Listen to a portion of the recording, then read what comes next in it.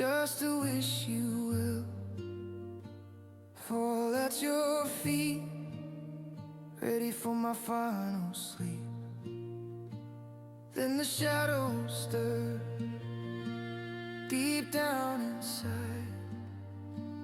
but love shines through, nowhere it can hide. When I hear your voice and my blood runs fast, this tired heart beats on so that love can last. Feels like the darkness wins nearly every fight.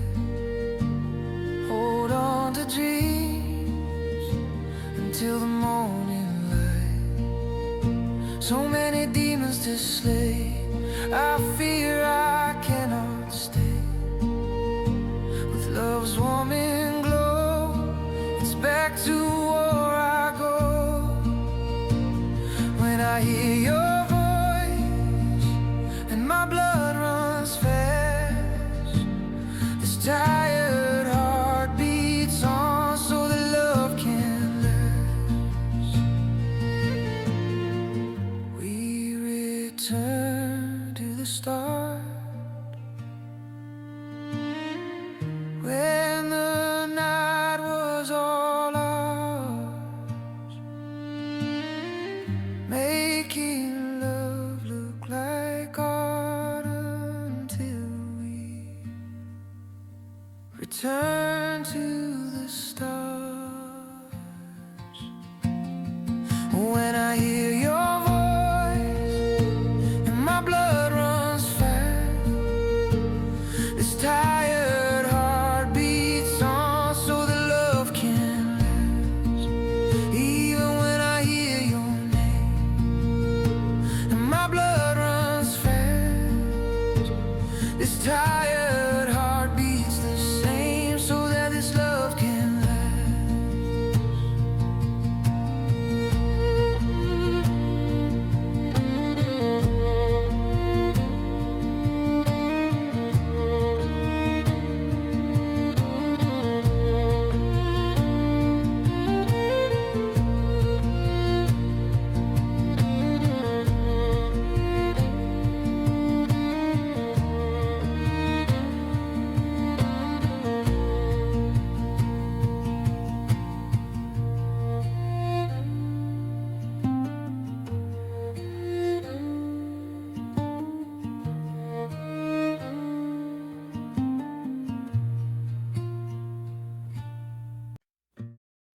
Hello, welcome back to Dune Awakening.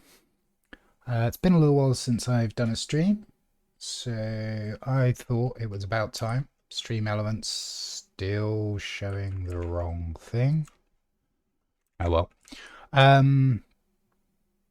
So we finished off Spice Week. I think we made about 70,000 melange in the week, which is a pretty good haul. I was hoping for 100,000, but yeah, no, it was fine.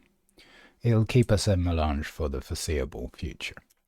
This week, I've created what I'm calling Malice Corporation, which has a bit of everything. We've got a little bit of water traps, we've got a hangar with our buggy just about squeezed in, and a sand crawler. Got our assault hangar, and we've got a carrier. It was a fun build this week. I kind of want to make this really tall, but I don't know. We may do that. We definitely need to do a little bit more decorating because it's looking a bit barren in here. I think I've run out of like light allocation. Let's see. We can build 3 more, so I'm going to need to be a bit judicious with the use of those. What we can do though is use some hollows, which cast a little bit of illumination. That kind of looks jammed. Let's get rid of it, and maybe one of these. Nope. One of these. Great. And I did want to put a handrail on here, So we're going to do a little sprucing up of the base. Put some bodies on. So we haven't got 10 death stills this week like we had last week. Mostly we're going to be offering out farming services for other people. And that's to say we'll provide the machinery for both the gathering and the processing of ore and spice and stravinium. And we'll take, I don't know, like 10% cut just for spares and repairs, and they can keep the rest. We can also offer like an instantaneous kind of swap. So if they've farmed enough spice for 1,000 melange, we just give them 1,000 melange or 900. This week, tradies are enjoying a 25% reduction to their resource costs, which is good for them as a neutral, kind of non-impactful for me. But we do have a new friend playing with us called Nur, who is kind of getting geared up for T6 stuff, so it'll be particularly helpful for them. What I will do, though, is I will just get this kicked off, because, yeah, it uses a lot of water, but that should be mostly enough plast for them. Wow, you are very much in the ground. Why is that foundation disappeared? What the hell? Okay. That's kind of rando. Where did it... Oh, of course I put it in the body storage. I was like, I know I just picked up a load of granite. We've got our little secret emergency downies here, which I think is kind of funny, into the water room. And let's grab the rocks.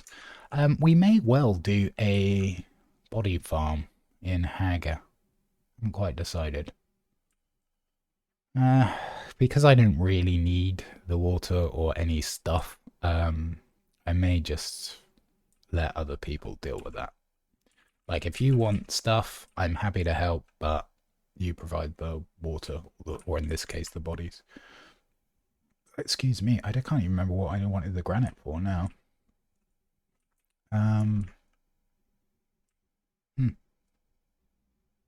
Guess it can't have been too important. Oh, this foundation. Wow, that was literally 2 seconds ago. My brain is not well. Right. That's Nura's storage. I do want to make sure that this is set to co-owner. I should set all of these as well. Like, it's annoying, but we may well end up having some associates have access to the base, and I'm happy for them to have associate access, but I don't want them fucking with anything, because that could be annoying. There's lots of stravinium in there, which is good. We made 2, so we can double down on our stravinium processing. I don't care about the water. Like, if somebody's going to go through the hassle of siphoning my water, then good luck to them. They got bigger issues if they were concerned about water enough to steal it. This is all fine. Good. Yeah, that does need to be owner. Well, it doesn't need to be owner, but I want it to be owner. Oh, I should put the game sounds on. I really need to find a way of, like, removing desktop audio from the intro. So it's just the song, and I don't have to remember to unmute. Oh, we should also, speaking of music, we should put music on. Music on. Audio. Music. Sure. We won't be able to test that straight away. 2 days, huh? I guess these aren't really doing anything, but I'll set them up anyway, and maybe what we'll do is we'll go and grab a buggy and just fuel them up fully. Yeah, I think we will do that first of all. That's all of those. Is this set to Corona? It is not. And, excuse you. There we go. Ciola. And spice refiner. Oh, spice gens. Now, seem to recall I put a spice generator in this hangar. I did. And a fabricator. Memory serves. Which sometimes it does. Yep. Make that co-owner. Make this co-owner. How are we doing for repair wire? We could do with like, well, 200. Perfect. Perfect. Right, so that was one spice generator. We've got a total of 4. Boomaroo. Maybe we're going to pick that up as well. So much to do!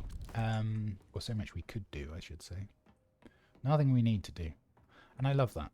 That's kind of my favourite thing. Like having lots of options, not feeling like you have to do any of them. And being okay with not doing any of them, if that's what you're feeling. It's a good feeling. So we'll make these death stills co-owner only as well, just because why not? Although you can't take a body out of a death still once it's in there. And that's already co-owner. Okay, that all seems good. I think there's a container in the hangar here, which I will also make co-owner.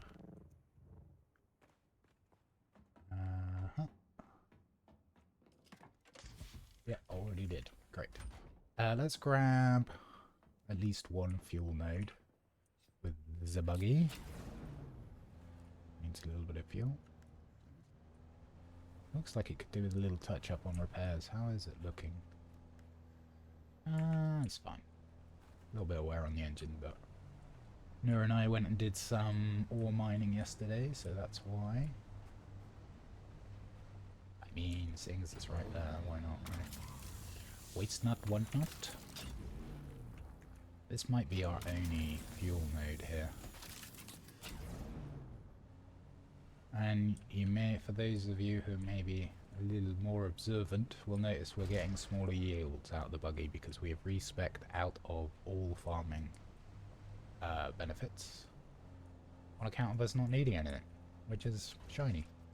I've also reduced the Bene Gesserit sprint, which I don't know how I feel about that one. Like, it's good because it enabled me to have some more points. It's bad because I'm so used to it having the stamina drain rate that I'm used to at 3 skill points. So, yeah, am I going to underestimate its use?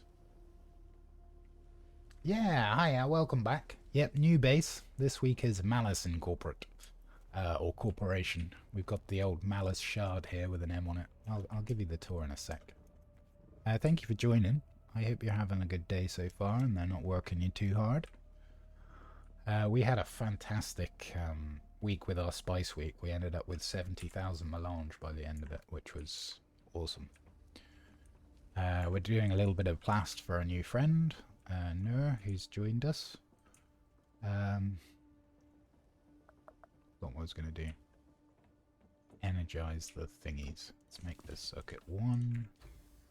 And we'll just refuel these generators. We absolutely do not need to, but this should give us enough. Yeah, 12 days. Fine. We were fine off the spice generators alone, but that's all good. Let's move this back to circuit 8 is fine. So, we've got our main kind of hangar for our assault and scouts. We have carrier bay. I kind of deboxified a lot of this with just some roundy cornery things. We've got a hangar for our sand crawler and buggy, This is where our water's generated. This is our spice refinement area. I kind of want to make this huge. Like, huge. Like 200 meters huge.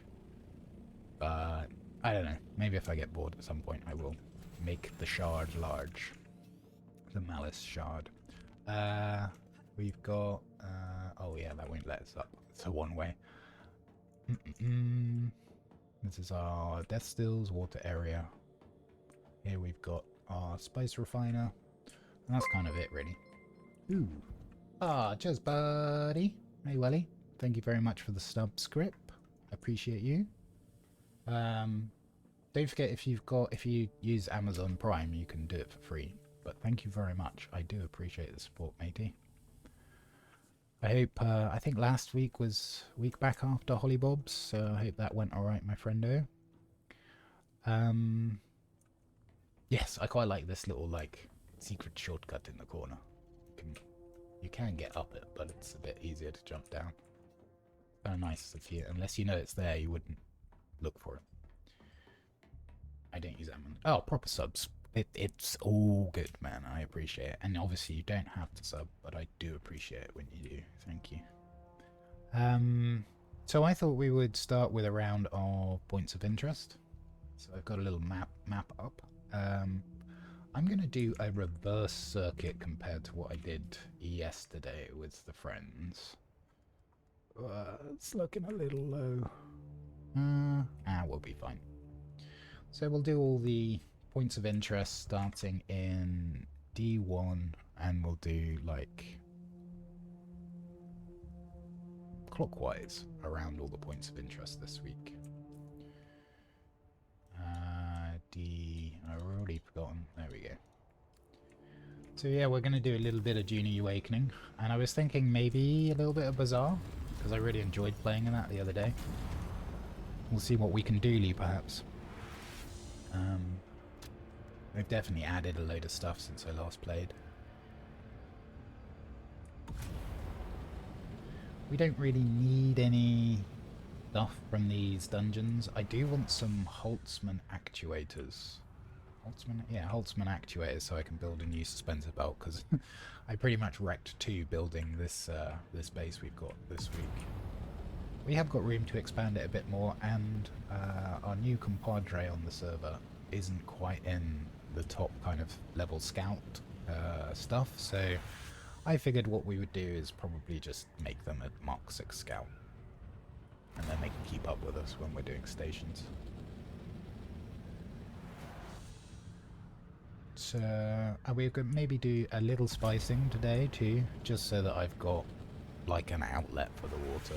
If we see the spice crater up in, where is it this week? F1, F4, F8 and sector I7. So if it's in F4, we'll just go and grab a tank full. Which I believe is, oh gosh, I think it's 1,250 melange equivalent, and then there's a 25% bonus if we get House Atreides to kick it off. So plenty.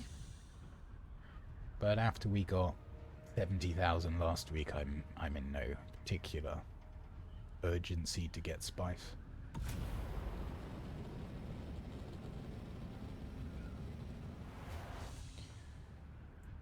So around the stations, we have respect with a focus more on combat. I have to use Suspense Blast and I have to use Crippling Strike in order to beat players, because the current state of play, you can just let a melee combatant exhaust their own stamina by being offensive and then just counterattack if they're too aggressive.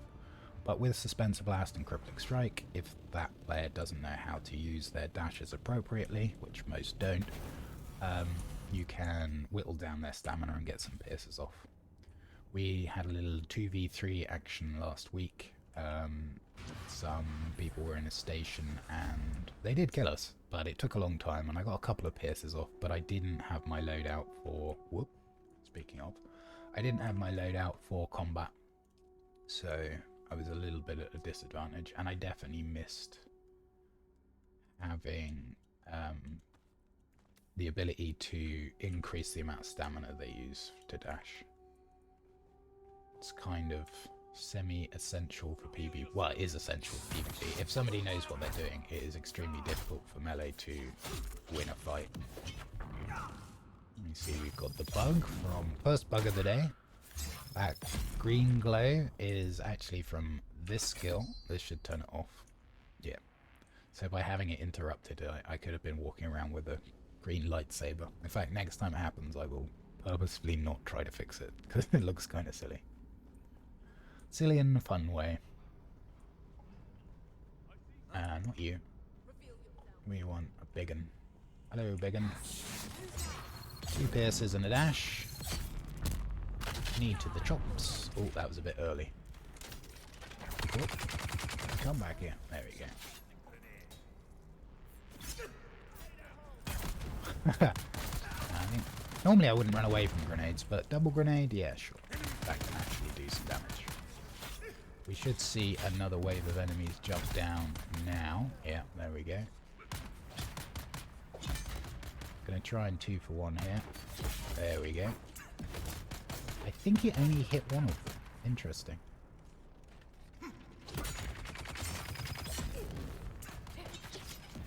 I do not want my shield shredded, so let's head up here. We'll set up the Retaliate. Retaliate is a frontal cone skill, which hits everyone in front of you and applies a bleed.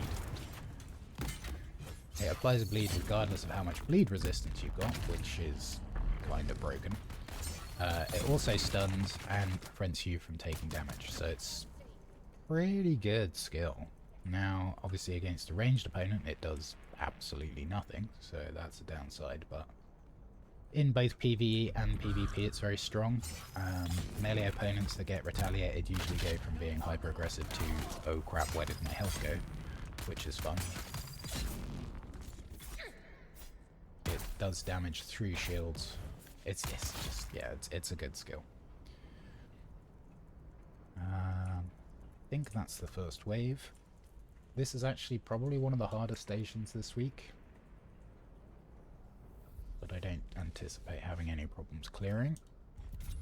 Have I died here before? Hell yes, several times. Mostly because this is an example of another station which has enemies spawn kind of mid-wave. Like there's normally a sound that plays when a wave gets spawns, and the enemies come out the door without that sound here. Damn it. Love the fact that Funcom finally added player migration system. It's all bugged up. Yeah, I mean, the bugs appeared one day after the patch. Yeah, Funcom have very poor QA, and I know there's a lot of people on the Discords that love to rush to their defense, which I don't really get. If you compare this to any other company of a similar size, so I'm trying to compare like for like, apples with apples, their QI is just bad. It always has been. They will get it right. They'll break something else. It is the way of things with Funcom. Frustrating as it is, they'll get there eventually. Their PTC server is a perfect example of the total lack of QA that they have. So they have hundreds of people that are playing on their public test client, which they use as a testing ground. They receive feedback from the players on that about stuff that's broken, and then they still continue to push it out to live, which I just don't understand. If you got an idea, you code it, you put it out on a testing branch, they say this is fucked, don't push it out to live. Like, just wait until it works. All you do is frustrate your player base and make it look like you don't care about quality if you push out no significant known issues to live. In the case of this character transfer, I don't believe they did know about it, but they absolutely should have. I think they are quite reliant on the PTs, the public test client players, in order to identify issues, and internal communications within Funcom is also pretty poor. And not necessarily internal, but the feedback from players going to the right people that can then have time to address those issues. There's clearly, what's the nice way to put it? There is ample room for improvement. I think it's the nicest way you can put it. Or the way I prefer to put it, it's a bit fucky. I'm sure that they are trying their best. I feel that their best is somewhat lacking on occasions. Do you want to come down from there so you're not using a pistol, maybe? I guess not. That's a lot of AR, guys. Come down here. God damn. Yeah, with the player migrations, honestly, and any significant changes to the game that can result in loss of characters, levels, items, just let the dust settle. Have a look at the Discord, see what people are saying. You're always going to have that one. Careful not to get one guide, like the one guy that has an issue that's really vocal. But as soon as you're seeing multiple reports of people saying this doesn't work or I had a problem with this, then give it a bit more time to cook. Would be my suggestion. They did mention in the latest patch notes, or hotfix I should say, hotfix for their patch that they released yesterday, that server migrations are coming. I have no intention of leaving our server until they force me, and they will, because we don't have a huge population on our server. Could you just get down? You. Get down.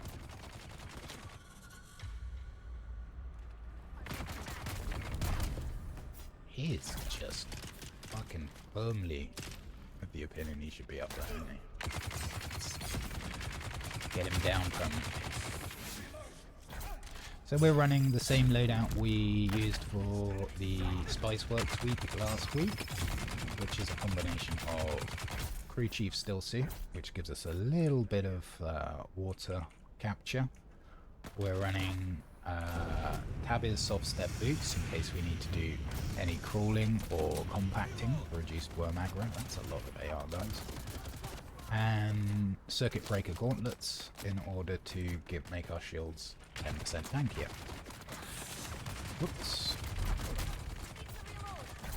I was running a full Saturnine still suit when we died 2v3 in PvP. Which made me think, maybe I should have some extra dash reduction. Although by the time I died because there was 3 of them on me at the same time, which pretty much anything would have killed me. There are some builds that will decimate even 1v3, but you kind of have to play it exactly right. So the anti-gravity mine for the Mentat tree is quite a large area. And if they don't destroy the mine and they're grouped up, you can use something like Stop, which has a frontal cone, which prevents, which is a stun, and inside a gravity mine you cannot dodge. So gravity mine plus Stop equals the player is permanently stunned for the duration of the stop, and they're having their shield drained the whole time. Using a dart for every man or a disruptor pistol, you can easily burst players' shields. In a 1v1 situation, if you get this combo off, you will kill your opponent every time, and there is nothing they can do about it, which is broken, but it is a one-trick pony, and quite often, once somebody's done it to you once, you kind of get used to it.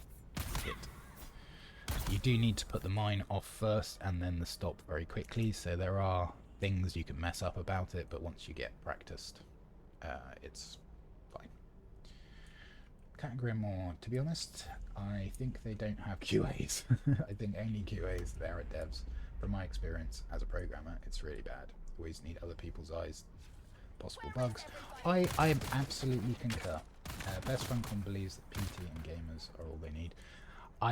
It's how it feels, right?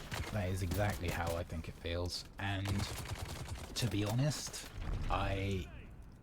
it's like I produce some of my own music, and I don't have any illusions that there are problems with it, but I also know that there'll be problems that I miss because I've heard it 500 times. And there'll be things that I think are a problem that nobody else notices. But you really do need that. You need the creators and the moderators or the editors or whatever it is that's going to be a fresh set of eyes to be exactly that. To be someone that is not involved in the process of creating it in order to get somewhat unbiased feedback. And even internally within a company, like, testers and programmers will get to know each other, and like, you don't want to say Susan's code is shit, you don't want to say Bob's code is shit. So I would imagine if you get good relationships between testers and devs, then you probably don't get the kind of brutal honesty that you might need as well. But it seems like Funcom just don't have it, and even when they have the information about this is fucked, they still push it out to live. Like, that to me just makes me think they don't care. It feels like quality is such a low priority for them, and that's a shame. Susan's code is slop. But yeah, I mean, oh, don't worry about the long message. Long messages are fine. So, well, ironically, some of the slop coding is better than some of the people which got jobs that they just don't care about anyway. But yes, the age of slop coding is very much here, and doesn't look like it's going anywhere for the moment, at least. And Funcom have been very staunch in their approach of not using AI as part of their like creative process, which I like on a hey, we're helping people level, but on a you can't get this shit right level, like maybe at least run it by a large language model or two just to see, you know, if they can spot anything obvious. Like, surely AI would present a brilliant way to do some QA testing for very little. On a code level at least. But what do I know? I'm not a programmer. I do like a tiny bit of website-y stuff in the past, and that's about it.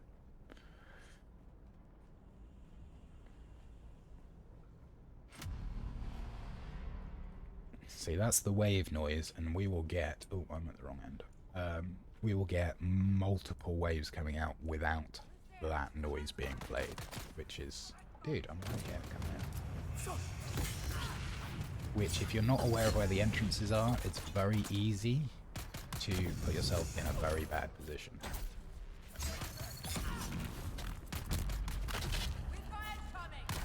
So when I kill this dude, I will expect... Oh, hello.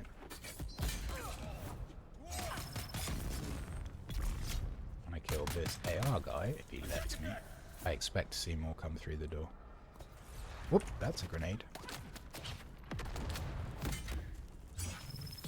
And then the game just chooses to prove me wrong, which is fine. I guess some waves have multiple and some don't. Now, as much as I may be a bit of a critic and a cynic to do with Funcom, which is the product of experience rather than, you know, just being mean. Oh shit, our shield is not looking that good. Oh damn! Run, run, run, run, run. I'm still enjoying the game, right? Like, I am 2,500 hours in, which is an ungodly amount of time. But I do enjoy it, despite all the bugs, or probably in spite of the bugs. I still am enjoying it a great deal. Admittedly, I'm having to put my own kind of spin on things to find the fun, but good shit, that's really not good.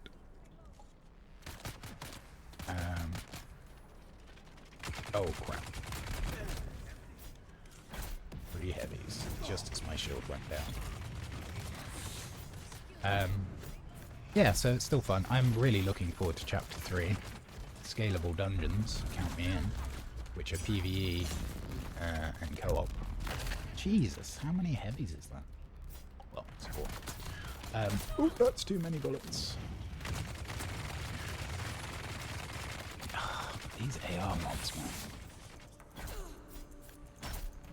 I am, as with the character transfers, fully expecting Chapter 3 to be full of holes.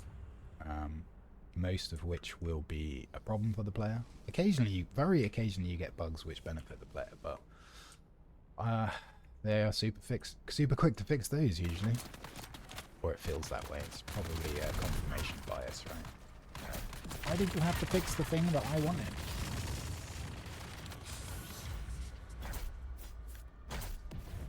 I think one of these heavies has... So you hear that rate at which he's firing. It's a normal kind of da-da-da-da-da. Some of the mobs seem to have a bug where they shoot twice as fast. And it's very obvious both from the shield damage and the noise. Like, the noise stacks up twice. So this guy here, I think, has a normal cannon. That guy over there, he has a bugged cannon. And you can hear it. So, let's hear the bugged cannon again. Maybe not, actually. Maybe it was just two of them. But you definitely do get ones which shred your shield twice as fast as anyone else.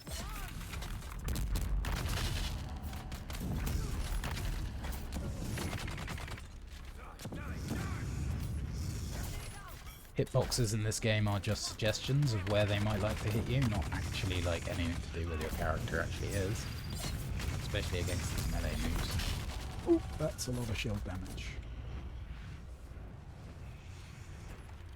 This may well be last wave, because we've got flame mobs, and flame mobs generally are always in the last wave. You can sometimes have multiple waves with flame guys, but nearly always they're in the last wave.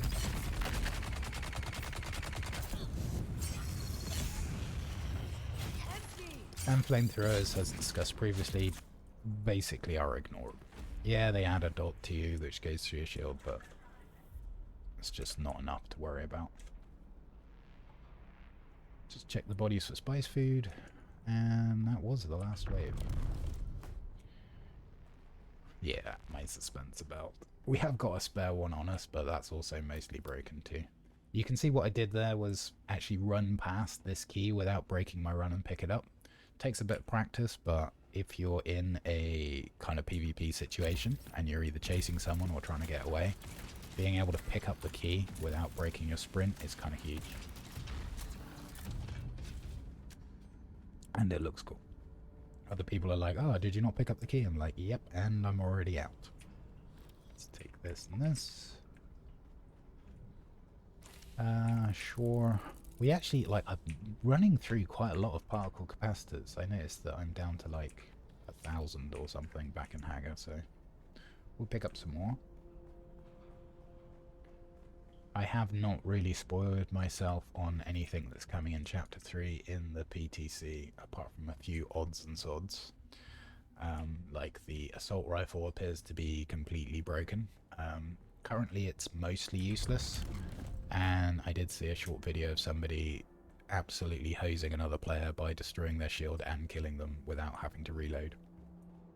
Which I think is probably a little, like, yes, it needed rebalancing because it was crap. I think they may have overcompensated. Let's go wreck. Oh yeah, there's another bug actually.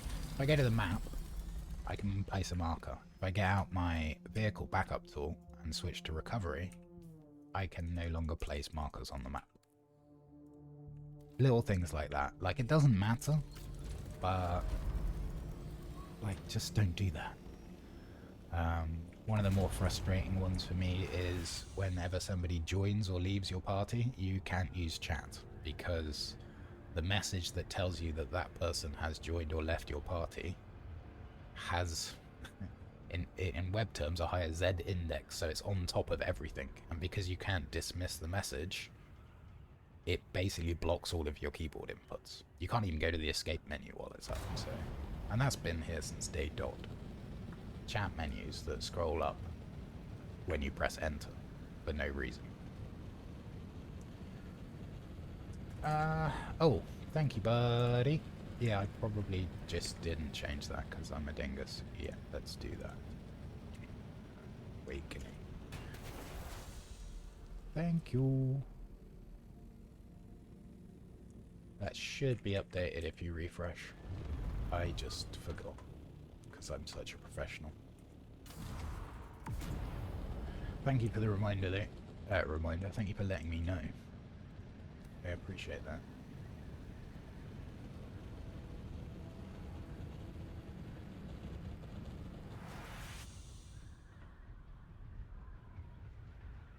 So yeah, I am trying to reduce the amount of negativity I've got going on. So I'm going to try to talk about things, areas for improvement in the game as genuinely areas for improvement, rather than this is fucked. It's broken, please fix it. But we will see some fun things. One of these stations might even be the one we're going to next. There's a hole in the wall, there's a hole in my bucket, there's a hole in the wall which allows you to completely bypass the entire lock room, which I've reported several times, many months, and they just haven't fixed it. They half fixed it. So before, you used to be able to climb up the wall, clip through the ceiling and drop down.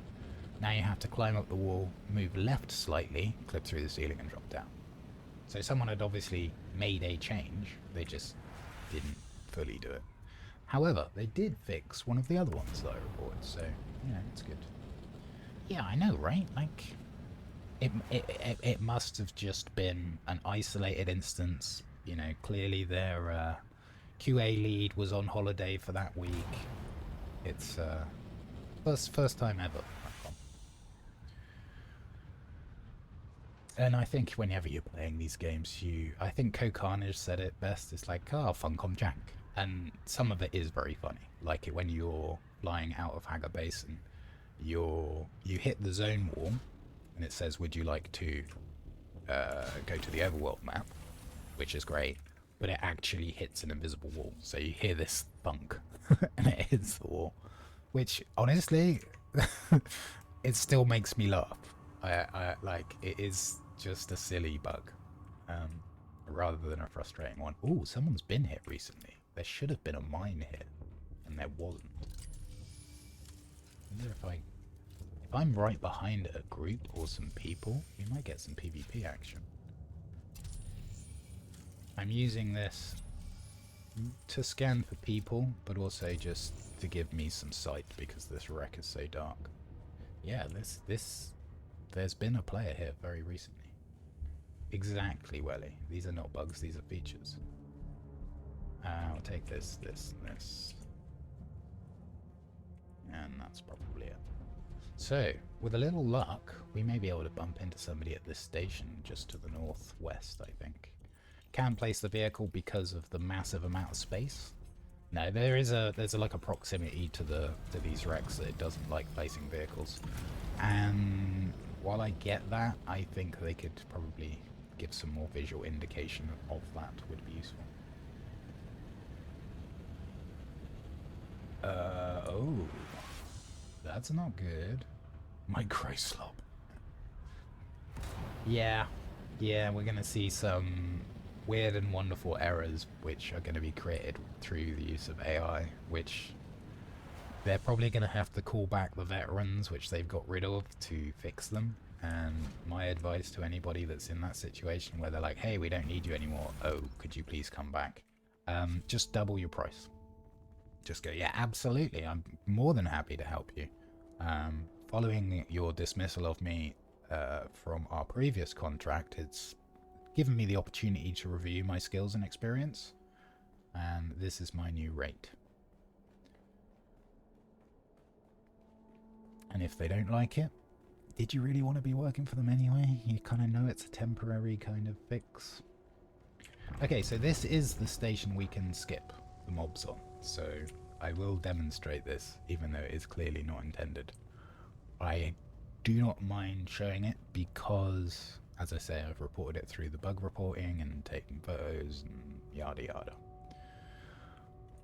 So, right across the room from here is a door like this with a lock on it, and on the other side is a key. We're going to climb up the side of the wall, and then we're going to get up above the door. So we're going to like climb diagonally, and we're just going to keep going up. We're not going to jump, use our suspensor belt. We're literally just going to walk through the wall. Well, climb through the wall. And this station actually is quite tricky, so free loots for those that want it. So we go up here, we go left a bit, we go up.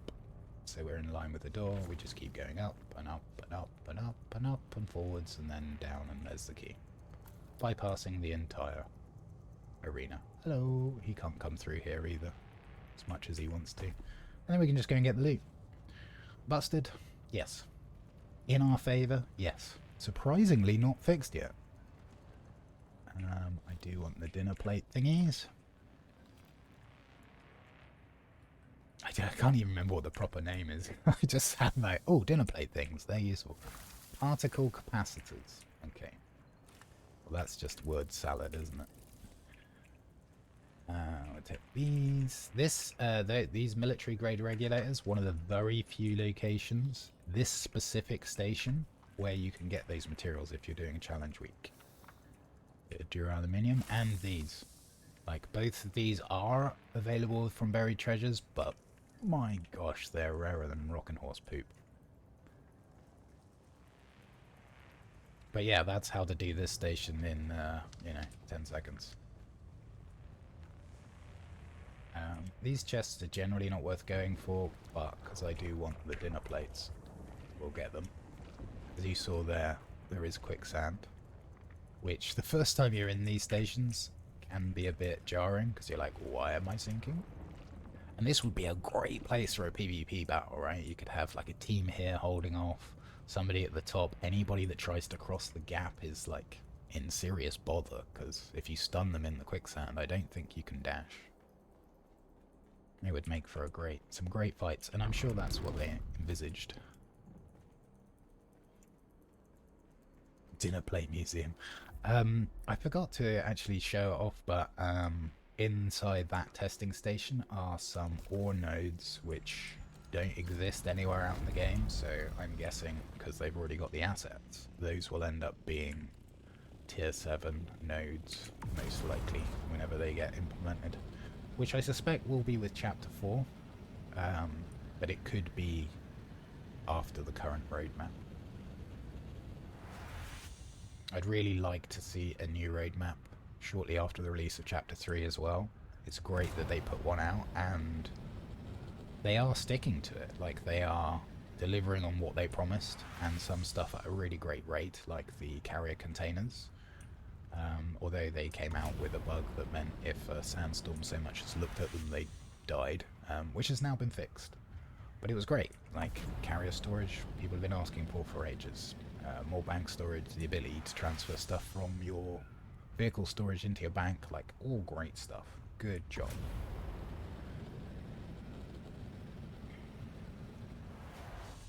Yes, a dinner plate museum to go with your spoon museum, my friend.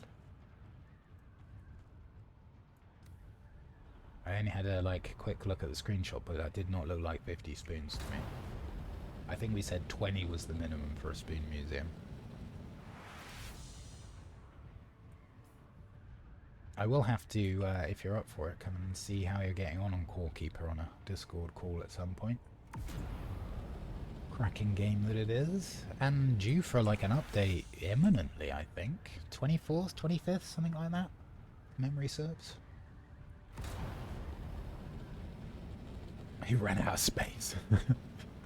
Well, that's no excuse. You should destroy the absolutely fabulous endgame armor stands and put down more spoons.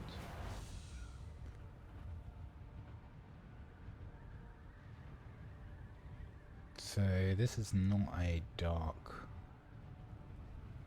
wreck. This has actually got some fights in it. And although we were on the heels of somebody else, it could have been that they were doing a rotation in reverse to us. We'll soon see if there's any mobs in here. How close behind them or not we happen to be. Okay, there's a mob up there. But you don't have to fight any of these guys. You can go straight past them.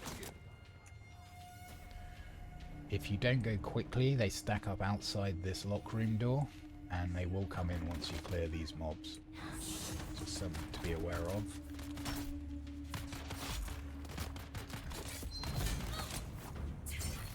Bleed.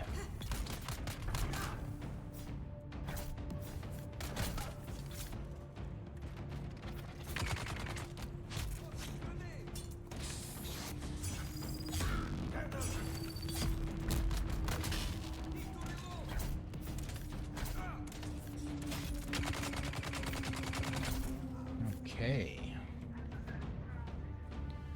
We will pick up blades. Oh, no, will we?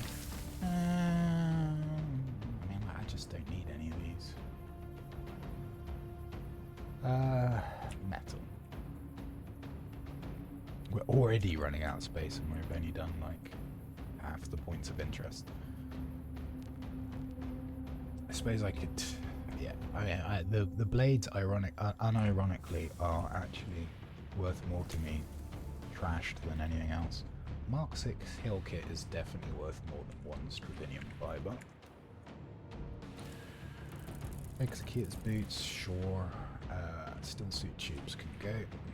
Kind of want these, I don't have a massive amount. One duraluminium is not worth it.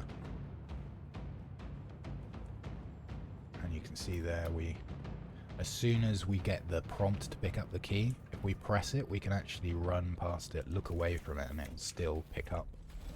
As I say, it takes a little bit of practice, but it is a handy thing to be able to do. Wow, I really kind of went the wrong way when I was doing this last night. Where is this station? There we go. And yeah. Yeah, it's a bit of a meandering line out to here. In my defense, maybe I saw a wreck, but probably not. It's probably me just going the wrong way. We've got some great high-density clusters for those of you that are happy to venture into PvP. G5, this area here is absolutely packed with Stravinium, and this area here is absolutely packed with Titanium. Super easy to fill up. In fact, we may well do a quick Titanium run. Not for us, but for our new friendo.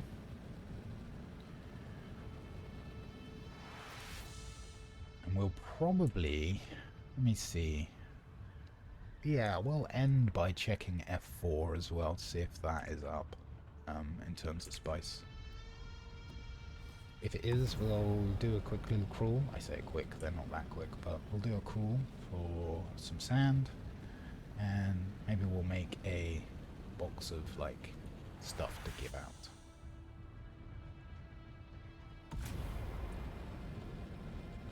It's so nice being back in like a proper Mark 6 scout. The challenge weeks have been fun and I've really enjoyed them, but oh, feels good to be in full Mark 6 again. It's funny that I ended up actually keeping the loadout that I made from the last challenge week as like my main loadout now. And I like it. I do like the helmet, but only because I'm used to seeing it. But my gosh, do they need some more better skins. Like, these are all, like, it's good that they've added some, but why can you not have the cosmetic for everything that you can build? It's kind of odd.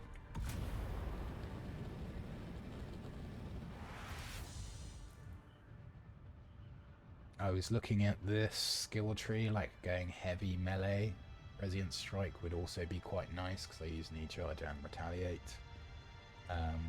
Having this max rank would also be very nice. We have taken Litany against Fear, which is not something I normally run, as well as Inspiration and Source of Power. Now these three all provide group buffs, and the main reason I spec'd into them is because I foresee them having utility when we start to do group dungeons in Chapter 3.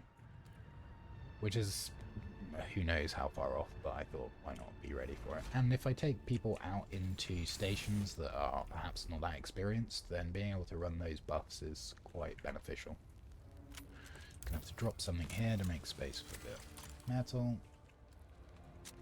And get way too much stuff. Fine.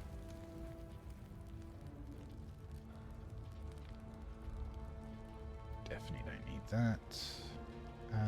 Oh, 76. Oh, I did need these. I do also want this. Alright, one health pack is not worth all of these, which I can actually use. You know what? I think we'll put the top off as well. Let's drop those temporarily. I'm going to see if we can get some more Holtzman. Yeah, those things. Take this. Drop these. Okay. We could go and do the other side as well, but I don't need a lot. I just want enough for another full suspense belt. Which I believe that will be enough for. You would have thought by now I would remember all the things that you need for all the stuff, but hey, Civ brain.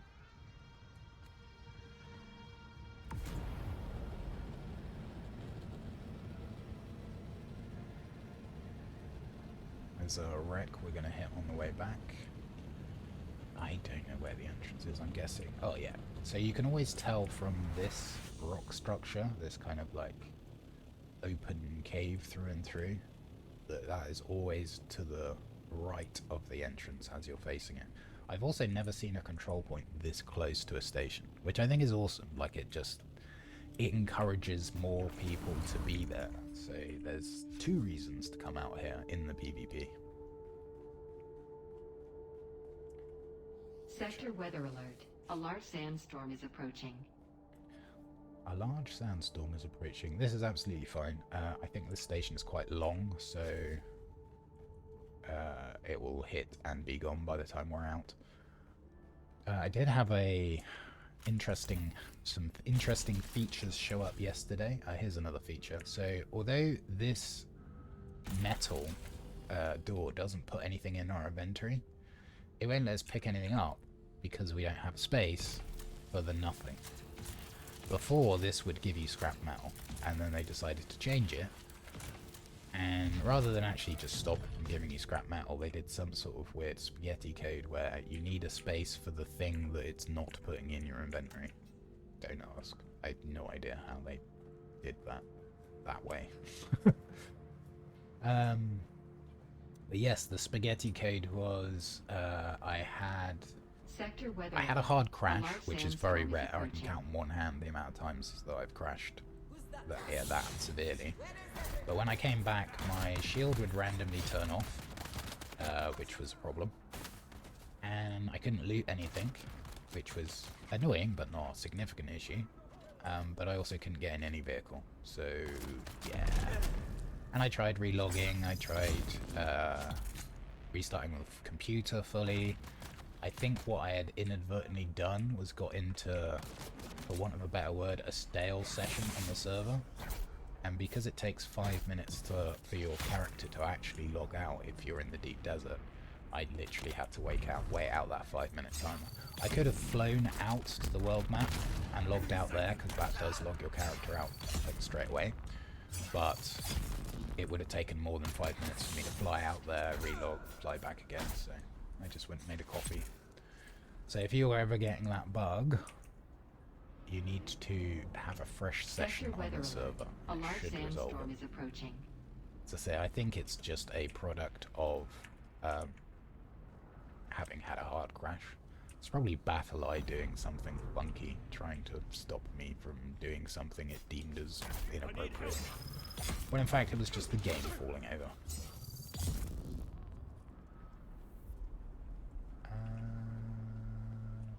Hello.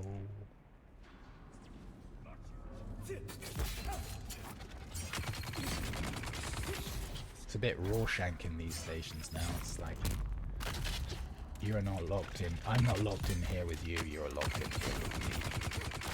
Let's go.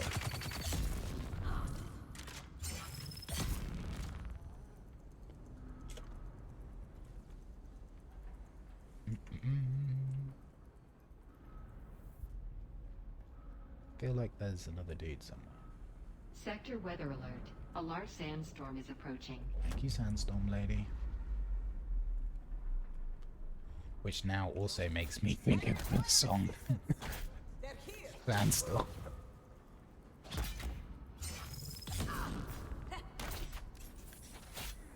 Oh my gosh. Can we try and hit the person that's in front of us next time? Just try something new. Oh my. Knee charge that door. It was looking at us funny.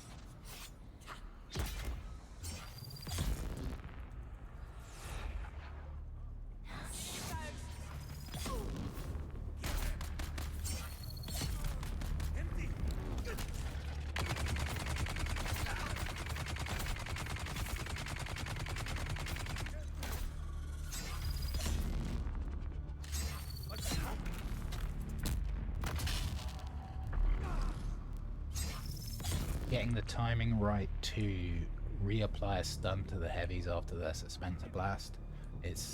That was kind of a little bit earlier than I normally would. I got away with it, I got lucky. But what you really want to do is wait until you see their weapon, because they actually put their weapon away when they did it. And as soon as you see the weapon back in their hands, you can reapply a stun. If you do it too early, they have like eye flame frames or hyper armor, or the stun no worky, put it that way.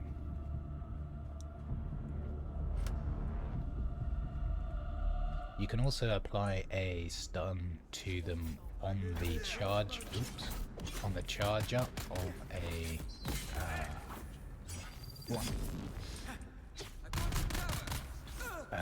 of the Suspensor Blast, and it will interrupt it. However, I'll see if I can show it off. It doesn't apply a full stun duration. Let's see if we can make it work the next heavy we fight. Expecting a swords guy to come up behind us here.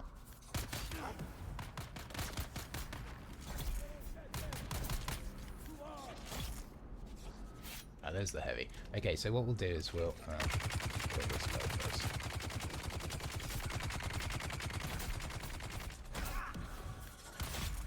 So we'll need charge him, do a slow pierce, and then when he goes to do his Suspensor Blast, we can stun here. So we didn't get hit by it, but we also didn't apply a full stun. It's a feature, but just something to be aware of. Why does this exist? It's terrible. So something fun that I did notice in one of the stations we were doing yesterday is when the sandstorm came in, it started actually blowing sand through the inside of the testing station, which was also kind of odd, in a fun kind of way. In a Funcom kind of way.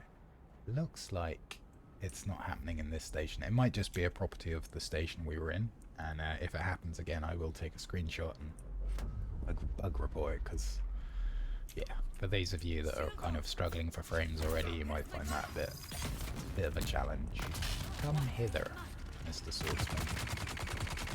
Or just get stuck behind your friends, that's also fun. Just, whoop. No thank you. No. No. That one bled out. I think this guy's 2. Yeah.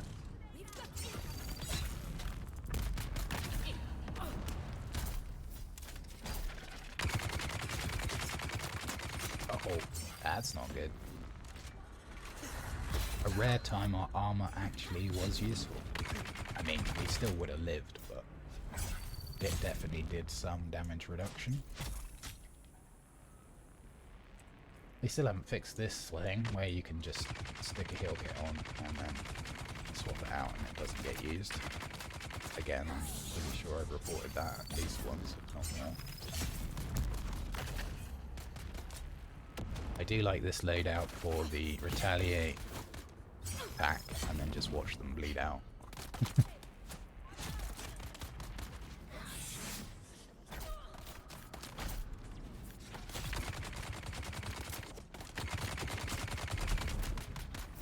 I think this guy dies. Yeah.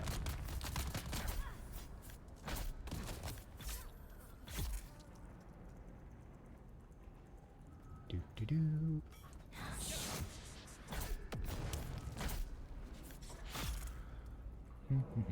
Humming while we murder people.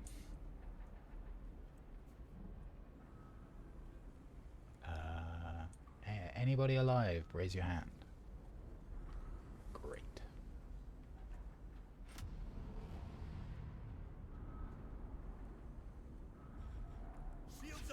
Oh no. Don't. Oh, you swine. I kinda knew he was gonna do that. I was too close. What?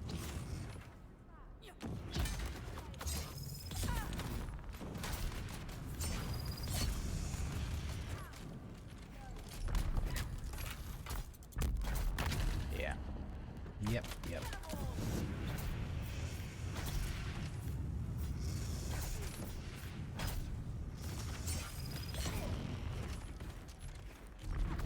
Yeah, see, that was too early on the knee charge, and it just didn't do anything. He literally just shrugged it off. We did get the bleed onto the big guy here as well, just because he was so close when I did the retaliate. That's a lot of shield damage. Greed. That was very greedy of me.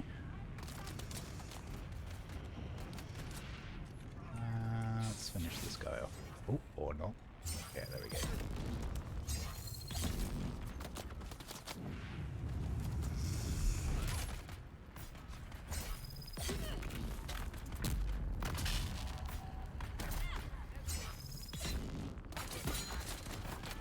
So that retaliate, when you use retaliate, it will deflect an attack regardless of which direction the attack's coming from, but it does automatically face you back towards the opponent that you deflected.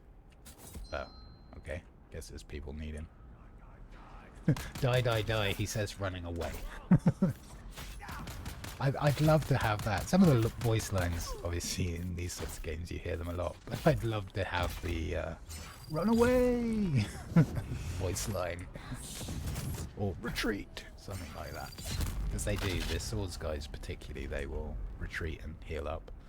It doesn't make them any more slow blades to kill, but they do it. They do. So, I think that was our last PvP. No, yeah, that was our last PvP station.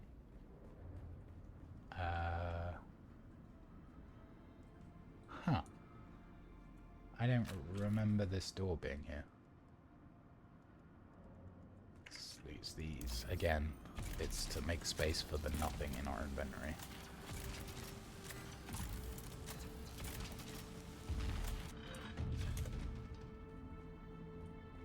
Huh. I don't think I've ever been in this room. Interesting. Well, there you go.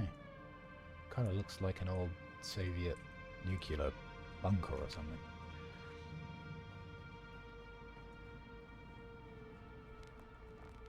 Which means I came out through the indoor. Okay, oops. Come on. Up you go. There we go. Such a me thing to do. To go out through the indoor.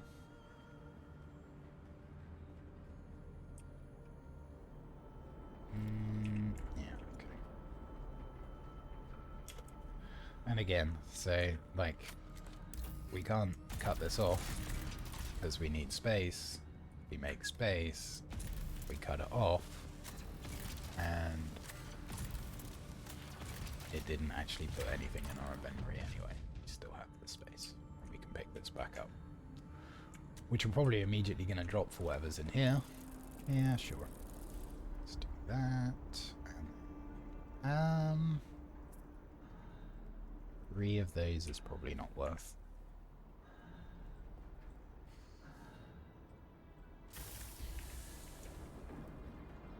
Okie dokie. Simple, clear. So we've got 2 more stations in the PvE, where there are 2 caves as well. But I think we'll do the stations. We'll check F4, see if the crate is up. If not, I think we'll go and get some titanium. Titanium. Oh, there's a wreck. Wow, goldfish brain. I literally said that before we came in this station. This looks like another dark wreck. And it may be that the wreck that we went to without where the mine wasn't spawned, either that player had been doing a reverse rotation, so it could have been the last one on their rotation out in PvP, or they could be cherry picking these specific wrecks because there are no combatants inside unless you meet a player.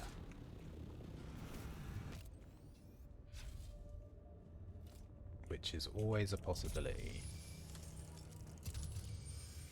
But not today. Oh yeah, I want to show you this absolutely ridiculous range. That's the mine I was expecting to hit in the first wreck we went to. Yeah, let me show you the absolutely redonkulous range on these explodey barrels and put a light on.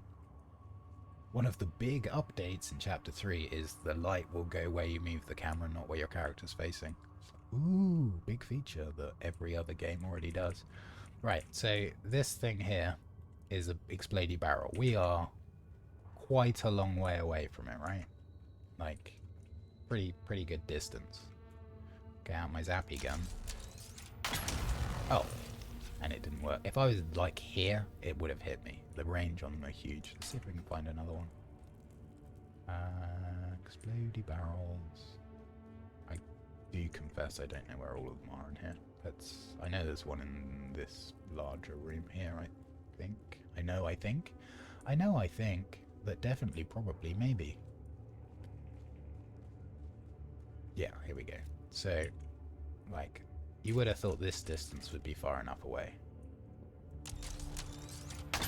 Nope. Actually hit me from that range. The explosion range on them is humongous. They don't do a lot of damage through shields. It's like a concussive hit, but they do a bit, and they do lightly stagger, even with my solid stance and Prana Bindu stability perks. What am I doing? Turning off the light. There's also a mine here, so you can loot it from the back if you're trying to be quiet going through here. It is possible to get through this wreck without detonating a mine, but it's very difficult. Nah. I feel like I want to leave it, to be honest, but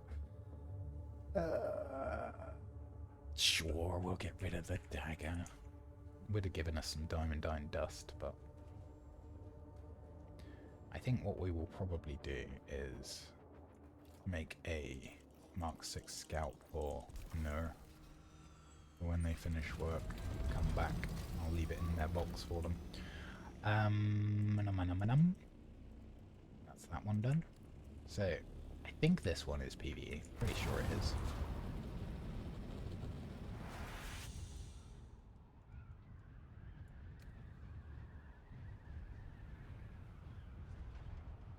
What have we got? We have the Mannequin Manor, so the next station is super short. And then the one after that is one that we haven't actually done on the stream yet. It hasn't been in rotation whilst we've been doing streaming, so it'd be nice to show that station off. It's not a particularly difficult one, but people can get caught out by it quite easily. There's lots of cover if you know where the mobs are likely to be. Unsurprisingly, if you get caught in the middle of the room, then everyone's going to hit you and you're going to have a bad time. But there's plenty of corners to pull stuff to, and yeah, should be fine. What do we get? Perforator, shell blaster, Regis drill shot, and a penetrator. Wow, that's like all of the shotguns. Game trying to tell me something? I don't know, maybe.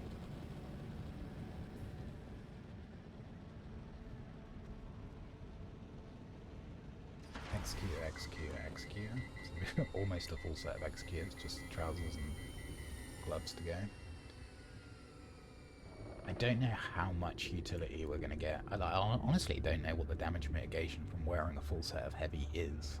I know that an Imperial still suit would give us... I can't check it while I'm in here, but it gives us 66 on the armor mitigation with an Imperial still suit, and I think this loadout gives 63 with a combination of light, heavy, and still suit. The armor on this is significantly less than Bunk. Where is it? So 486 versus 228, but this does give stamina dash reduction, which is kind of why I'm using it ish. I don't really need it because I'm not used to having it anyway.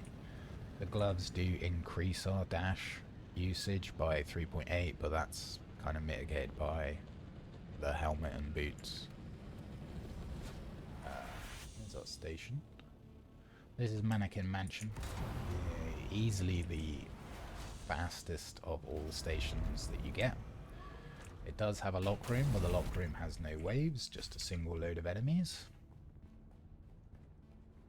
We have like 4 outside the lock room and then 4 inside. Sometimes there's a heavy inside, sometimes there's not. Sometimes they're all AR mobs. Out here we usually have 2 to 3 ARs and a sword guy. Sometimes there is no sword guy, but usually there is. And there is today. Hello, friendo.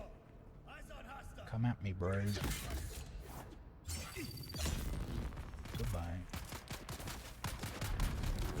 So we've got 2 ARs and 1 sword guy. By the looks of things. Don't you dare. They can actually pass through these doors if you haven't been inside them yet.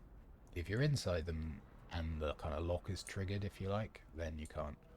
I was kind of expecting one more dude in here. You don't actually need to fight these guys. You can just run straight past them, but then you do have to deal with them again on the way out shooting at you. Got 1, 2, 3, and let's see if the heavy spawn. Nope, we've got another AR, so we've got 4 AR guys here. Obviously, 4 on your shield at the same time is going to shred your shield rather quickly, but we can kind of use these pillars to our advantage and pick them off one at a time. Yeah, you did.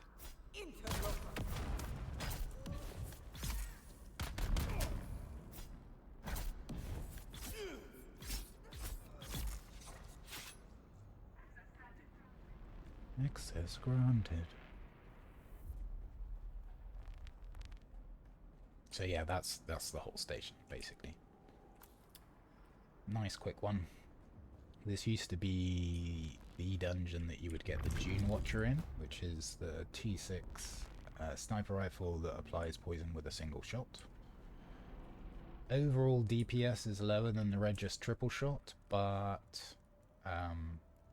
it's kind of more useful. What can I get rid of? Honestly, the Cobalt. Cobalt Pasta is going to have to go.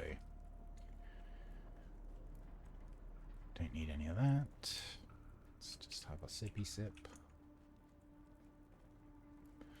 Take more dinner plates. Was there some in here as well? I think we already took them. Good, good.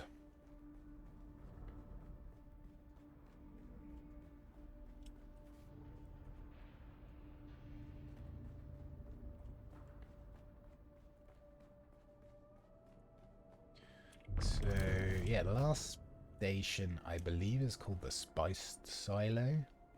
And it's quite a good one. It's got like a little, I would say secret lock room, but everyone that's been out in the DD knows about the lock room because one of the missions you do in Hangar Base requires you to identify and open secret room doors. Where are we going? We're going here, which is right next to our base. Convenient.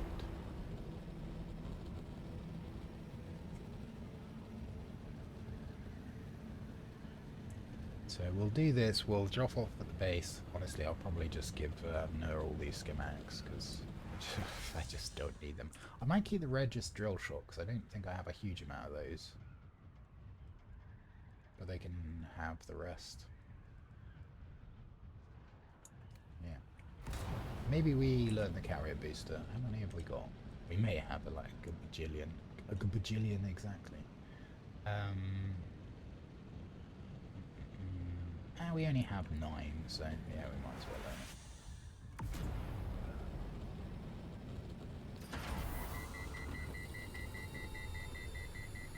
Haven't seen any like truly epic base builds out in the DD yet, but I haven't particularly gone looking. There's quite an interesting, albeit cube design near us, which has...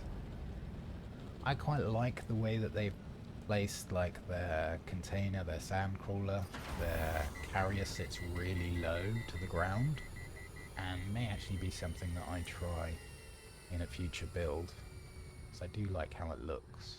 Might even be able to do it with this build, but we'll see. D6 fallen Does it reckon D6? 'Twas I. I guess they mean small fallen ship.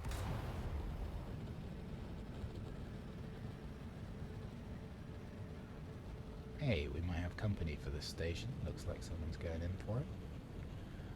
PvE station, so no stabby stabby, which is fine.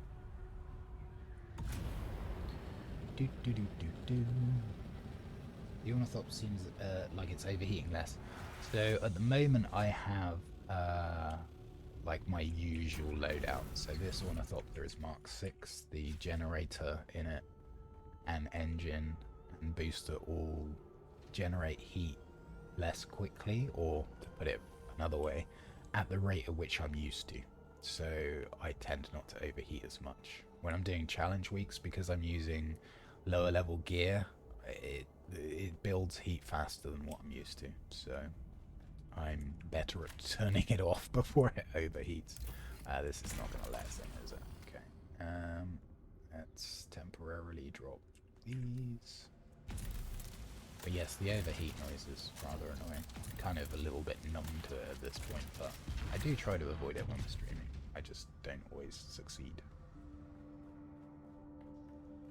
It's a nice break from the sirens. Yeah, apologies when they do go off. It's not intentional, it's lack of attention on my part. It's entirely avoidable.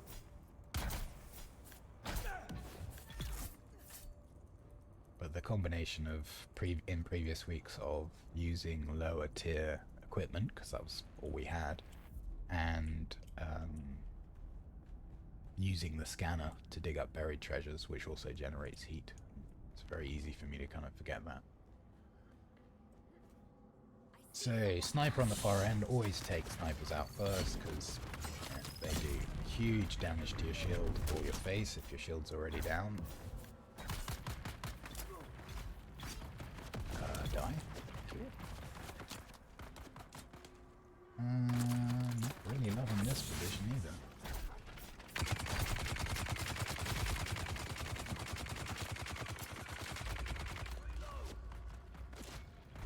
So we use the big M here to try and block some shots from the sniper from the assault rifle. Whoops.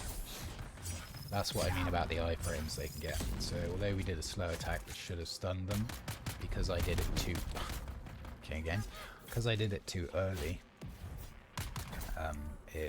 they just shrug it off. It doesn't do anything.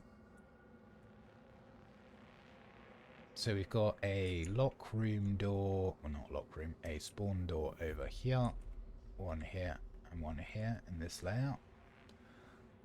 If you want to make things easy for yourself, do the one on the far side that's on its own, because when mobs spawn out of here, like this, you're also going to get attacked by the ones on the other side of the room.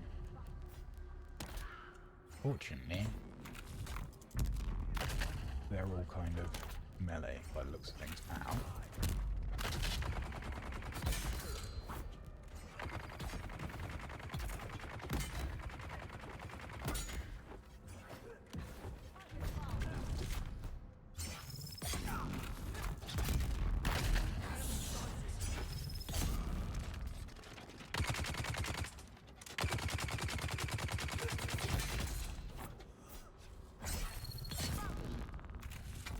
No, thank you.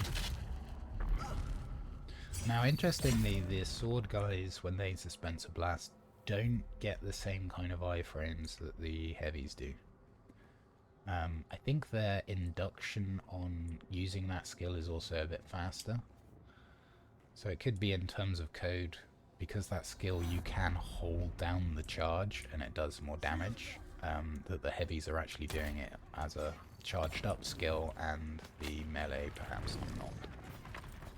But that is purely speculation. This guy should bleed out. Oh, that is a lot of shield damage. No, no, no, no, no, thank you.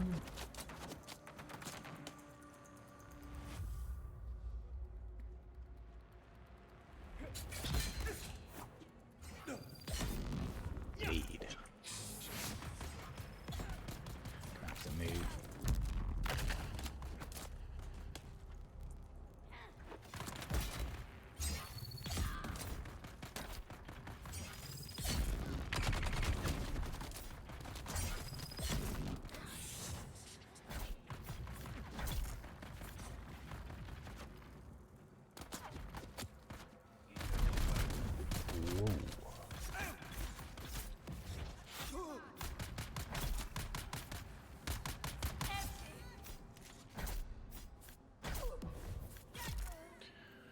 Down they go. I think that's it. Sometimes you get one lurking over in that corner. But good. 2 more waves, I believe. Huge damage to your face. It's a nice use of this when talking about a sniper. Yes. His strategy didn't work, sir. What was his strategy? To stop the bullet with his face.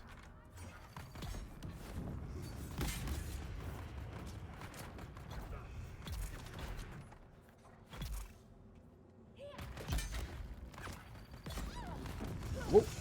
Let's not try and reply back to DD chat whilst we're in the middle of the fight. So, the small crashed wrecks around the deep desert, the small side panel that you saw me open on the one that we did, if you leave even one item within there, then the container can be looted by another player, and rather than it just having that one item, for example, in it, it will have a full loot. Whereas if you take everything out of it, it won't have anything in it for another player. Just a little feature that happens. But it does mean if you want to get some of the kind of rarer materials, or the ones which are slower to gather in Haga, those down ships are a great source for them. And bring a buddy or two, make sure you don't loot everything, and pull all of your resources, and you'll end up with loads of stuff like pumps and ship manifests only come from there. We got some Holtzman actuators, like, had some good stuff. I do not like this spot. Yeah, and that is why. Because we are getting hit from 3 corners. Let's see. If we can get over to that guy over there. Oh, that's not a great spot either. Wow, that's a lot of bullets. Sorry, darts. Ah, this guy is still alive. So one of these guys has no shield, and the reason he has no shield is because I actually put him into a prone state earlier and let him get back up. He ain't getting back up now. Yes, it is a strategy, sir, but it only it can only be implemented once. Much like when people say, oh, that's not edible. Everything's edible. Some things just the once, though.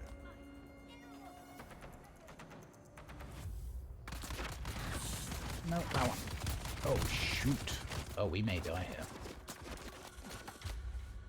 They popped my shield so fast. Don't throw any grenades. Hey, they actually listened. I'm surprised. Normally when I say that's the cue for 3 of them to throw grenades exactly at me. Whoop. Let's use this as a bit of mobility. They are really grouped together in a nasty kind of way. So let's see if we can... Oh no, this is bad. Let's see if we can get them to spread out a little bit and heal up.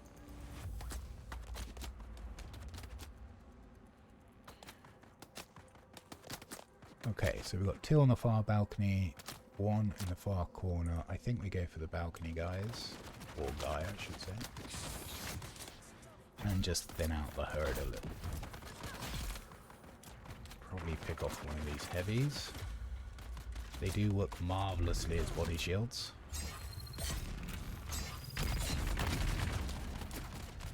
So although we dashed there, as we timed it right, we did suffer the penalty for being under suspensor blast when we dashed, but our stun time was 0, which is also useful. So 2 suspensor blasts here. Hey! Uh-oh. I think we have a spare shield on us, so when that breaks, it's not a problem. So this is the last station, I think. Location. No, thank you. Yeah, one of these guys has a bug cannon.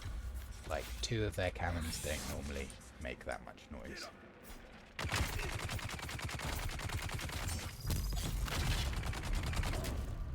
I don't think this is the last wave, but it may be. I can't remember if there was any flamethrowers in that wave. No, I think we've got one more wave.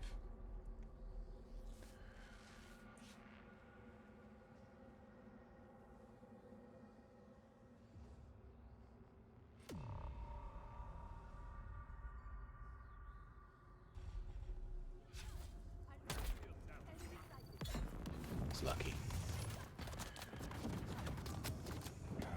Will he run towards us or run away? He's running away, of course.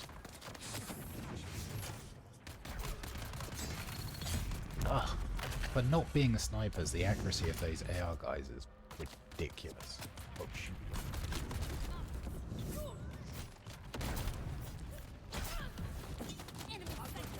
Okay, this should be the last wave because we're seeing the flamey guys.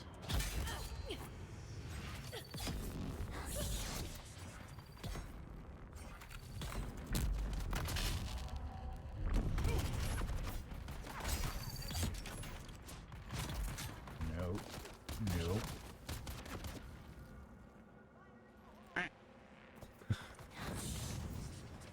Quack.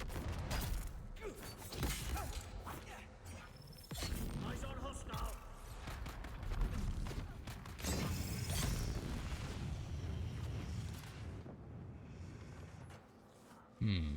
Let's see now.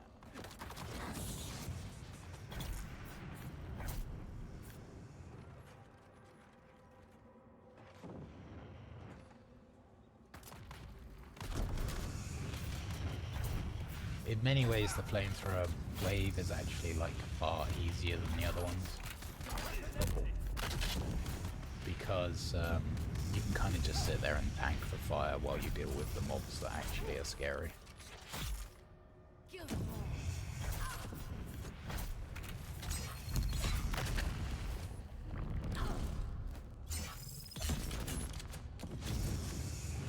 I don't know what determines whether a mob gets into a prone state. It's not damage, I'm pretty sure. I think there's just like a random chance that when you deal lethal damage, they go into a prone state and need finishing off. Oh, food. Nice. So, the very not secret in this dungeon is at the top of the stairs. Yes, there are spice piles here. Looting them all is probably less than a few minutes in a medium patch with a compactor. Oh, what am I doing? This is the quote-unquote secret door. And it just has a large chest in it. With nothing we want. And, oh, dinner plate. Is there a dinner plate in here? No. It has a short timer on that door before it closes again, so it's best to loot and scoot as quickly as you can, otherwise it's just more time.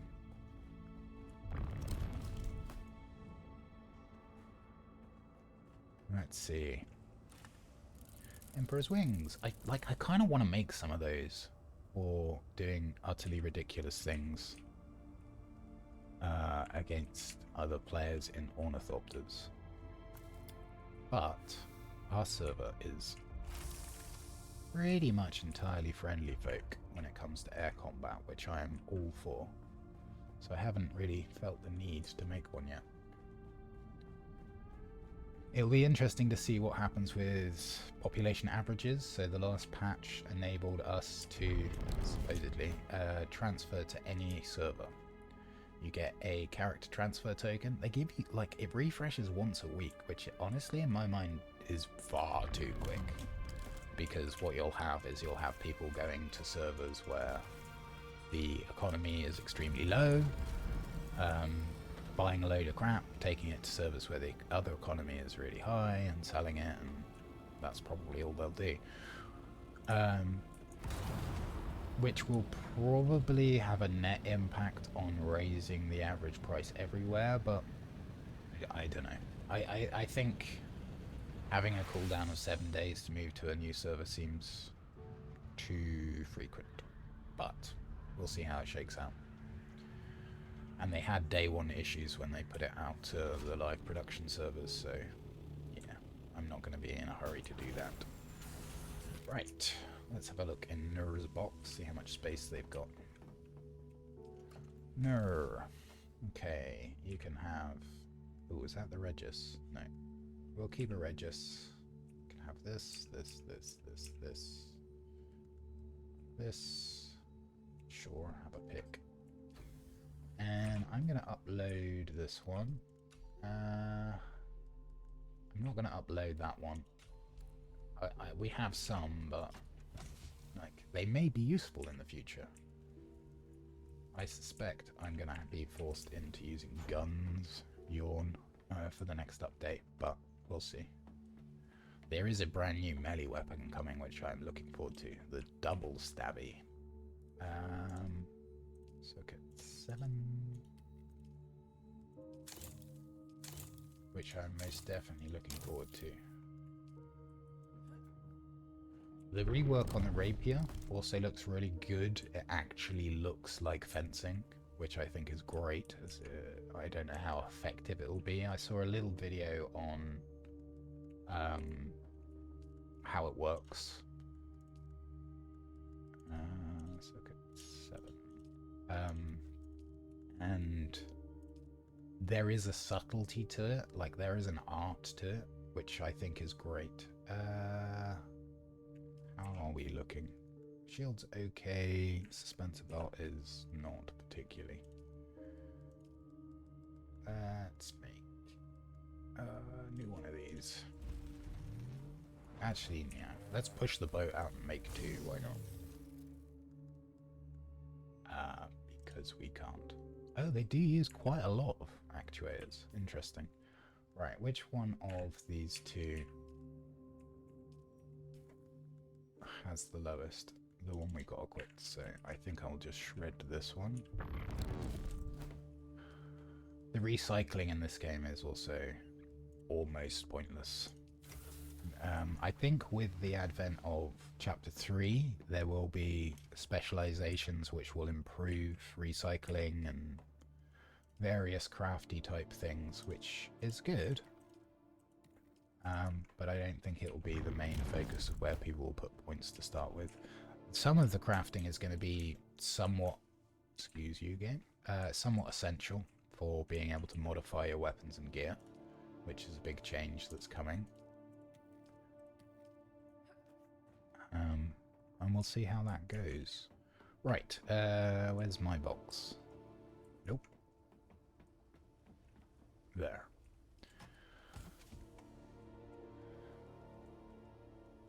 Excuse me. Okay. Well, that all looks good. Let's have a quick look in Sector 4 and see if the spicy spice is up.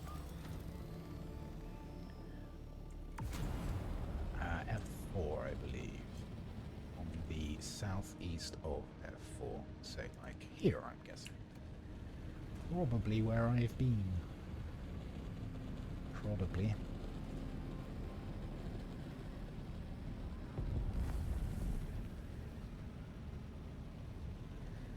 I doubt that's it. I suspect that's a medium. Yeah, it is. Now, is this one up? I'm expecting there to be more spice harvesting this week, simply because the Landsrad are offering a 25% bonus for everything that you use.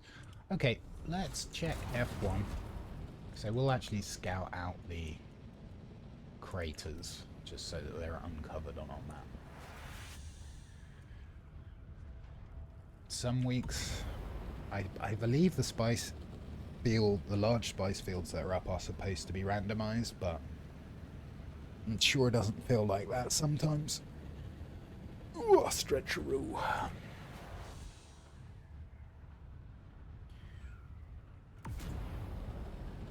And I think if F1 is not up, then, or is being heavily harvested, we will have a quick trip out with the buggy. Go and grab some more titanium for making plastanium ingots. Oh, we should have rotated the bodies as well. We'll do that when we get back.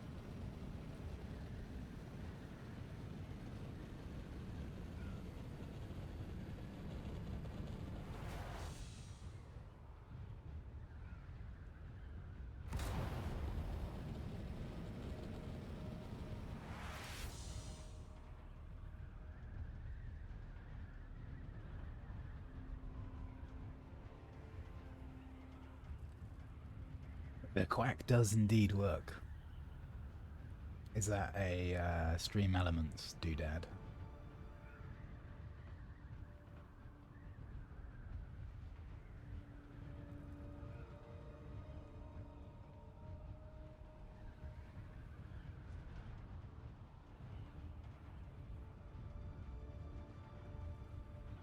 Should be able to see the crater from about 2k-ish away. Now, having eyes on it does not necessarily mean to say that you can see whether it's got spice in it. So at this distance, I would expect to be able to see it, but sometimes it just pops in. Yeah, no, absolutely. Go crazy with the Stream Elements stuff, buddy. There is nothing that you can do with that can't be undone or adjusted if needed, so have fun with it, man. Right, so it's not there. Ooh, there's a wreck. We will grab that. That sounded like another one going off. Yep. Wow, if it don't just be raining ships today. Now, lightning never strikes twice in the same place, right? Which is a really silly saying, because lightning always strikes the same spot multiple times. If you look at lightning in slow motion, it actually flickers. And it also goes up from the ground. You get what's called a... Ooh, I'm going to forget the name now. I think it's just called a leader.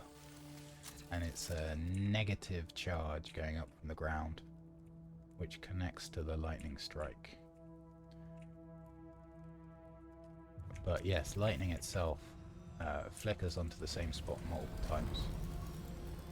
So that adage, lightning never strikes twice in the same place, is pre-slow-mo photography, where we realised it always strikes more than once in the same place.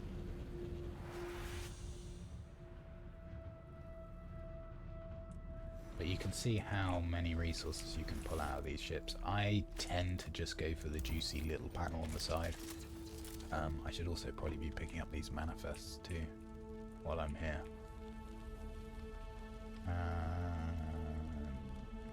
That be.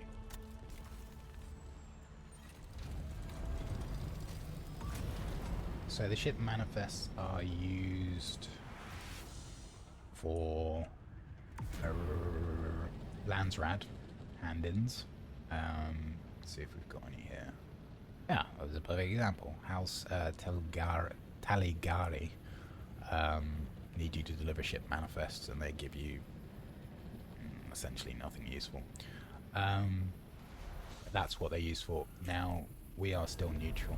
I hope we can stay neutral in Chapter 3 and still partake of the specializations, but we also have a gabajillion ship manifests back in Haga, so those kinds of things we'll be able to nuke relatively quickly. I'll also need to have a look into how you raise your faction standing, which I assume would be through doing quests and things. But I'm kind of looking forward, if we have to choose a faction, I'm kind of looking forward to doing those on stream with people, and backseating will be most welcome, because a lot of people will have done what we haven't done at all, which is join a great house. It'll also give us access to 2 new tiles building sets, the Harkonnen and the Atreides, because as a neutral you have access to neither. So that'll be nice. We'll have hopefully some more inspired building going on. And I does like to get my build on.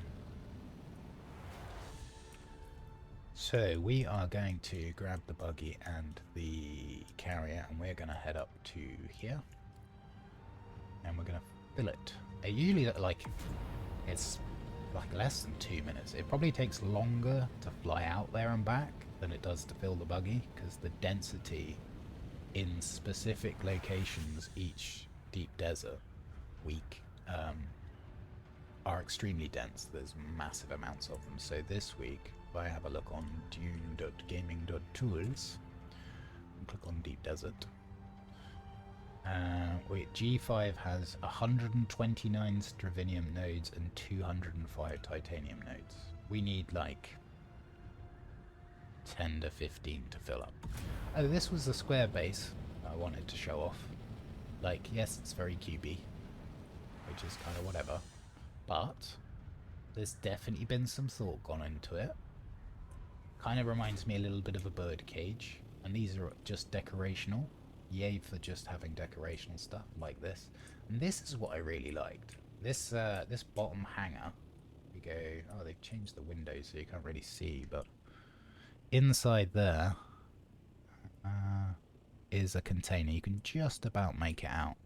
And this is a hollow floor, and what that's done is the parking legs for it actually are below. They're inside this box, and it means that the carrier itself is flush with the ground, which I really like. We may even try to replicate that in our current base. Yeah, let's do that. We've got the large water storages at the top. They've got 4 spice generators, which seems a bit overkill for someone that's just got a spice refiner, but they also have a lot of wind traps, and it looks like they're not doing death stills at all. And these are 100,000 water, so 3, 6, so they've got like just under 1 million water capacity, and they do have a lot of wind traps, which maybe is the way to go. But for now, I like the large influx, the lumpy delivery of water from corpses. I think the advanced death stills give 50,000 each, so we get 250,000 water per cycle, which is plenty for our needs. Pretty sure we got some stuff we don't need. Don't need this.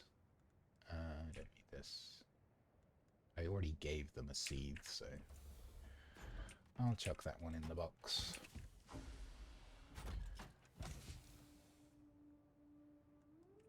Okie dokie. Now, we do need to bring the buggy out of the garage. The garage. Oh yeah, let's see if we can get this thing working. I don't know how they did that. I don't think that's going to work for us, actually. But it's curious, because the rear legs, like, I'm pretty sure they were it was a 2x3 box.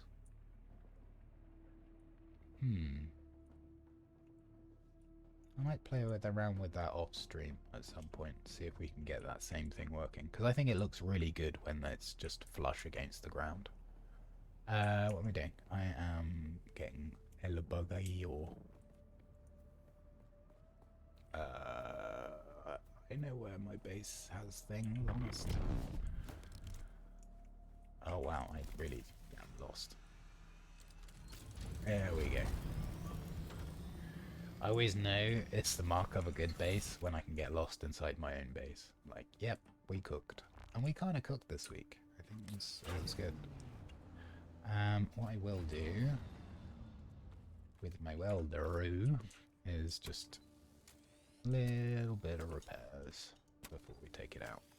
I'm not expecting any resistance, but if we do, and we lose something because I didn't repair it, I am going to be sadness. Oh, well, I can also get our mobility skills up. So, sprint, sugar wire, knee charge. I could, if I'd spec'd into it, gone for suspense dash as well. Oops, wrong bay. But I do like I like being able to swap out my combat skills and not need to swap out my techniques should trouble appear. As I say, unfortunately, especially 1v1 or 1v2, you kind of need Suspensor Blast and Crippling Strike to be able to land a hit on people. It'll be interesting to see how the changes that they discussed on their live stream will be implemented with regards to stamina management with Chapter 3. So they were suggesting that there are 3 states for stamina drain when you dash. The first is under no pressure, so not being attacked, not being hit, which reduces your stamina by a bit. Then there is a second dash stamina cost, which is under any kind of attack, so a light attack, for example, maybe being shot at, that kind of thing, which takes a little bit more. And then under heavy stagger, so effectively a stunned state to stagger out, to dash out of that, which requires even more. But I'm pretty sure that's what they've currently got, so I don't know how much of a change that's going to be, but we'll have to see. I occasionally glance at the PTC chatter on Discord, mostly just to make sure that stuff that's going to be pushed out to live, or most likely to be pushed out to live, isn't monumentally broken. And I haven't seen anybody saying much about the stamina rework. I did see a lot of people talking about going into dungeons without shields on and doing lots of lunge attacks, because this provides 50% damage mitigation after you do a lunge attack. So yeah, I suspect that is going to be an essential technique for doing higher level dungeons. 50% damage mitigation is bananas. It must be additive rather than multiplicative, because like we currently have a 63%. There's another one. What is going on? They do just be raining ships today. I'm going to be a sensible sausage and not try and pick that up whilst carrying a buggy in a carrier though. It's kind of asking for trouble. But yeah, 50% damage mitigation on top of your armor bonus. I mean, when you're on time... Spice explosion. I thought that's another ship. 50% damage mitigation on top of your already 63 from your armor kind of makes armor like, why bother? As long as you're under the effects of that lunging strike, you're good, right? I think lunging strike and so Litany Against Fear provides a 3 times armor multiplier. So if you've got let's say, for ease of mathematics, 500 armor. You add to that a 50% bonus. You've then got 750 armor, and then you times that by 3. That's crazy amounts of armor. But I suspect for people that want to push to the really high levels of the new sliding scale dungeons, that's the kind of stuff you're going to have to do. It is going to be important, the damage output. I have no doubt that there will be DPS checks, but as the saying goes, dead DPS do no damage, so you gotta survive. Look at the density of the nodes around here, it's crazy. It's like somebody copied one of the nodes and then got out the airbrush tool and just went, yeah, that seems like a reasonable amount of nodes to put out. Are you not? Yeah, there we go. Diggy diggy. Now, when you change between the passenger seat and the laser, you can see our temperature is going up. It essentially, I don't know why, it visually resets where your temp gauge is. So every time you swap seats, you don't know what your temperature is. Again, Funcom features. But that is the weather in the Sahara. It is warm. Oh, it's not warm. It's 15 degrees C. I guess it's nighttime though. It says sunny. I'm thinking not so sunny if it's 15 degrees. I'm thinking it's probably nighttime.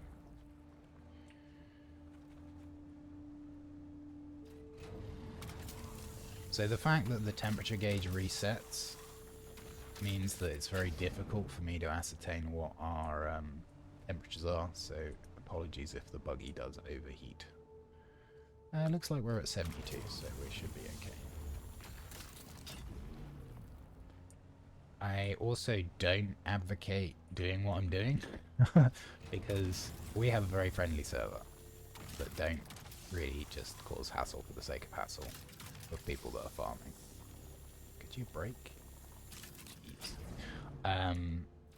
So I feel relatively safe leaving my carrier there, coming and doing some solo farming. Also, that carrier it was what we used to get the 70,000 spies. It's been eaten several times and reclaimed. Like, the thing isn't a wreck, but it nearly is, so I don't care if it gets damaged. But if you're out here with your first buggy and your first carrier, exercise a suitable degree of caution when doing farming and PvP, because you are flagged and can be hit at any point.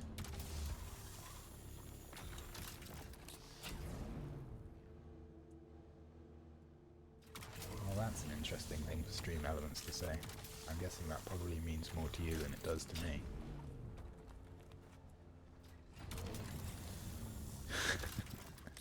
Oh, we did get the overheat, but we didn't get the beep beep beep, so, you know, that's good. Let's see how full we are.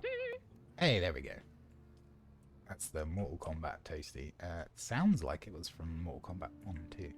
1 2? 1 as well. Jesus, English is a hell of a language, right?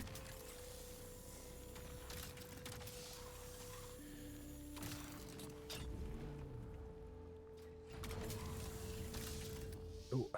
Oh, it's nice that it doesn't make the beep. God, it'd be so nice if there was just a toggle option. Let's have a look, actually. Audio. Subtitles, blah, blah, blah, blah, blah, blah, blah. Nope. Accessibility? Blah, blah, blah. Yeah, it would be really nice if there was a turn sirens off for overheating in Thopters.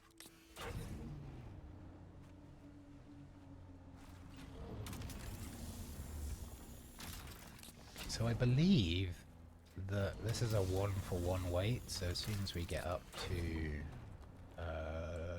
brain 3,500 ore, we will be full. So I think we just need 17 more, which won't even be a full node. Oh, no, I am wrong. It is not a 1-for-1.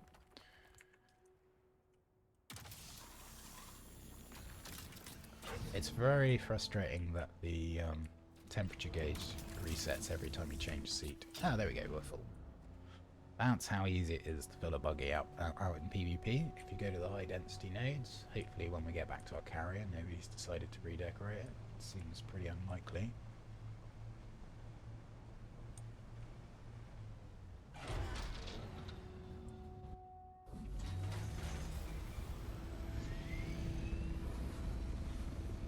We do have the rock carrier wings, so although the carriers steer like a cow normally anyway, it's even worse with these wings. They allow you to travel faster at the reduced, at the cost of mobility.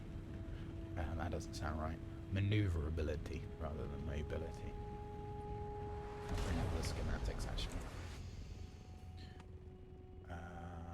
Research. And rock carrier wings. We should have a good jillion of them. 100. No, that's albatross. 336. No, that's the assault ones. 168. So yes, we have slightly higher speed for a turning and agility hit. 2 minutes? That's not good. Why can we not see where it's coming from? Something that I discovered recently is if you're in a carrier or an ornithopter whilst it's in dragonfly mode, you can... Wow, that's pretty close. You can press right-hand shift, the right shift, just press it once, and it will automatically fly forwards. It's also auto-run, which for long carrier journeys is super handy. We will probably be okay.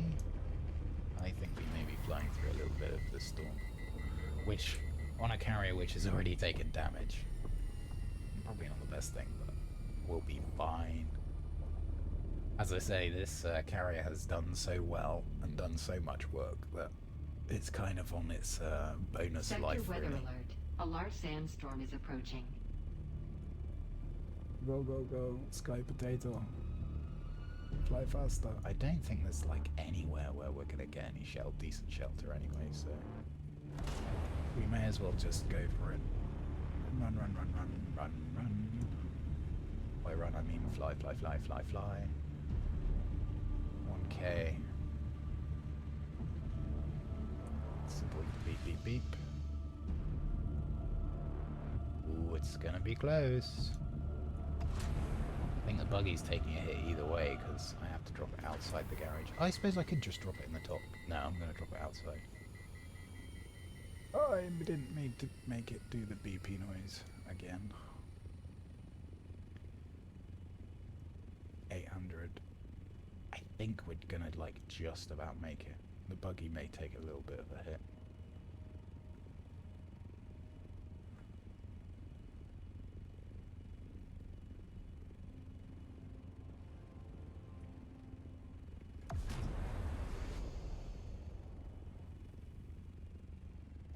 Sector weather alert. Yeah. A large sandstorm Yeah, is approaching. I'm aware. Thank you, Sandstorm Lady. Get in there, Sky Potato. Oh, there goes the shield. Not the graceful landing. But hey, let's get to that buggy and get it indoors.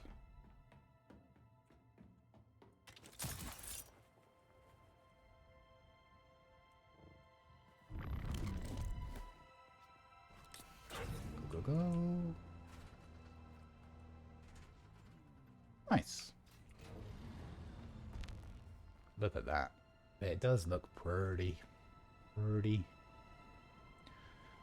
and dangerous.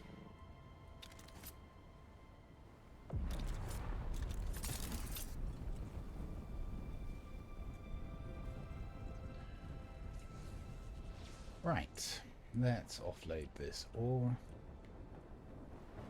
Yeah, the skybox is pretty. That's full. That's mostly full.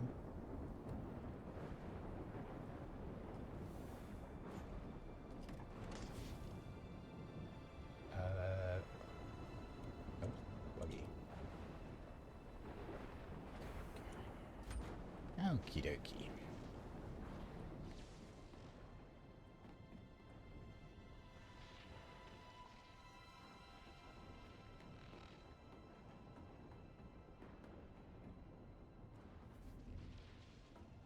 How are we doing on water storage? It just gets swallowed so fast. I think maybe, like, do we do a gargantuan corpse run? Maybe we do. Maybe. Thing is, at the moment I'm literally just farming for someone else, so whilst I'm happy to do a bit of it, I don't want it to make it the main focus. I think perhaps we'll check the east side of the map for spicy patches. Do a little spiceroo.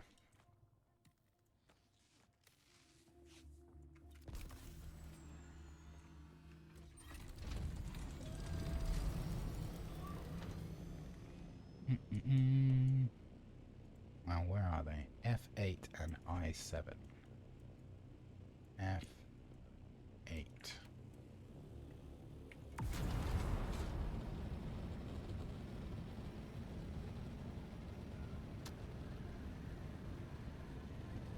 So the storm booster modules, as their namesake suggests, you can actually keep pace and catch up with a storm.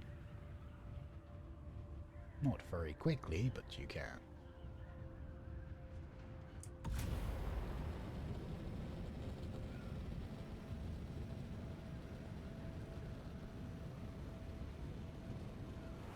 And of course, if we were doing treasures, it would be a great time to look for them.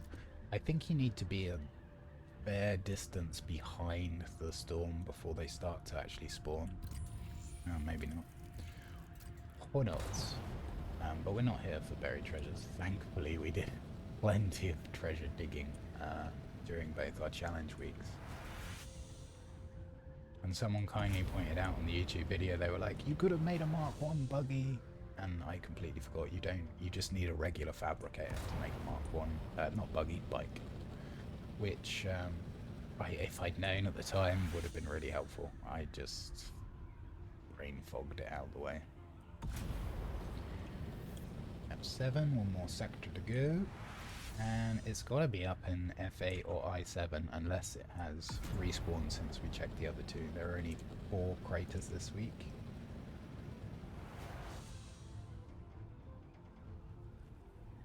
I also kind of want to know where the Aetheryte caves are. So let me have a look-see. Aetheryte.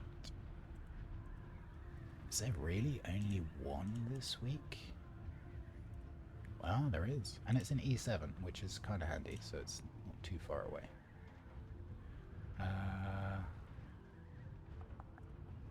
I'm just putting my filters back on. Hey! There's our spice crate. Let's go and do a little crawl. Let's do a little crawl. I should have gone closer to ascertain if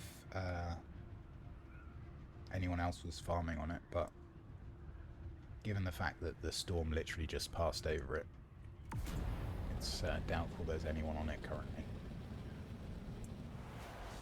So that was here. I should also repair up the sky potato a little bit. And our sand crawler. We went through an entire Regis spice tank last week. And a pair of dampened treads. So yeah, it was a whole thing. We've got the normal treads on the sand crawler at the moment. What we could do is we could set a 3-minute alarm, and I think we probably will. We'll play it relatively safe. I got eaten too many times last week. I lost all my ancient ways because of it, because when you get eaten you lose your full loadout. It was rather a costly week in terms of schematics. 3 las gun, 2 las guns, 2 cutter rays. These are kind of whatever, I've got loads of them, but yes, I was a bit of a sad potato.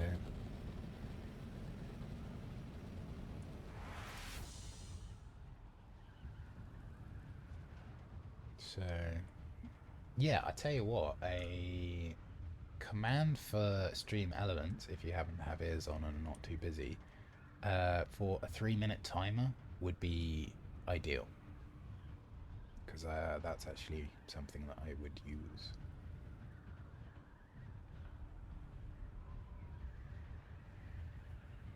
If you spend only 3 minutes on the sand, you can get up and see the worm coming. It won't actually directly aggro you, and you can be out of the way. So it's as near as you can get to zero risk spice farming. While you're doing it solo, that is.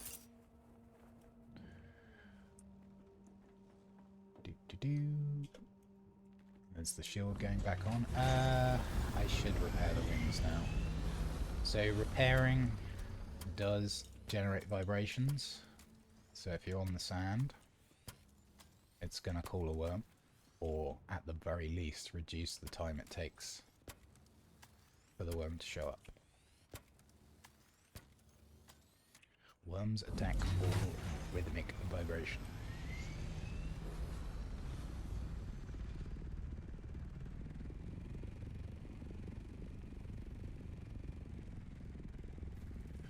Do do do! Go go sky potato!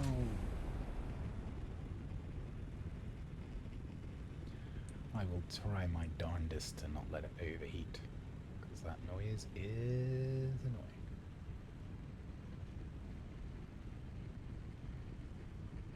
I'd love to be able to just like upload my own custom like sound files, so instead of going beep beep beep, it was just like Homer just going dope or something like that.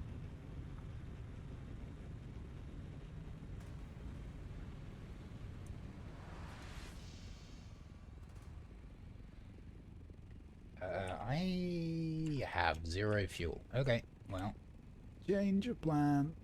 You do not want to be caught out in the deep desert in a carrier with no fuel. This is a silly thing to do. I should have checked that before we left.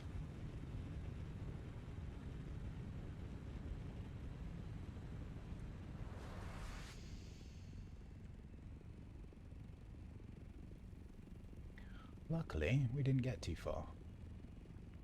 But yeah, we've got what do you reckon? I think that's about 60% fuel and a large fuel will just get swallowed. It probably won't even fill it up. So these things is thirsty.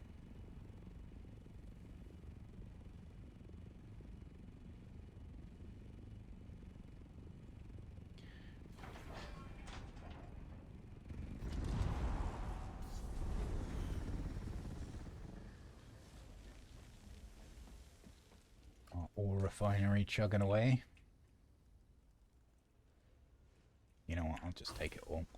Take it all. We should go and grab some fuel cells again with the buggy when we get back and get some fuel cells being produced. I don't actually anticipate us needing. Oh, I didn't forget the carrier, the sandcrawler. Honest. I doubt we'll use too much fuel, but who knows? After making so much spice last week, it's kind of a whatever thing, really. Go on. Just about. Okay. Take 2.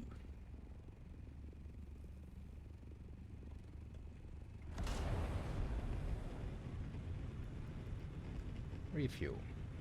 Yeah, it just swallowed one and it barely touched the sides. Yeah, so much. It's so thirsty. Quack, quack, quack.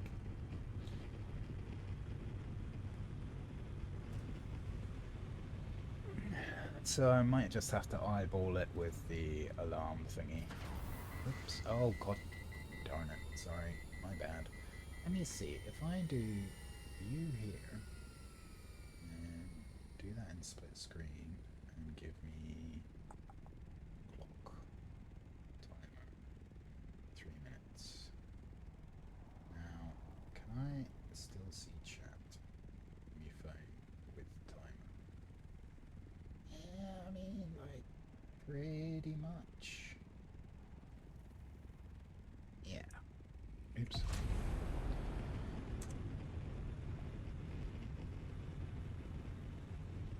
So, there will be a little bit of an alarm bell if I don't get to pause the timer before it goes off, but at least it will demonstrate the semi-safe method of solo crawling. If you're doing a crawl solo, you absolutely make a ridiculous amount. Like crazy. Can I have this? No, I don't want to do that. Can I have this as chat only? Sorry, I'm looking to get rid of the stream. Ah, there we go. That's perfect. Something someone rarely ever says about the Twitch app.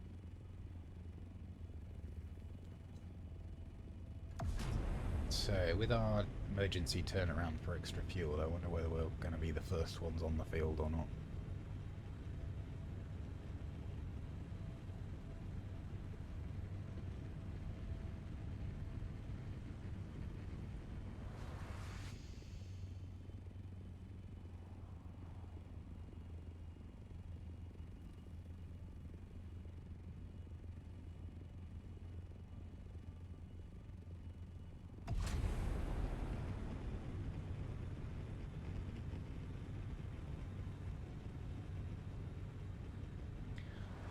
Just over the next dune. Probably. I think it's just over that one. Unless I'm in the wrong place, which is possible. Nope, it's the right place. Oh, please don't tell me it just got swallowed. It looked like a full crater. Oh, no, it's just been half farmed. Interesting. I think I know who farmed that as well. You kind of get to know who farms in what pattern when they're doing solo crawling, and I would suggest that this is most definitely a solo crawler. Not a great fan of that pattern. I prefer to go roundy round, but hey, it'll do. It'll do. So let's set this one down. Set this one down. Start our 3-minute timer. And we'll get sucking, as Azzy would say. So when you're sand crawling, there is like an optimum speed to go in terms of the gather rate. I prefer to make sure I pick everything up. So if you're going like 6 to 8, even the most dense spots will become completely clear when you go over them. For lighter spots, you may be able to go up to 11, and then the very lightest things you can kind of do at max speed, and it will still get rid of it all. Let's begin a solo adventure. Oh man, I really enjoy watching World Jump still so much. There's something about the cadence of his voice, and like I love how he's edited his videos. I really want to do like a movie edit of both challenge weeks, like with the highlights and stuff, but my gosh, that would take so much time. And my editing skills are not the greatest. Although, hey, they're not going to get better by not doing it, right?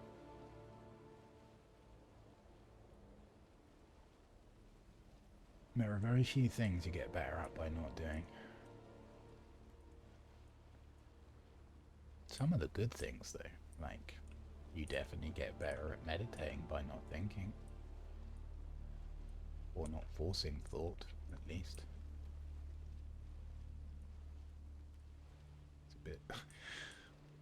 little bit fast. So we've got another 70 seconds on the sand.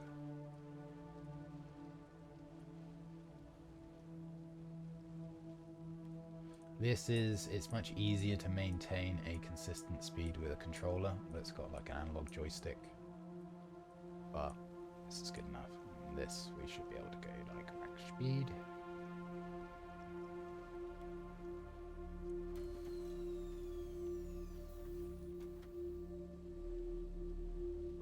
Skirt. I think we're just going to cherry pick some of the dense stuff here.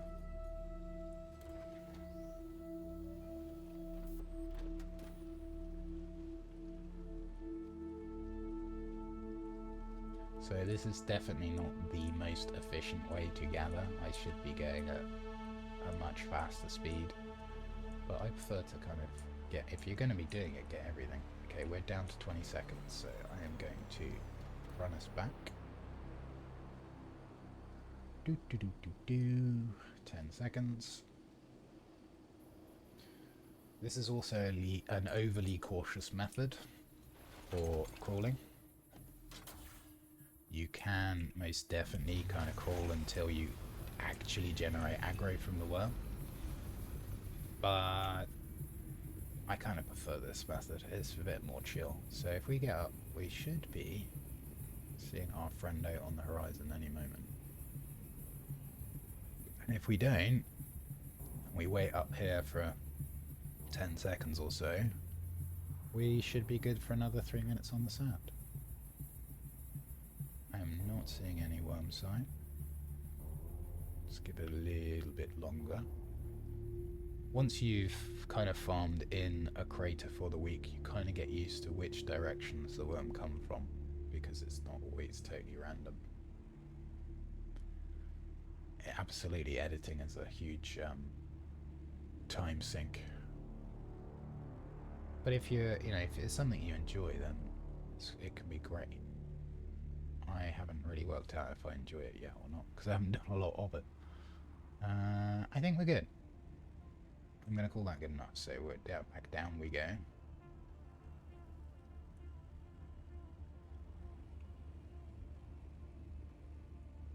I think I'm going to leave the carrier kind of in the middle-ish too.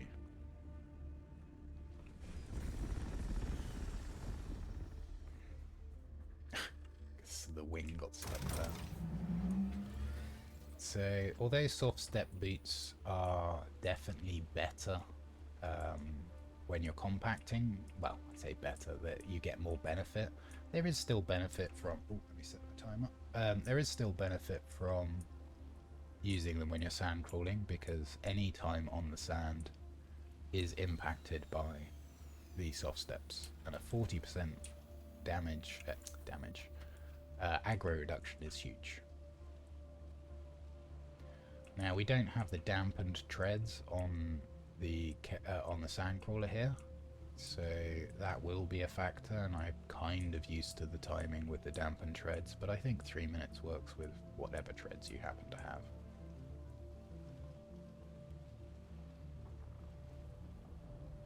So using the 3-minute technique, sometimes you will just see him patrol through the crater before you've actually gained aggro, and sometimes you won't see him at all. But it's...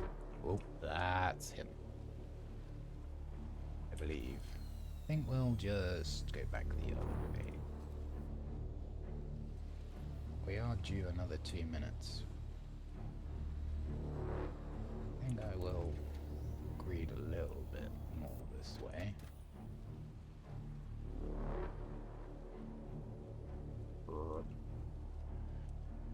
The Jaws music.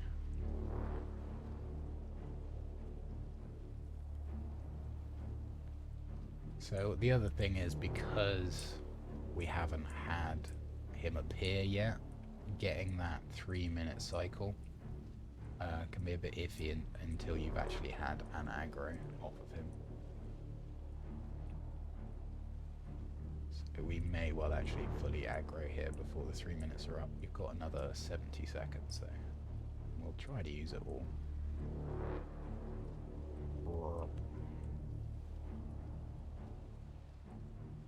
Going a little bit fast here, actually.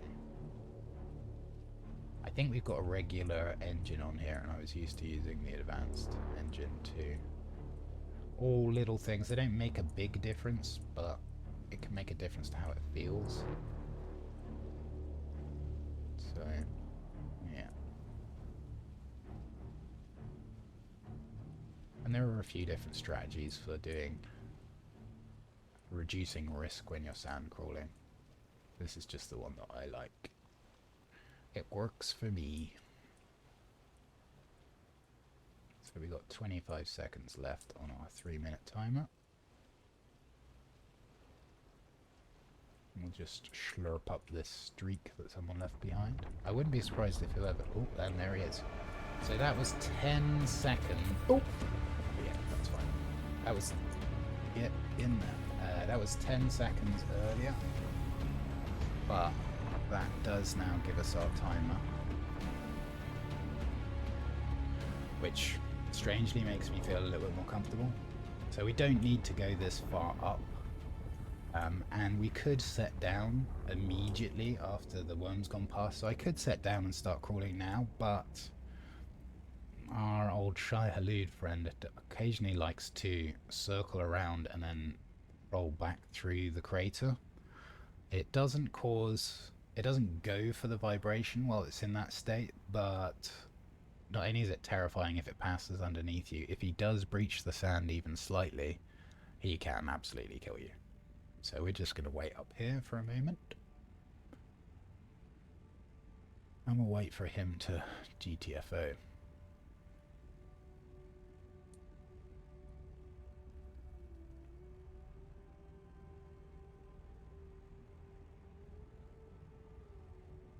Looks like he's going away. Again, we're just going to play it extra cautious. We don't need to, but it's just what I kind of got used to doing. And it seems to work with the 3-minute pattern. We just make sure he does go away. Which doesn't look like he's turning back. Yeah, okay. So I think we're good. We will drop down, start our timer. So you definitely get about, well, from the first look at things, it's about 10 seconds earlier than what I was expecting. So I'll kind of bear that in mind. And 10 seconds as a percentage of 3 minutes is probably what the aggro reduction of having the unique schematics for dampened sand crawler treads works out to be. So, is it helpful? Yes. Is it essential? Absolutely not. For people that are doing compacting, let's just have a quick look. A couple of minutes on the sand. We've already got more than you could fit in an assault. So sand crawling is definitely the way to do this. Now, if the worm behavior changes, occasionally Funcom will tell people that they've changed stuff, and occasionally they won't. So I wouldn't be surprised if we see some behavioral changes with the upcoming Chapter 3, which may or may not make it into the patch notes. But just something to be aware of. In fact, with any time your client is getting patches, not all of the changes are disclosed. Sometimes because they're unintentional changes which they're not aware of, and sometimes because they just want players to find out for themselves.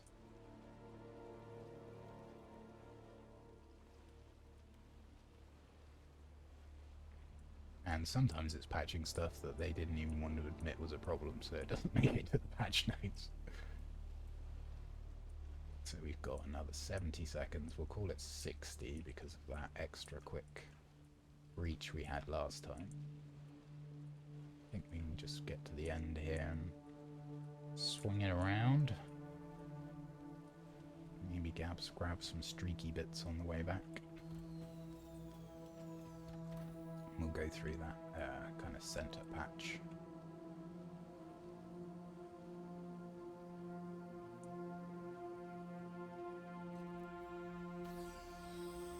$30.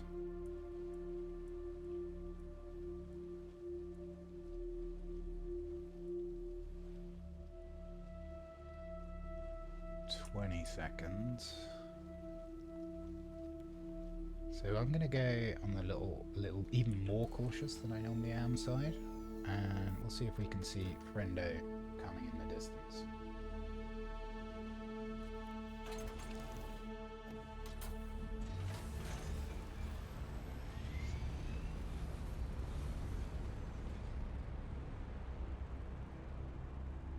Some weird things going on the sand over here. Are these dead bodies? What are you? I don't know what they are. I'm gonna land and take a look at those. They kind of look like they might be corpses, but they may just be features. So that was pretty much 3 minutes. Any worm sign? Yep, here he comes. So if you use this pattern, you can pretty much avoid directly aggroing the sandworm, which avoids the kind of brown trouser moment of he is definitely coming for you, rather than him just patrolling nearby. And what we'll probably see here is he'll probably cut across the crater at least once. Sometimes he does it twice. And then we can just touch back down. He may not do it at all, but I suspect he will. He's a bit sneaky.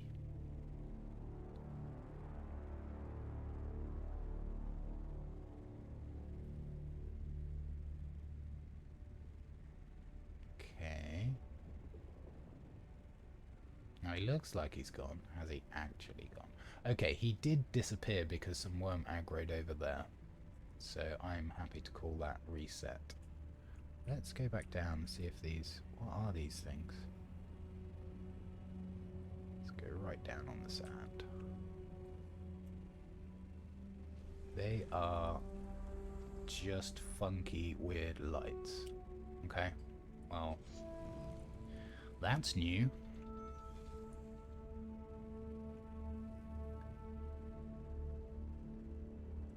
I wonder what that is. I mean, it's not impossible someone did actually get eaten there, but normally you can only see where someone's died if they've left a loot crate behind them. And that is most definitely not a loot crate. We maybe take a closer look later. Pause play. Right, timer on. Back to the crawl. So we can go a little bit faster over the paler sand without leaving any streakies behind. And then we just start to slow down as it gets denser. Now, this technique of not leaving anything behind when you don't have competition for the crater is great. Like, you can literally get the maximum amount of sand out of it. Also, I've noticed that craters are less likely to reset if you harvest them without directly aggroing the worm, which is a good and a bad thing.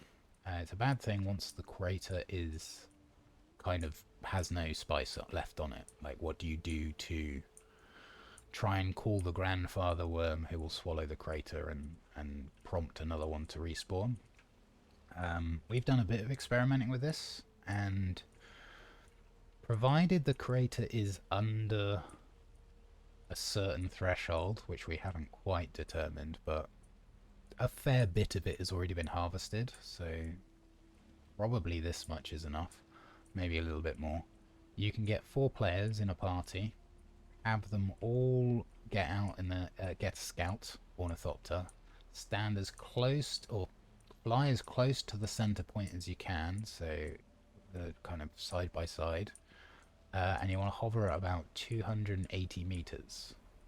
If you do this, most likely you will call the large worm within about 30 seconds. If it's going to work, it will work within 30 seconds. That prompts the crater to get eaten, and then within 15 minutes, sometimes much faster, a new crater will appear. And you can then go and farm up that one. So we've got 50 seconds left on the timer. We'll just get a little bit of this row done. And we should see Shai Halud making his way back over to come and check out what we're doing. I think I'm going to go at about 20 seconds left. I'll start to actually drive back to the carrier rather than crawl back to the carrier. Just because I'm kind of getting a feel for these dampened, non-dampened treads. Okay. Let's just slurp up a bit of this, which was a bit streaky. 10 seconds. Let's go, go, go. So I suspect he will be on his way right now. Oops. That's my alarm. He's... Oh, and there he is. So the dampened tread's definitely making a difference there. But he was pretty much on cue. So I would say dampened treads at about 10 to 15 seconds of sand crawling time, which doesn't sound like a lot, but when you're doing 3 minutes on the sand at a time, that adds up over the course of several crawls. So most definitely worth, I would say. Unfortunately, the item is somewhat rare. It's only available from the Landsrad vehicle vendor, or a house which has won that week's Landsrad and voted for that vendor to be accessible. You can also only purchase 1 pair of treads per player per week where that vendor is available, so they're limited supply. But going off of this 3-minute timer, we're still keeping relatively safe. I'm going to watch this guy in case he does patrol back through the crater, because yeah, as you'll see on the shorts on this channel, we've had some pretty close calls. My first challenge week, our first solo crawl, it was the closest I've ever been to getting eaten and not actually eaten. I think we'll call that good enough. Just got a little feeling he might be coming back. No, we're good. He's gone. Now, you don't need to be that cautious. You can kind of touch down as soon as he's done his aggro run through the middle, but it's just more chill for me.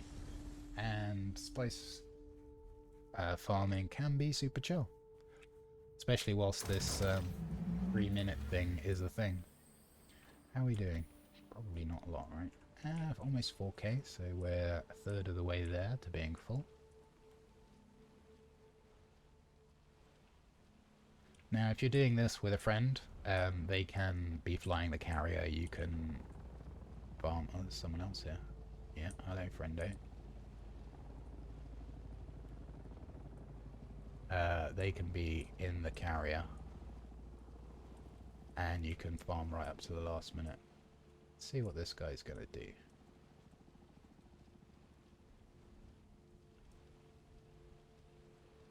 Seems pretty indecisive.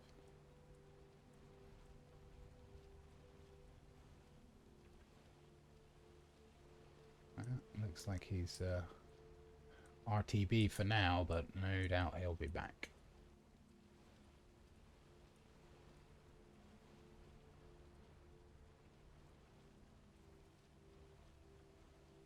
For the kind of higher population servers where the community is perhaps a bit more PvP orientated, it can be a nightmare trying to farm anything.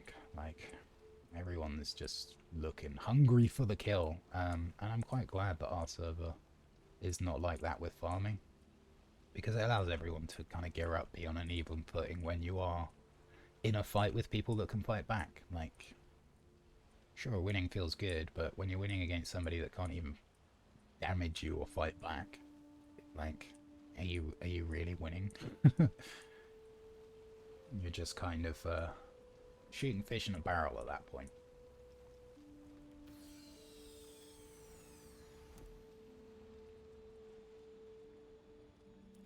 That is Skakwin asking if I'm farming. So he was probably him in the scout.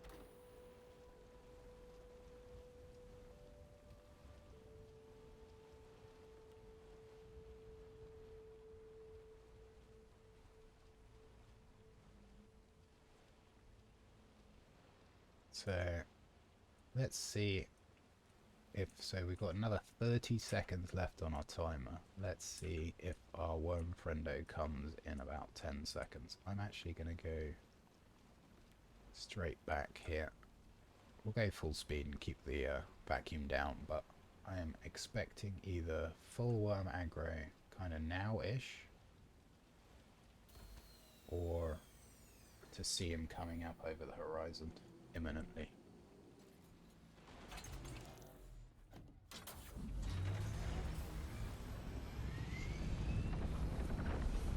Yeah, there we go. Like clockwork.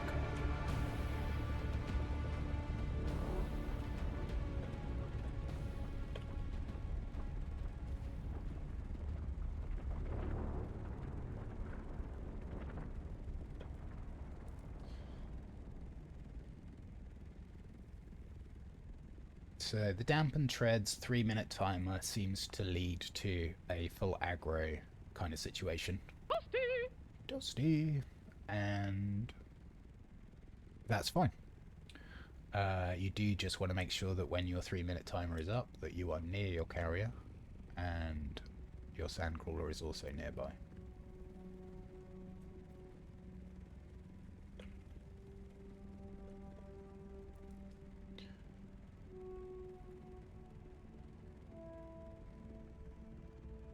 Seems good. So it is rare for them to kind of patrol back across the crater after they aggro, but it's not so rare that a little bit more patience is not a good idea. Start that timer again.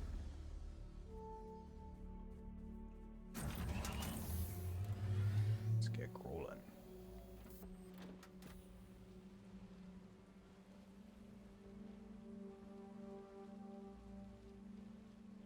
Probably won't do another crawl this week just because I did so much last week. In fact, to make you smile, Welly, I normally, if there's a fresh field, I go in circles, and you just end up with a giant purple circle. So, yeah, computer share, that's great. Made me smile every time I saw it. And if I'm farming with a friend, they tend to have a carrier and a sandcrawler pilot. They'll go on the outside and I'll go on the inside, so you literally end up with the purple circle.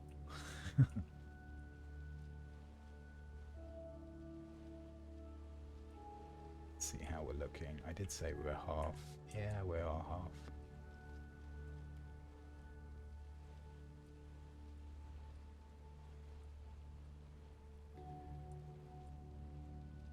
Another reason to like try not to leave streaky bits in a mess where you go is for the sake of other people. Like if you perhaps like us just want to fill up once, if you're doing it kind of carefully and not leaving much behind, then it makes it easier for the next driver and next sandcrawler to pick everything up as well.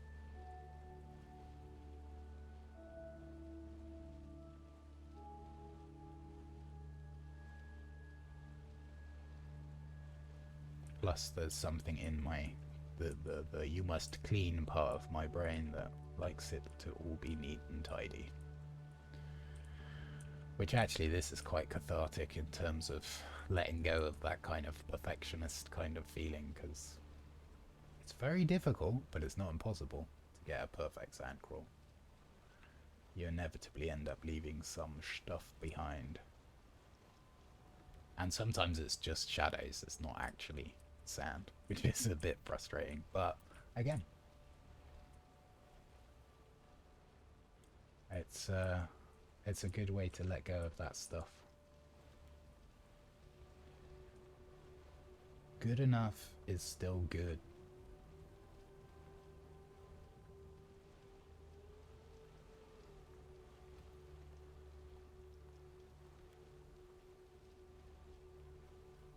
Okay, we've got 20 seconds. I am going to pull up the vacuum in just a sec.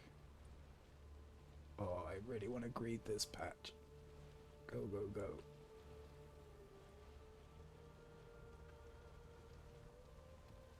Yeah, so we are due worm aggro, like, now.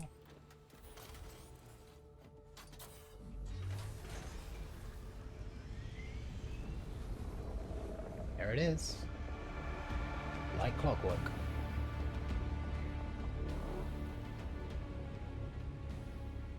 It is kind of, I very much thought the same. It does this, like, this is the power wash simulator, but with sand and a vacuum cleaner. We had some rather aggressive, I think is the nicest way I can put it, ornithopter pilots who were like fighting for control of these craters and things, and generally being pretty nasty to folks. And they stopped shortly after I kind of said, enjoy driving in circles and vacuuming up the desert. And they kind of went, oh yeah, that's kind of what we're doing for fun, isn't it? I find it quite relaxing, especially with this timer thing. When you've got multiple people on the field, any additional vibration, any additional traffic, all reduces the time in between worm aggro. So this timer only works if there's one of you on the sand. You can do it with two in sand crawlers, but you need them to be relatively far apart. If two people are harvesting spice and they're close by each other, the amount of aggro that is generated is amplified. If they're far apart, it's significantly less. This guy is just patrolling away every time, just to prove me wrong. I am okay with this, though. Let's grab another, tear off another strip.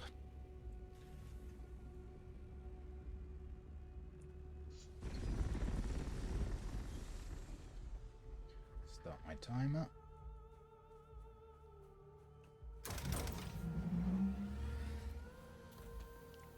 Stick some fuel in this as well. And this this spice tank you can see in the bottom right is showing as orange.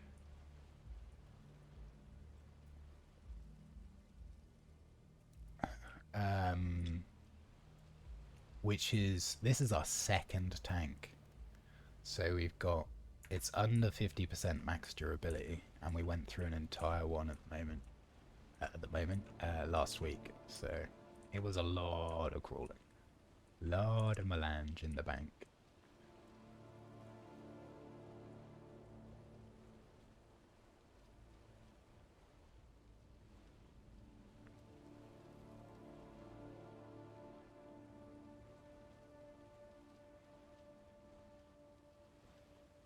Saquin just asking how old I am. Old is the answer. The answer is old man.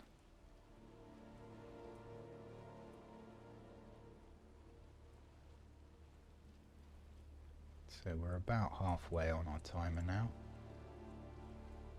We should be over halfway on our slurpage. We are. 6.5 out of 11.25. And as you can see, when you've got a timer up and you know when you're expecting Shai-Hulud to show up, it does, I mean, it takes some of the thrill out of it for sure, but it turns something that is quite stress-inducing into something that's quite relaxing, which I am all for.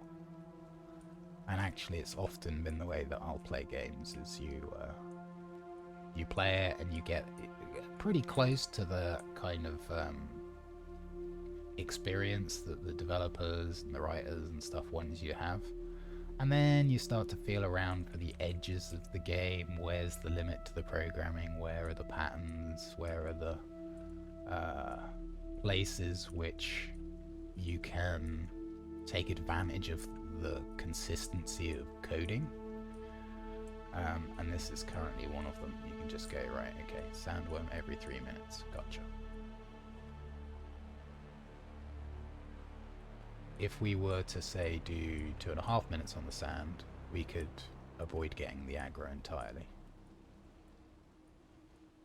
I'm going to lift up and shimmy back at a zoomy speed in just a sec. I'm going to do that now. Aggro is due in 5 seconds-ish.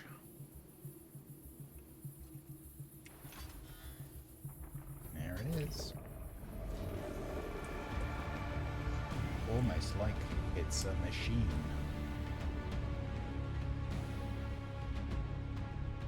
Which of course it is. Don't do what I do, which is occasionally try to check how much spice you've got in your tank whilst you're in your carrier, because then you end up in a passenger seat, which causes you to drop your sandcrawler and plummet to the earth. Or Arrakis, I should say. Plummet to the Arrakis. Let's see. Are we going to get him actually patrol back through? Not really. He just loves to make a liar of me.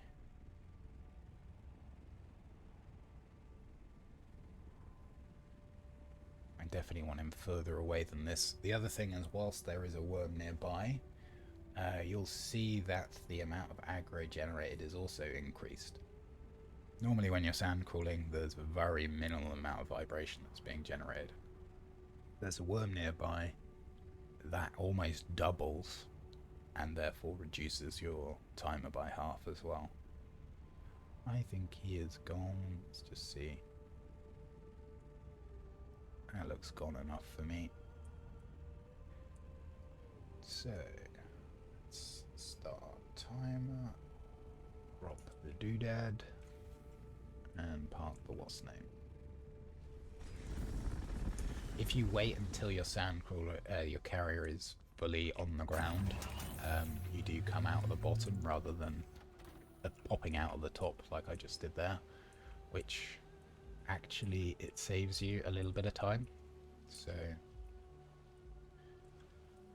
yes, at least you're not landing on concrete or tarmac.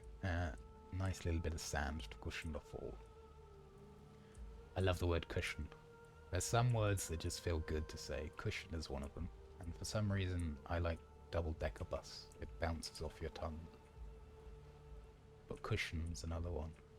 Is it onomatopoeia, where it kind of sounds like what it is? Cushion sounds soft.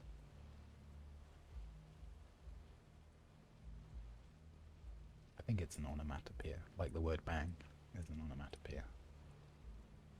Although my mastery of the English language is less mastery, more kind of novice. Despite being an Englishman. The irony is not lost on me. I was chatting to somebody yesterday, and one of the guys is Polish, the other guy is from the Czech Republic. And he was giving himself a hard time because he forgot the word for south. And he got mixed up. And I said, look, man, you're doing really good. Like, you're speaking in a language that's not native to you. I can understand exactly what you're saying. And he's like, oh, your English is very good too. And I go, well, I would hope so. I am English.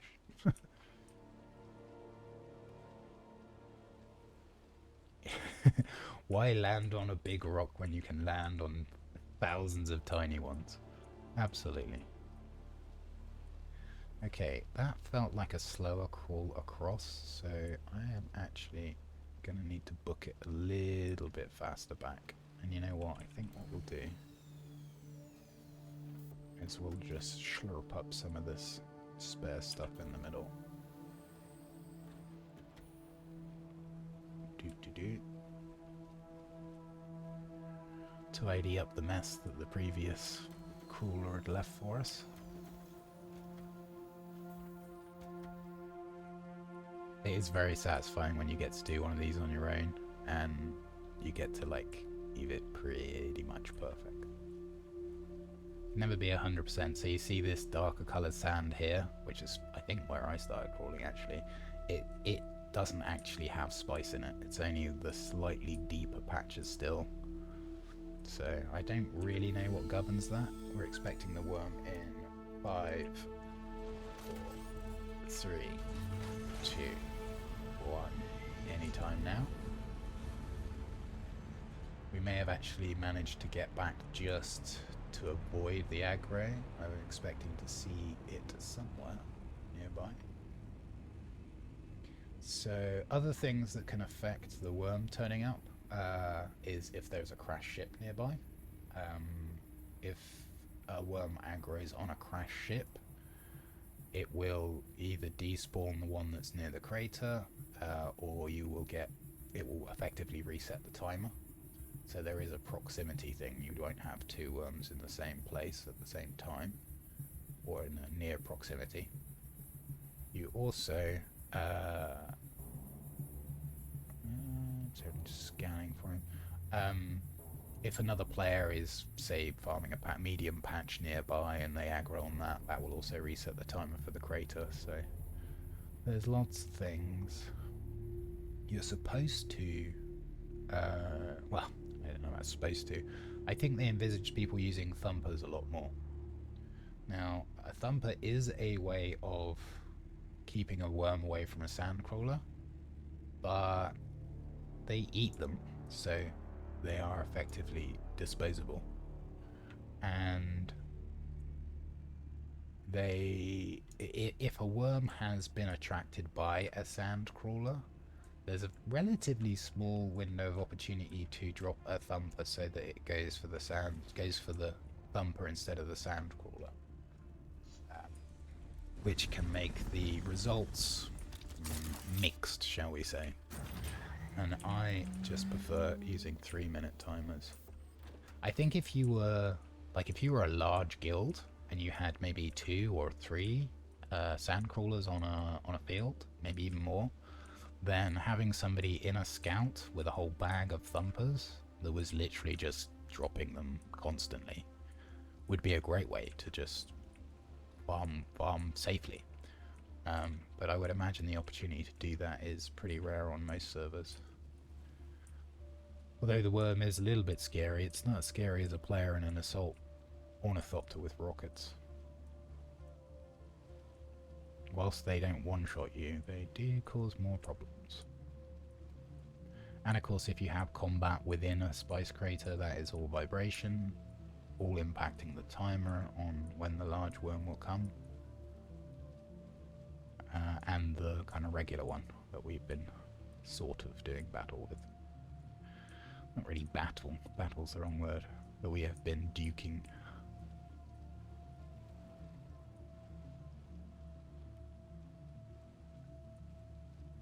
It is I feel very strange doing just straight lines. I normally do circles and spirals, but hey, we found this one in this state, so continue to use it. Well, fingers crossed we'll see the big worm. Perhaps even during this crawl.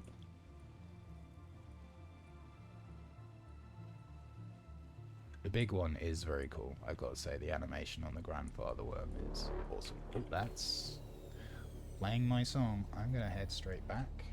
It shouldn't actually be coming here, but that music is usually a sign that it's nearby. I'm going to get a little cheeky and grab some of this. We will kind of meander back this way. Should still have 40 seconds on the clock. I think we'll just do this. It's a giant duck.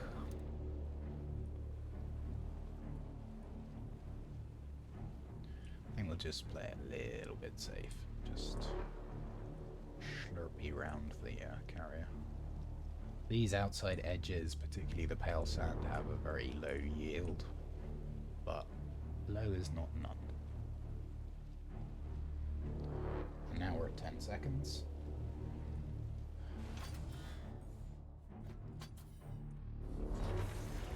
Now that Jaws music implies that there is one nearby. So if we fly up, we should see one nearby. There he is. So that is an example of it patrolling through the crater, whilst not directly aggroing on into anything. And with the dampened sand treads, if you're using a 3-minute timer, you don't get full worm aggro, you just have this. They come close, they kind of swing through the crater, and we saw it kind of breach the surface temporarily. If it hits you while it does that, you do die, even if it's not actually aiming for you. But while it's under the sand like this, currently, it doesn't kill you. It did for a while, and that was terrifying. But at the moment, it's kind of okay. And whilst it's in this non-aggroed, but kind of interested state, it can swing back round. So again, we're just going to keep eyes on to see if it does that. Thank you for the follow, Nitro Express. Hope you're having a good time. Appreciate you checking out the stream. So, is he going to swing back round? Let's see.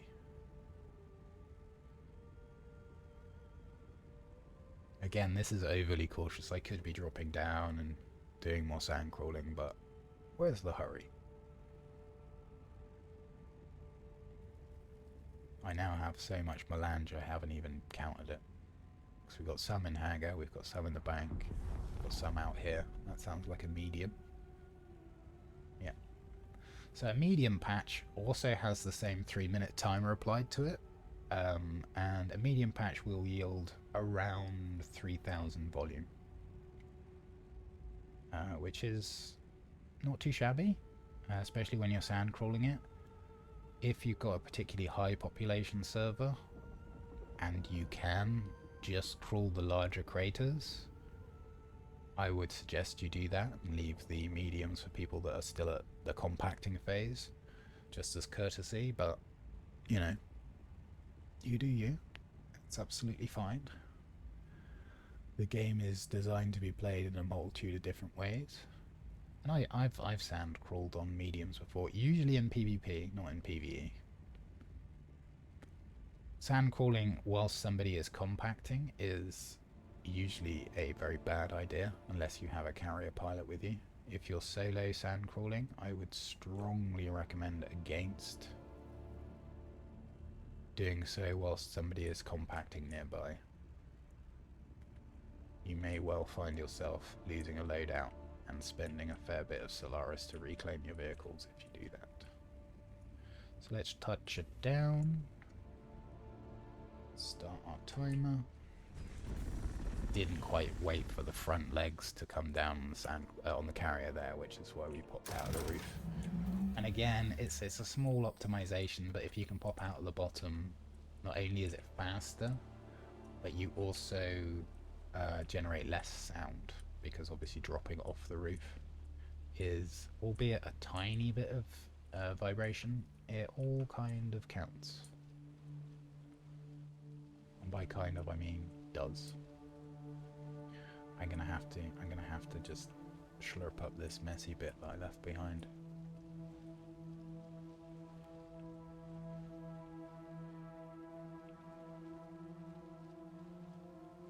This is where I get like super inefficient.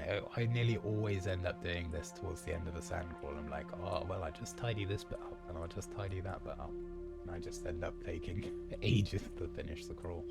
I reckon, at a guess, we're about 6,500 volume. Hell, I was miles out. We are like nearly done. We are looking for 2,000 more volume, which is the same amount that you can fit in an assault ornithopter. So you can carry a little bit more on you as well, but really, even with a regular spice tank, the non-upgraded version, you're looking at a lot of melange. A standard tank without any Landsrad decree bonuses will net you 1,000 melange once processed. If you've got a cost reduction, like we do this week for Atreides, you can increase that by 25%.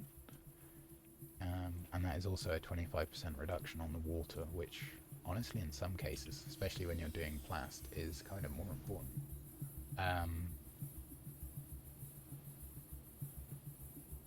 Whoa. And the Regis tank upgrades from, I think it's like a 50% increase in tank space, which is not needed, but it does just make the gathering process more efficient. Obviously, if you can store more, then you can spend more time on the sand, which means you're requiring more or less time in transit.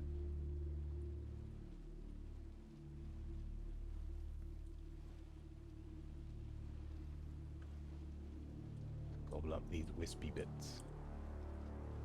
We should have another 20 seconds or so. And we're relatively close, so I don't mind full aggroing here. 10 seconds. You know what? I'd rather not, if we can avoid it. So, any second now.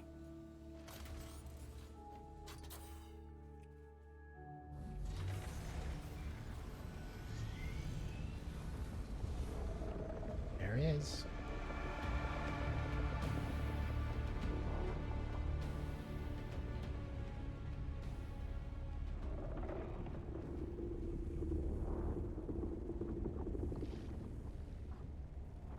I think 1 or 2 more touchdowns and we'll be full.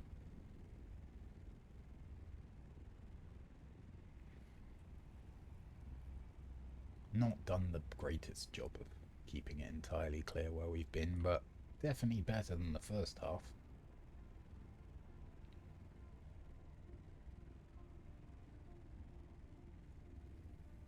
I just know the one time that I get greedy and drop down will be the one time that he patrols back through the middle.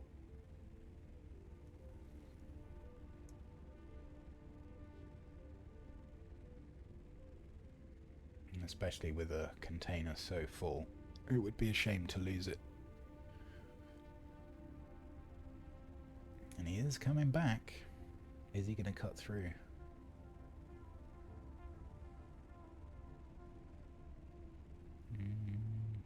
Maybe. Wow. That was some Truman Show things going on with the light effects there. Okay, looks good. We'll try and straighten up these lines a bit for the next person, which will probably be Saquin. So I'll let them know once we've finished, and they'll no doubt come along and have a little go too.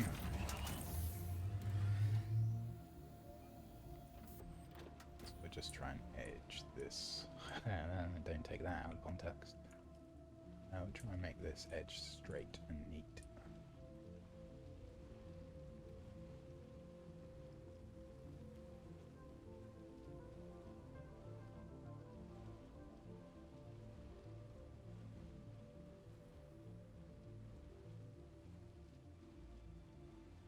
Oh, I forgot to start the timer. Okay, well, T minus 20 seconds on top of that timer. I've done that many times. Totally goldfish brained the timer.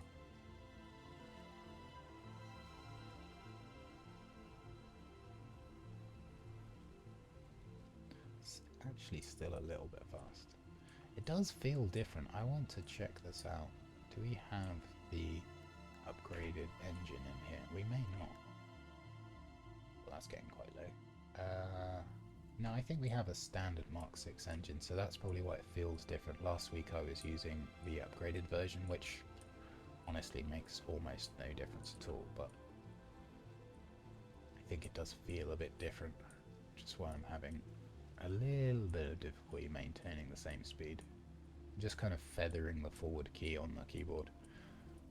Obviously, yeah, maintaining a consistent speed would be much easier on a controller, an analog controller. Yeah, analog controller. Let's just grab this bit we left behind from our earlier turnings, at least a bit of it.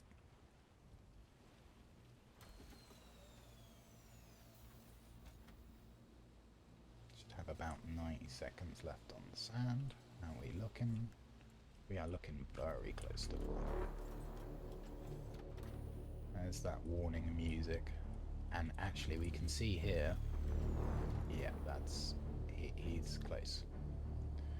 So you see you're getting the orange aggro here, which is an increased aggro rate because he is patrolled close by. This is a little bit early, and in some ways you're better off like fully triggering the aggro to reset it. So that was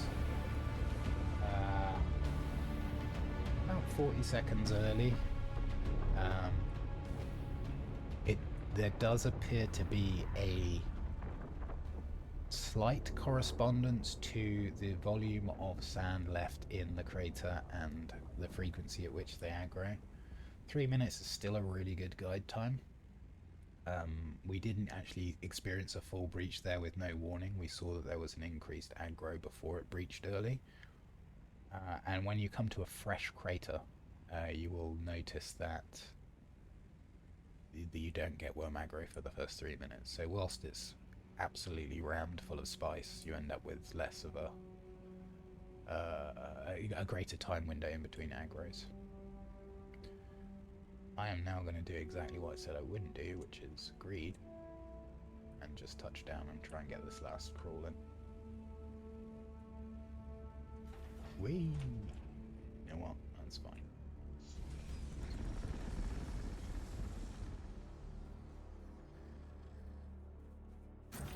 So another case of don't do what I'm doing.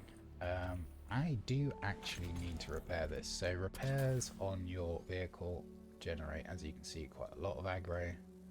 That's actually going to dramatically reduce the amount of time we can spend on the sand here, which is unfortunate. So I wouldn't be surprised if we end up pulling the worm very quickly this time. We do still need another 1,000, so we might be looking at another touchdown. So going to be mindful to turn this boat around a little bit early.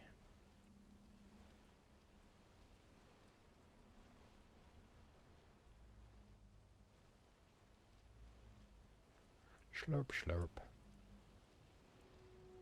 I'm glad that they made the sound of the sand crawler like quite peaceful, because you do inevitably end up listening to it quite a lot if you end up endgame and stockpiling some spice, which a lot of people are doing for chapter 3. The unlocking of specializations requires some time gated, not materials as such, but some quest rewards, which I think may actually translate to materials, like you can only get X amount of tokens per week, but also they require melange to unlock. They do represent permanent upgrades, so once they're unlocked, they're unlocked. And there are a variety of different things you can kind of specialize into, including crafting, increased yields of loot, or at least chances for an increased yield of loot, and more skill points, which is kind of huge, which also translates to more passives or actives or techniques. Increased damage, which obviously is going to be a huge one for a lot of people, and pretty much I would say essential for some of the higher level dungeons, I'm guessing. I say dungeons. Even they started using dungeons, but they are testing stations. And there are going to be a number of different ones. Now, I don't actually know if the stations themselves vary, or if it's just the mechanics. There are going to be poison ones, there are going to be dark ones, there are going to be electric ones, and fire ones. In addition to getting the dual blade, which I'm very much looking forward to, double stabbies, twice as much fun. Oh, there we go. And a rework on the rapier. We're also getting a... I can't remember what it's called. Hey, look, there's a second crawler person over there.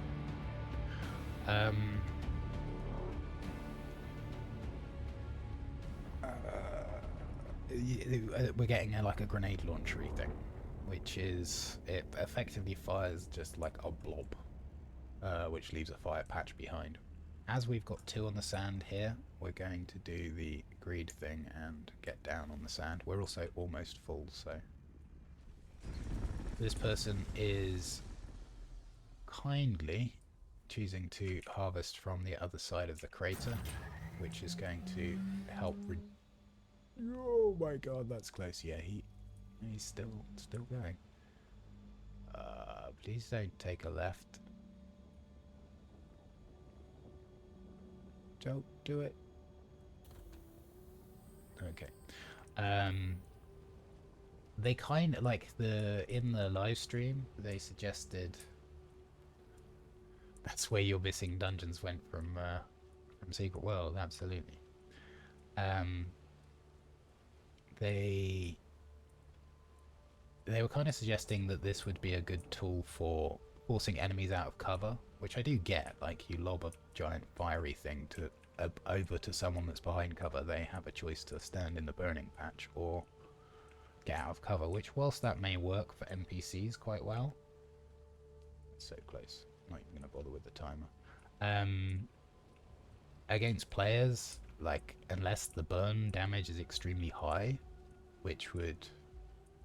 I would be surprised, because burn, no matter how it is applied, always seems to apply the same amount of damage once it procs, is for the most part ignorable. It's not significant enough to be a problem. One of the things that status damage does do is it prevents passive healing. So all players have a passive amount of healing that they can do once they've sustained damage low enough.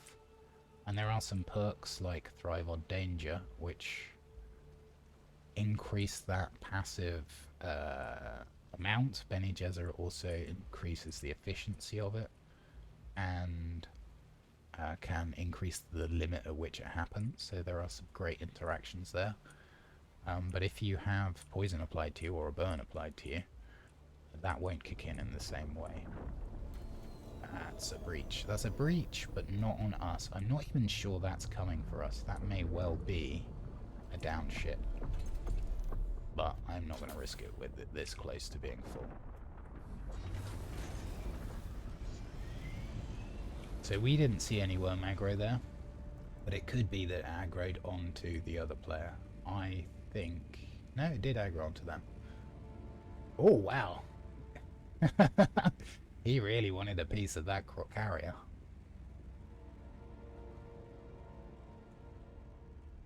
I think we can just kind of dither this end and fill up. Yeah, they got kind of lucky there. And that's why I also go super high.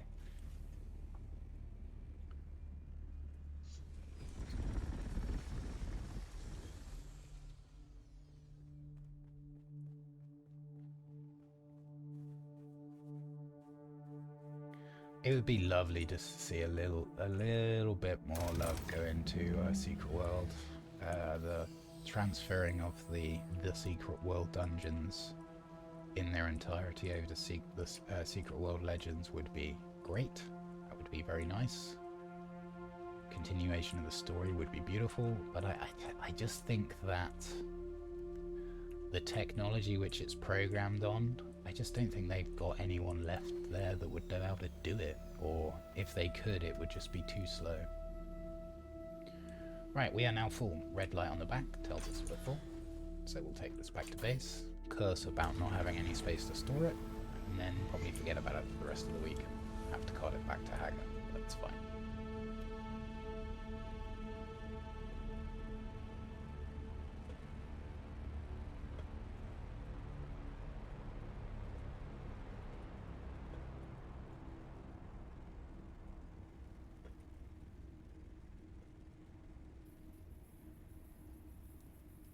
Just letting Saquin know, Skaquin, that we're down crawling, and that there's another farmer there. It may well be him that's there, but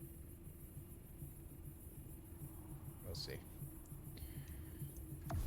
And there's easily another tank full there. Unfortunately, we didn't get to see the big one arrive, but what I may do at some point, if I haven't already got it on one of my VODs, is get 3 other friendos and we'll summon the big one. It's quite funny when you got 4 ornithopters all together, almost nose to nose, trying to summon the grandfather worm. Yeah, no giant worm for her, no. Sadness.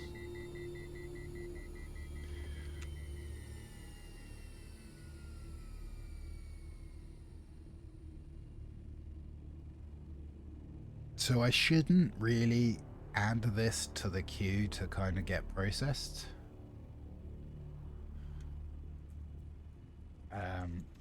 Because I don't get the bonus, so there is a 25% reduction on all crafting costs. But we just have so much spice, it doesn't matter. Would I just rather have it processed sooner? Yeah, I kind of would, so we'll probably just do that. And then maybe gather up whatever wispy bits we need afterwards to finish off the processing. And also, this workhorse of ours, my gosh, it's looking very red. Although I don't have a spare hull and tails with me, I do have a spare wings, engine generator and thruster, so we can replace those parts if we need to. I tend to be a little bit stingy with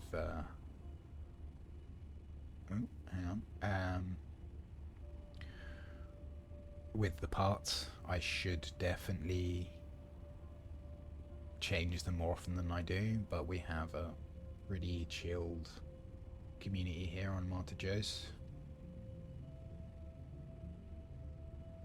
Oops. Oh, come on. Twitch app. There we go. And we're almost back. Let's try to avoid the annoying beep beep beeps.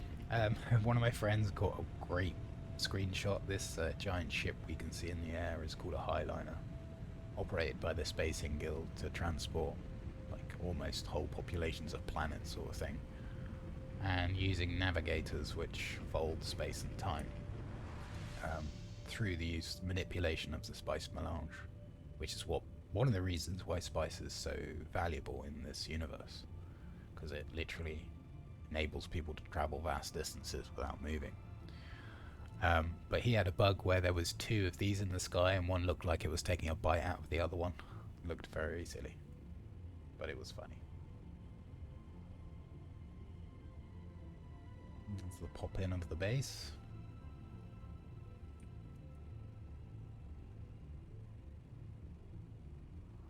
Now we're very close to actually building on open sand with this base. It's got quite a large footprint, on purpose, but yeah, the worm can get pretty frisky around here. Let's drop you down.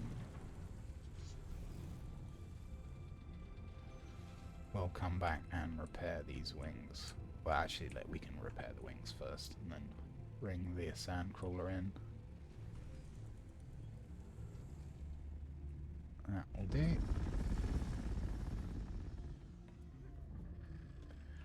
And I quite like how they visually degrade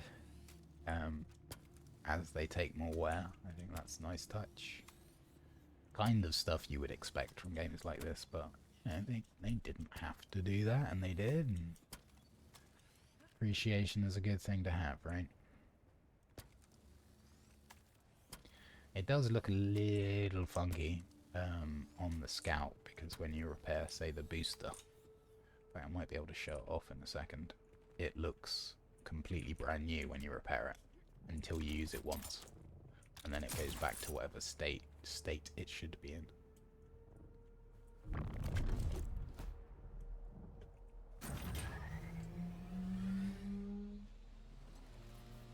See if we can give the buggy a little bit more space. We can. Not much, but a little. And we'll repair this up. So that engine's took quite a bit of wear.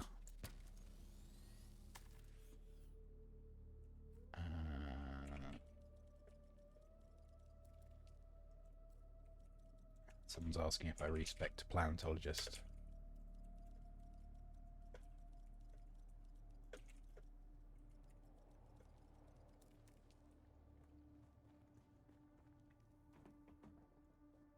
Oh, we're out of ammo.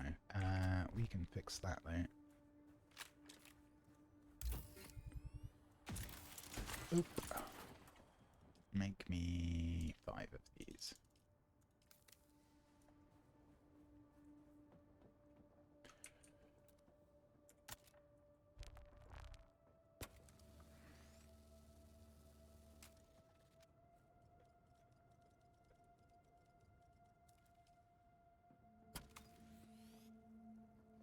Okay.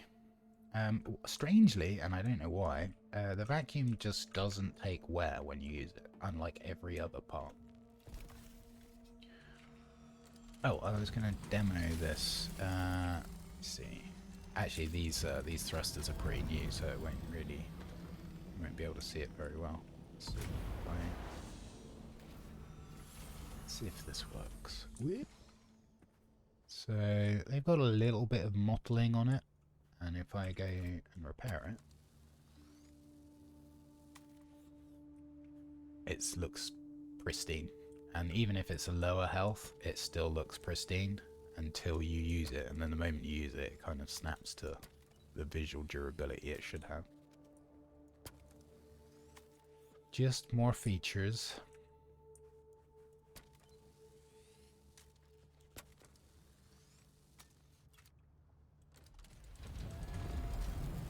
So, let me get the sand going. We'll rotate the bodies too.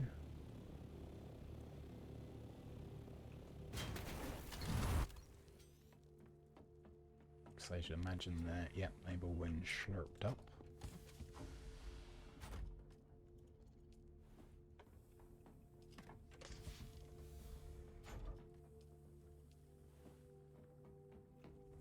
What I think we'll do is we'll get... Oh, we'll just queue up all of the spice, I don't care. It's fine. If I was to wait a few hours, one of my Atreides friends could come and press the button for me and we'd get 25% more, but I just don't care at this point. I have so much. An abundance of the purple. So, I need to put it in a box first. Like this box here, which says C3 but isn't actually on C3. So let's put it on circuit 3. Not the buggy, sandcrawler. Oops. Sandcrawler. This is full. Yeah, okay. We'll have to do it in a couple of stages, but that's okay. My layout of my base, as always, less than efficient. Storage 3. Go. Now we can pop some more sand in there. Yeah, kinda. When you do use, like, there's a Z button, which gives you the glowy eyes, reduced cooldowns, makes you invulnerable to poison, or clears poison status effects, I'm trying to say. And does a whole load of other groovy stuff. You also get a spice addiction level. So here on the left you can see it's 0. And every time you use spice prescience, that number goes up if you don't allow it to go down. And the higher it gets, the more spice you need to activate spice prescience. And the longer the longer it takes for the number to go down. So for fun and jollies, I got it to rank 10 once, and it took 3 days of like real time, or near enough. to get back down to normal levels. Beyond level 5, when you're not in a prescient state and you're in effectively a withdrawal state from the spice, you can get some very groovy hallucinations, including whales and the animal, not the country, and like forests can appear in the sands. It's kind of cool. Okay, so this is 1.5 more processors, which is a really awkward amount. How much does this weigh? 375, 700. Yeah, so we kind of want another 5,000. But I'm not that bothered about it. How much? So I think that's like way less than a.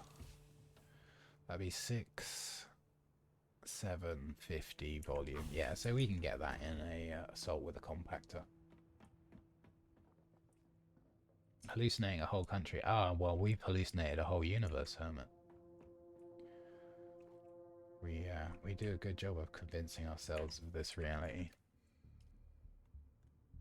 And that we are in some way in it and not part of it.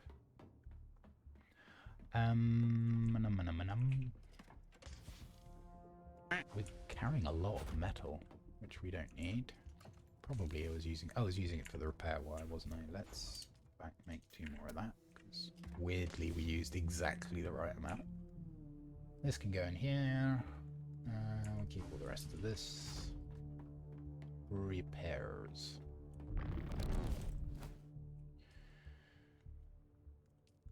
Set this to 7. I did say I wanted to, like, we are kind of running rather low on the old cobalt pasta, so I think what we'll do is hit that aetheryte cave, which I think I said was in E7. It was E7 north side, so it's actually in PvP. But this is fine, we do not mind. Now the aetheryte caves in this game are... It's not possible to get a buggy in, which is kind of annoying. You might be able to like shoot a node from the door, which... You know what? We'll check it out, and we might even come back with the buggy and carrier to see if we can just hit a node. The yield is so much different. 75,000 is an annoying number with the Regispice container. I absolutely agree.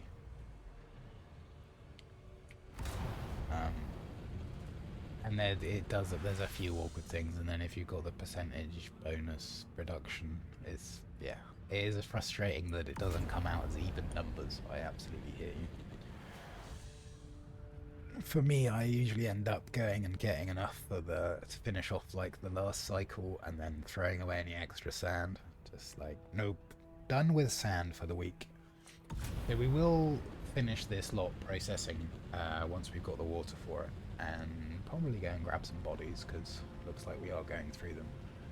And what we will start to offer this week is like our services as someone. I won't go and gather the materials for people, but I will go and gather them with them, and they can use my vehicles, they can use my refining thingies. In fact, I will just trade them for the output value, whatever it's going to kind of refine into, just to help people out.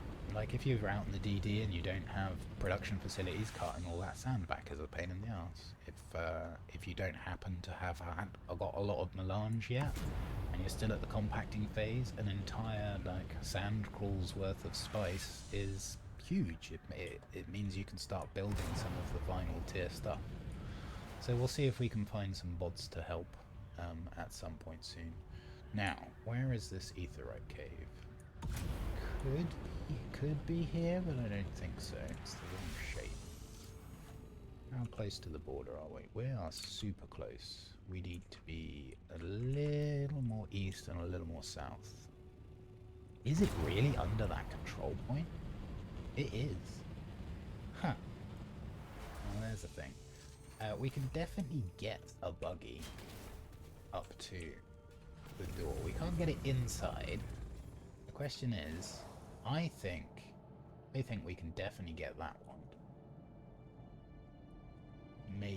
No, yeah, just that one. So we're actually going to leave this.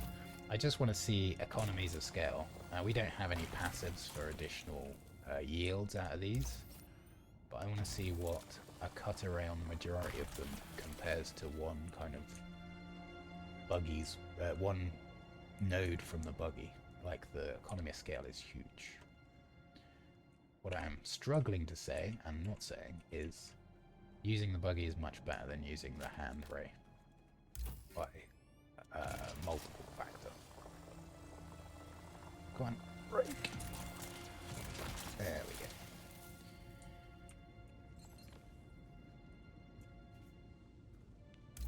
What I think we might do is we might pop back to Hagar and fill up, like, well, maybe not fill up, because that might take a while, but we will certainly go and gather a whole load of bodies. Now, I think this node, the other end, may be close enough to do with the buggy too, so we might leave both sides. It's interesting that they're putting control points near this cave. It was near the station as well. Okay. Which is good. Like, it will encourage players to interact more, even if it's just like, hey, can we do this in a friendly way? Which I'm all for most of the time. So is this close enough to this door? I think it is. So we'll try these two nodes. Almost double with the buggy. Good to know. So let's see. We've got 638. And we'll come back here because it's pretty close. We'll come back here with the buggy, see if we can do those two nodes.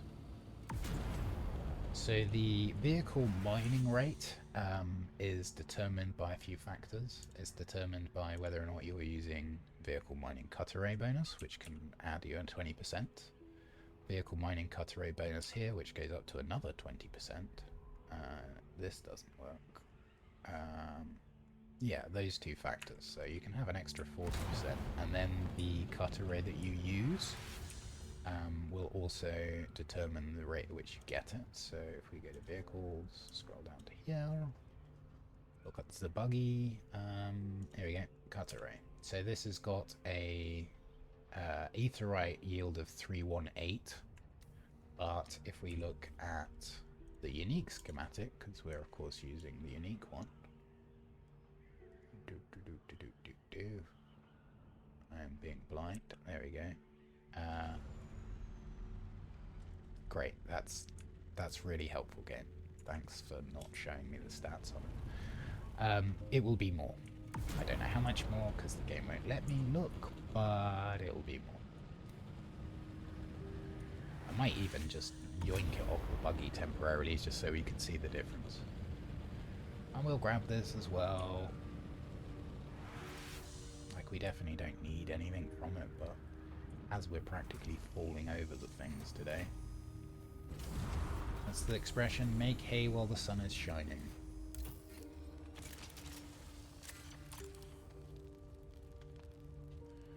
Sure, take these are good, a bit of this, a bit of that. We'll take these for building out here. I've got so much of this I don't care. Take these, okay, good enough.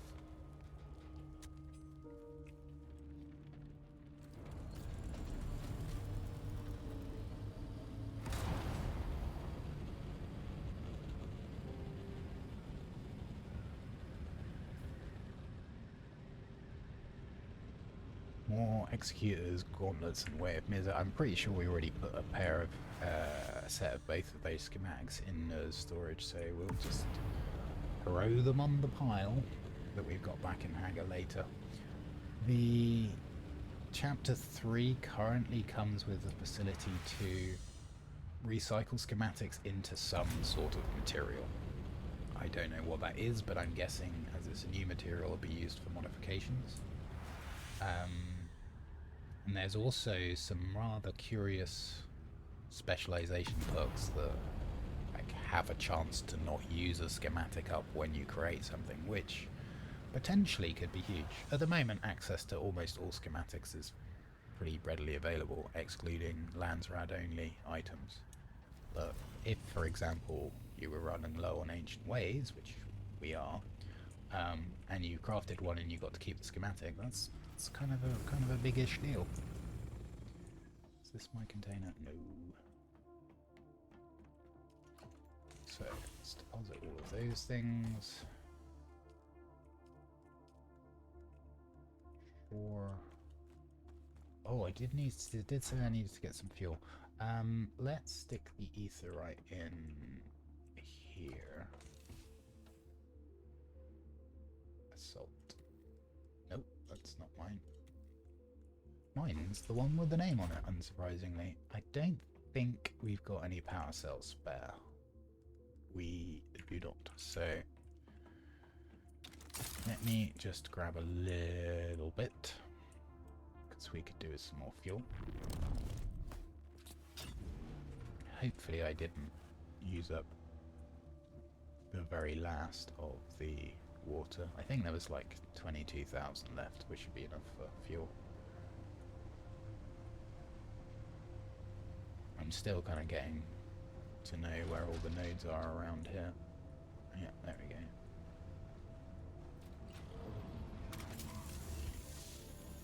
And just because it's right there, we might as well grab this titanium node too.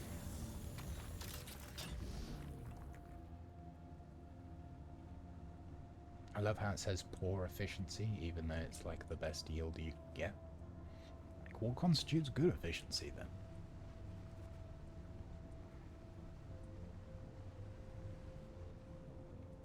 And I do want to pull the cutter ray off of here and take a look, because apparently it's... Oh, game, could I... Thank you. Are we going to be solid now? Good. Hopefully we can get the stats off of this thing whilst we're holding it in our hands. So, yeah, so that was 318 to 398, so it's not an insignificant difference. Particularly where nodes are kind of rarer, that makes a bigger difference. If nodes are plentiful, it just saves you a bit of time. Like, it doesn't really matter. We need to make some fuel. And I need to put that titanium ore somewhere. Bodies are still juicing. Ah, so when you use a cutter ray and right click, it does an analysis mode, which increases the efficiency. I see. I did try using the analysis mode and then cutter raying it with the buggy, and it does say great efficiency, but it doesn't seem to yield any higher results, which is Funcom things, I think, is the expression. Let's see. We don't want sand. We can put you in here, and we'll just stick that in and go to one of... We've got 2 medium chemical refiners just so we can make stravinium a bit faster. 10 of those, and we'll take 2 with us because we're... Sky Potato does drink it rather fast. Yeah, there's no scanner for the buggy, so it doesn't make sense. Yeah, it is weird. If you hand scan it and then use the buggy, it says great efficiency, but the yield is the same, so... I think there's just some... what's the corpo term for it? Disjointed thinking between some of the departments that are doing the various bits and bobs. Or perhaps it's just unanticipated interactions which don't make a significant enough of a difference for them to fix. I don't know. I've kind of given up guessing how and why they do things. For the most part. Oh, we need to make sure the buggy is outside.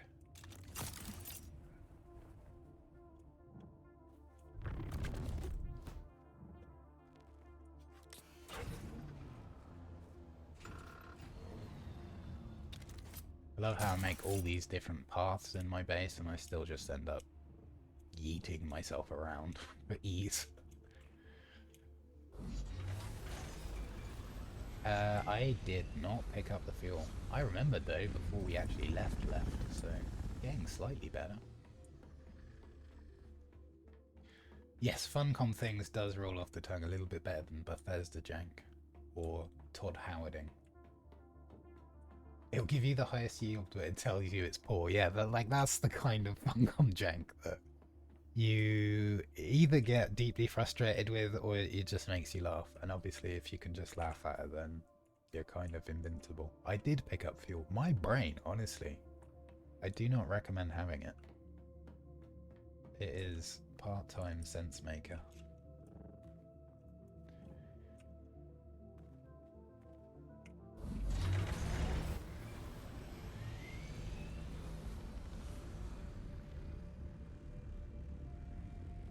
I made these overhangs to kind of deboxify the base, but actually all they're doing is serving to get in the way. Well, form over function. Why not? I really do like the idea of making this kind of shard building mahusive. I think I might do that. Probably do it off stream because it's a bit boring just watching someone build a giant tower. Yeah, we got an M on every side, so people knows whose it is. We got such a nice community here that there's people that are like, oh, where did you build this week, Malice? And they'll just come and check it out, which is nice.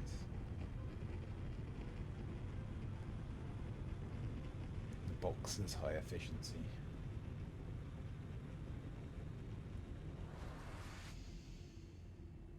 Oh, right hand shift button. Right hand shift button whilst using the sky potato will automatically make you move forward. In a also works in the other ornithopter while it's in this dragonfly mode. If you try to do it while it's in vulture mode, it will just nosedive because it's the same as holding down the W key. I really want it, like, I wish you could take the melange and actually just like make a pile of it instead of it just going into a loot container, because if you could do that I would absolutely make a spice vault and just fill it full of spice and then Scrooge McDuck in it at the beginning of each stream. Okay, that is a spice blow that's about to go. We do not want to be over that when it goes off. Looks like a small, but it would still one-shot the carrier and buggy, which would be unfortunate. Yes, exactly.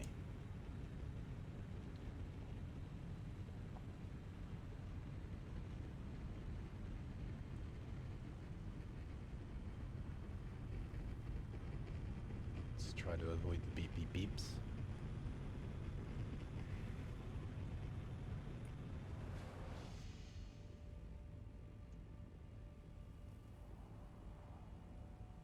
So we're gonna see if we can just get those 2 nodes with the buggy. What did we end up with? I think it was 638 using, we don't have any perks for it, but using like the best cutter rate you can get without perks.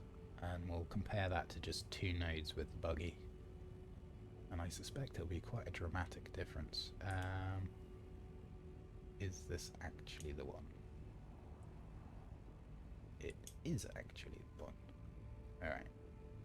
Let's just drop this down. That'll do. Again, I do not recommend doing this on a server where you don't have a friendly community, because you will probably get absolutely destroyed. Game, could I please? Thank you. I wonder if the cover of the caves has come back. I have to ignore my driving. I am not the best pilot, but I am a very bad driver in games. Alright. Oh, invisible wall. I think we might not be able to. I think that's as close as we can get. Yeah, there's definitely an invisible wall there. Now the question is, can we... Interesting visual bug. Can we still zapparoo it? I think it's slightly too far.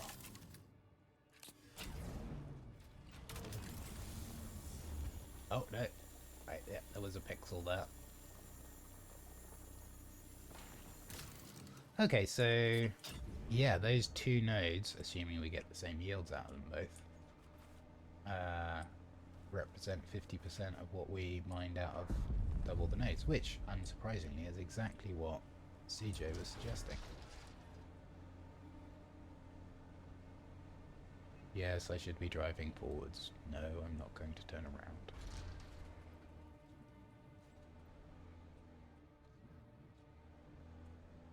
Now, can we jank our way into getting another node here?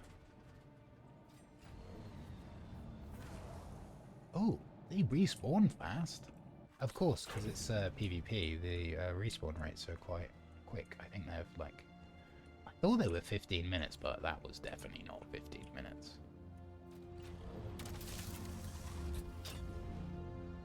We got our invisible wall there again. Hey, nice. Screw it.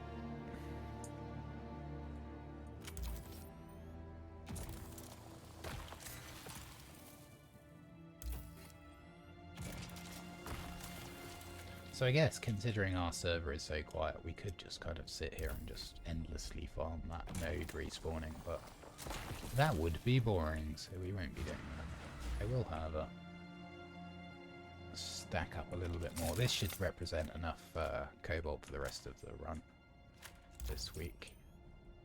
We have more in Hagar Basin.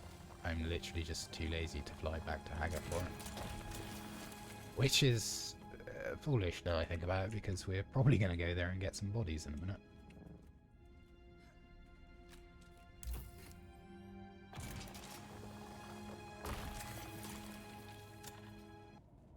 Oh, I don't know why, but in this aetheryte cave there's like a sound checkpoint where when you go over it, it does exactly what it just did. It just silences all music. I've noticed it a few times. Funcom things, but only seems to happen in this aetheryte cave. Bit of a mood killer though. Let's go, go, go.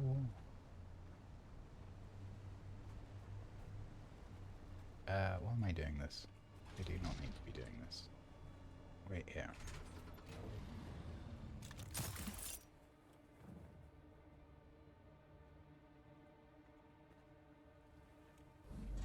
Alright, and we will probably get a bit of this aetheryte cooking.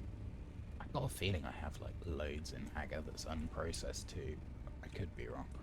I may have done the stack.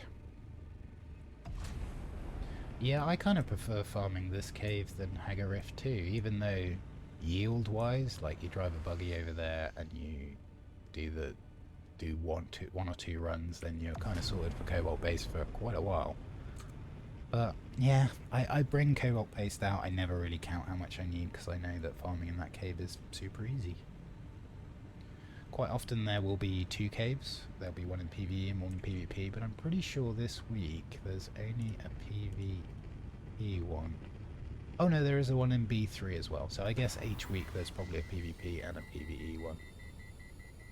But this this PvP one just happens to be super close to our base, so we'll take that. I am not going to stop in a carrier with a buggy to pick up a small spice field, because I am a sensible sausage. I did, however, think about it.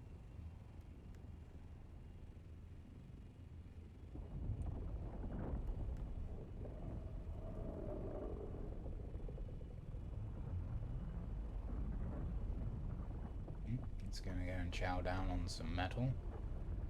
You would have thought that eating those ships would give them terrible indigestion. And like, sure they're big, but compared to the ship, like, they're not that big.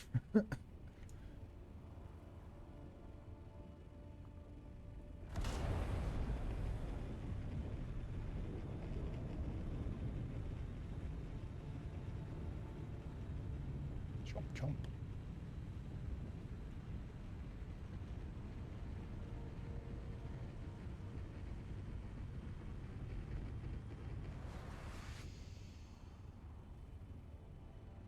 So we'll drop this off, we'll get some cobalt pasta cooking, and then I think I'm going to take the old sky potato and the carrier box, which will carry in our inventory, out to Hagar, and we'll see if we can't do a little bit of a hearse duty and come back with more bodies than we know what to do with.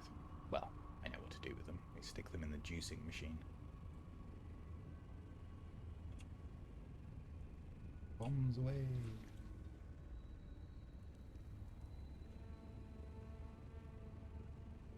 Now, in order to pick up the carrier box, you do have to be running extremely minimal loadout, because it weighs 150, which is quite a lot. Sit. So we will have to make some adjustments. But I think it's nothing that we can't live without, particularly if we're fighting against Hagar base and bad dudes. Ooh, our cut array is the wrong colour. And the details haven't loaded in. Funcom things. There we go. I mean, I like that kind of pop in with the decals. It's annoying, but I can totally live with it. I get it. It's a performance thing. Slightly annoying, but not a huge problem. Etherite. I think we put it in here. No. Put it in here? Yes. Hey, look at that, and it all fit in as well. I don't think we'll be able to process all of it, but it should get a reasonable amount. Yeah. We're down to 1,000. I will double check the bodies. I think they're still juicing though.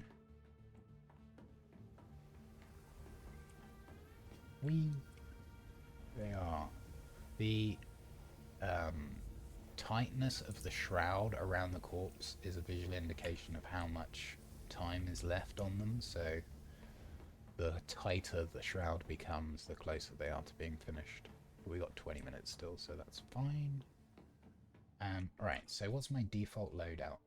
That's pretty good, actually. We're gonna need the space mostly for fuel. Sector weather alert. A large sandstorm is approaching. Of course you are.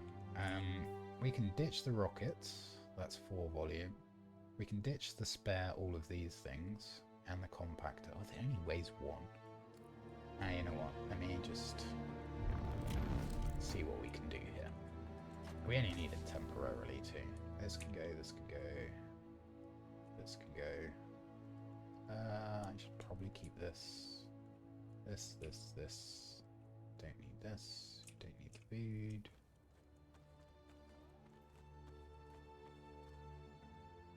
That's really annoying, because we can absolutely carry it, but we might have a slight fuel issue.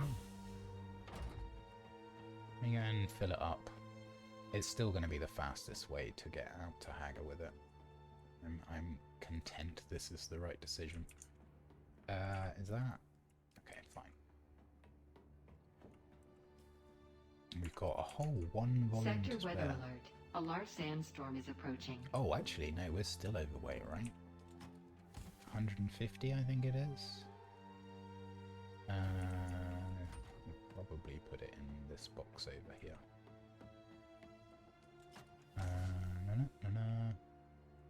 Yeah. Okay, yeah, we were pretty much spot on. Okay, let's take the sky potato back to Hagar, and we will go and fill up the box with bodies. Yes, we have got a sandstorm coming in 5 minutes, but unladen, the sky potato goes fairly quickly. 173 kilometers an hour, which is not too shabby actually. And this is why we made space. Sector weather alert. Yeah, A large sandstorm it doesn't is matter approaching. which direction it's coming from. In 3 minutes, we are going to be, if not off the map, very close to the exit. And sandstorm would not span from A row all the way up to E row, so we know we're going to be alright. Allow some of this heat to dissipate.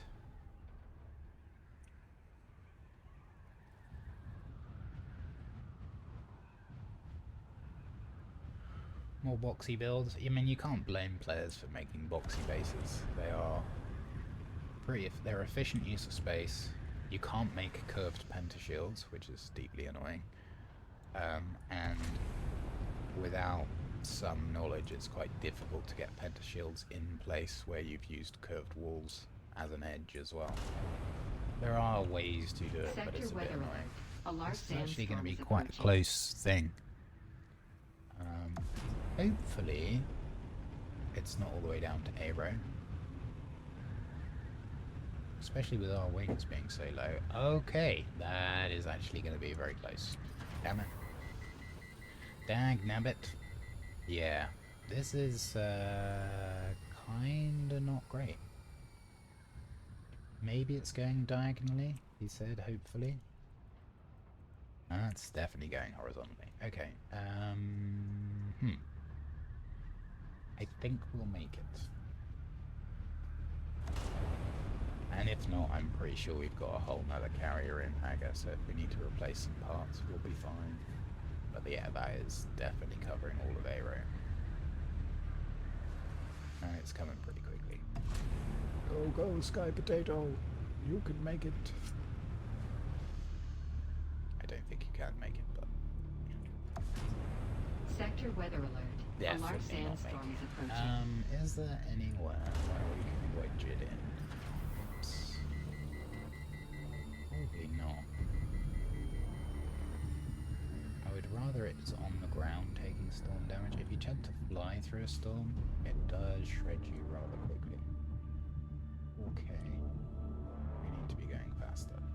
Go faster. Must go faster. Faster, faster, faster. No, don't land! Oh! Problem with such a huge vehicle is there's very few places where you can actually take shelter. Nope. It's not long. 3k. It's gonna be close. Oh, it isn't actually on A row. Or is it? No, I think we'll be okay. Just. Like it's gonna be super close.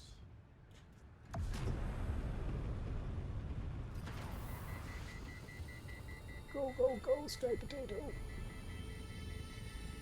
I should not have let that overheat. Nah, we're good.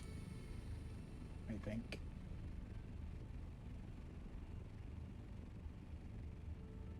Okay. Yeah, I think it is going diagonally up. That really looked like it was covering the entirety of A row when it came in. I think it probably was. Go forwards! Must go faster. Yeah, no problem. So, just out of curiosity, is it doing a diagonal thing? It is. Very slightly, I think. It's quite hard to tell. Yeah, I think it's at a slight angle to the northwest. But it's enough for it to have cleared A row by the time we got here. Yay! So, how much... yeah, we potentially, if we got caught out in that while we were flying, that could have just grounded us. And I did keep the repair wire, so not an entirely dingus-brained individual. But yeah, a little closer than I would have liked it. So, what are we gonna do? We're gonna fill up on corpses in Haga. There's a spot that I like in the northwest quadrant, which has, I think, 20 bodies in one base. And this will be an interesting point to test the respawn rate of some of the mobs, because normally I would just fill up an assault, 20 bodies, that'll do. But we have a much larger container which we can fill now, so we'll try and see how many we can do before the grind makes it a bit tedious. And if we were faction aligned, we would have the opportunity to also count this towards potentially one of the lands rads. Can't bring that up on this screen for whatever reason. Oh, I autopilot going here because it's nearest my base, but we actually want here, I think. Yeah, pretty sure. Now, we will need to create the container away from the outpost, because the outpost is a no-build zone, and putting down a vehicle, I believe, is technically building. Now, where are we? Yeah, we're pretty much where I want it to be. Should be able to go here, assemble, container assemble. Now, this first place is actually going to take us over the height limit. So, we are going to find that our fuel consumption is going to go bananas.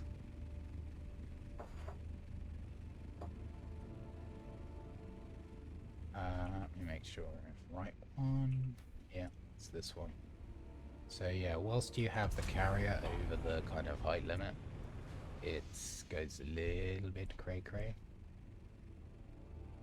Drop this here, drop this here.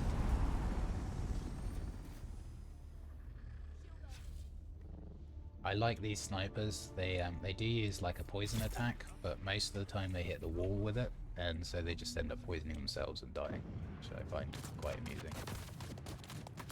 You do need to be a little bit careful with these mobs, although they fold extremely quickly. They have more attacks. Their attacks can do, in some cases, a lot more damage than mobs that you might be used to in the deep desert.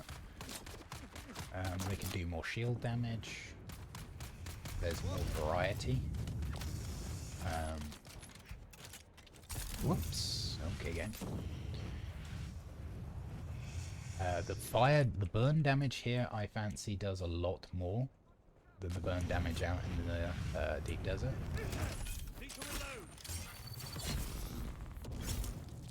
So, I guess the lesson is, don't get too complacent, even if you're in Mark 6 gear. And I think the difference in stat lines, the variety of ways mobs attacked, is probably a reflection of different coding teams doing different jobs, which, you know, is necessary on larger scale projects, but does mean the continuity is sometimes not what you would expect it to be.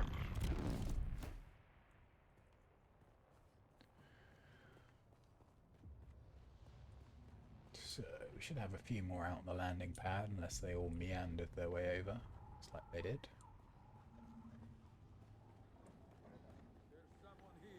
There is someone here. You are so right. And so dead.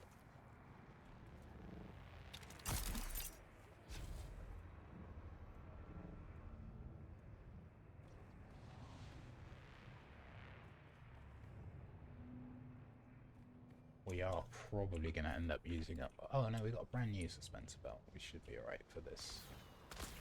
Wow. Stormtrooper aim right there.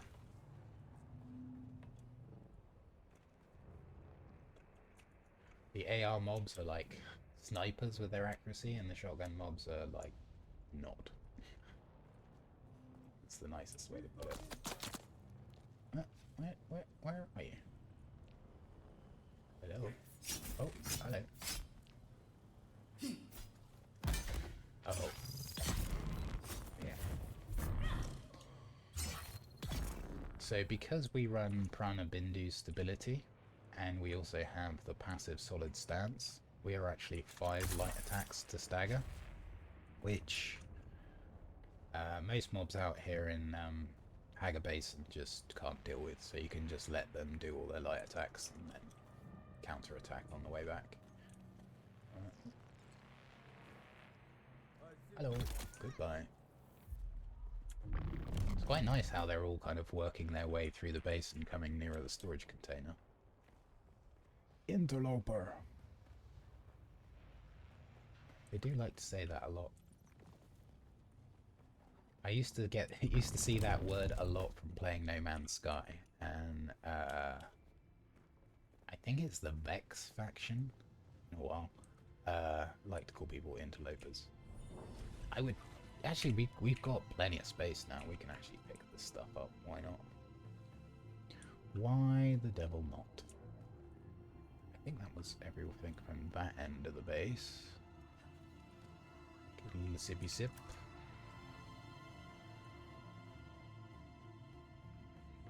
She's normally a heavy around here somewhere. Oh, there he is. Oh, nice sort of way. Yeah, great. I know you're over there.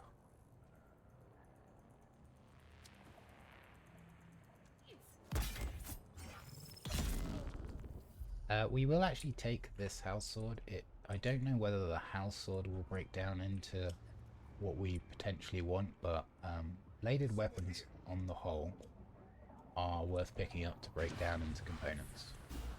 They will, at the higher tiers, they will either give you the little black triangle thingies, or diamondine dust, both of which are a little bit of a pain to get. Not a huge issue, especially out here in Haggard you can get it relatively easily, but not in huge quantities. And they are both used in the manufacture of vehicles. Whee!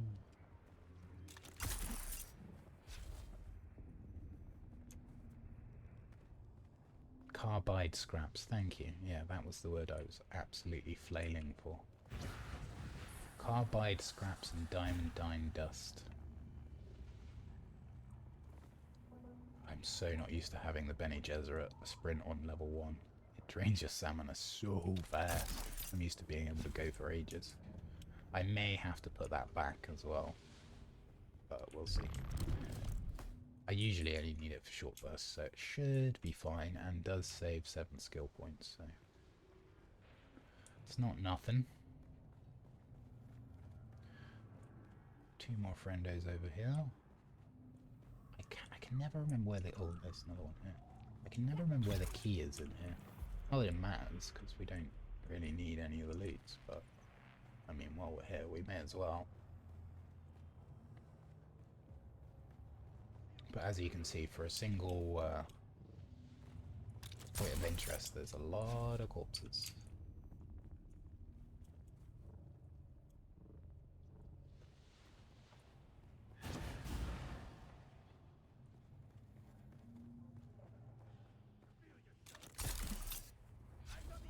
Hello. Goodbye. Wow. I thought he was going to miss that second shot as well. It's like point blank range with a shotgun. Real stormtrooper stuff. Actually, I do remember where the key is. The key is like down somewhere. We'll check it after we've cleared. I kind of have a half memory of where it is.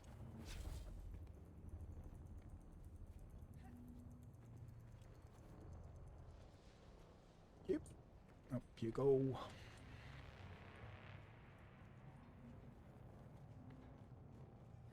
Oh, hello. Ah, thank you for getting closer to my container. I appreciate that.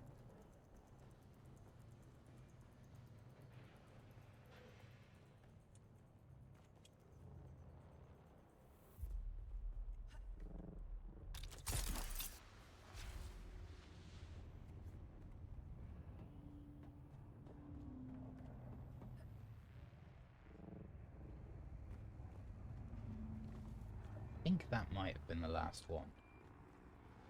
Right, so I'm looking for a stairs to the lower floor. From here, there it is.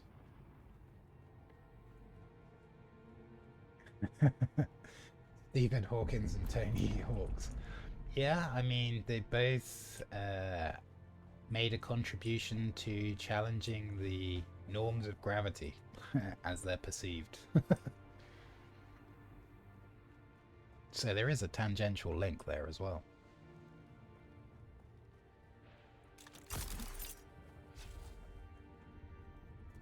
Okay, so that's one camp, and I believe that should be 15 18. So there's actually 2 less bodies. There may be 2 more mobs there, but you know what we're not going to do? Is we're not going to sweat over 2 corpses, because we need a few more.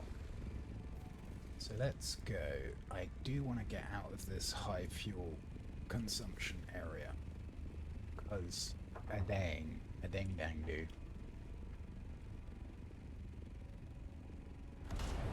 Let's see. That looks like an outpost to me.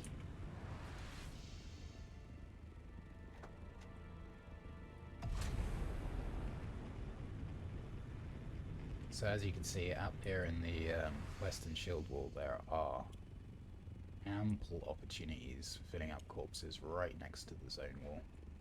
We may well end up having to... Yes. Well done, guys. You spotted the giant vehicle in the sky. Grab some fuel from our Hagar base, which is not very far away, so should not be a problem.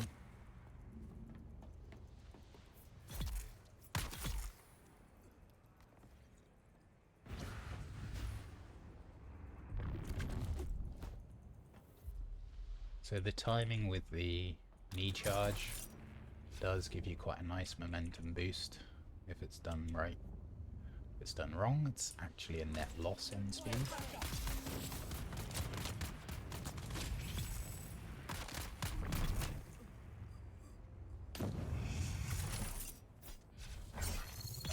Die! Come on, Yeah. let's go. He was definitely all bark, no bite. Whoop.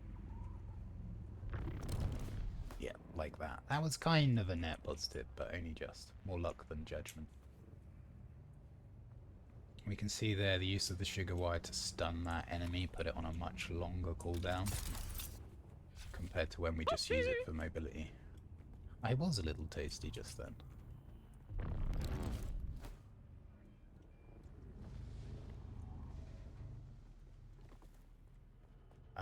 Corpses, which you can pick up off the ground, have a shorter despawn timer than if you turn them into a loot box.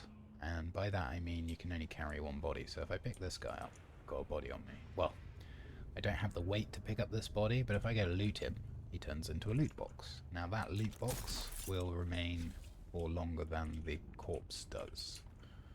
So if you are killing a lot of mobs and having to do a back and forth to ferry them around, it is worth turning them into containers so that you don't end up having them despawn.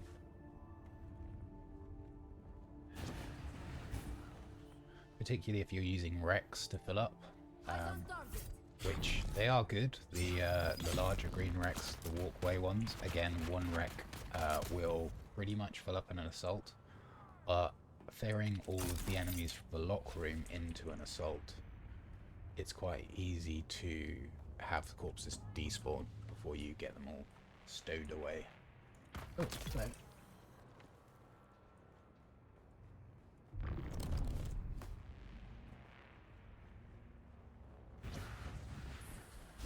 I think there's a sniper somewhere over this side. Yeah, there he is. Hello. Nice, walk away.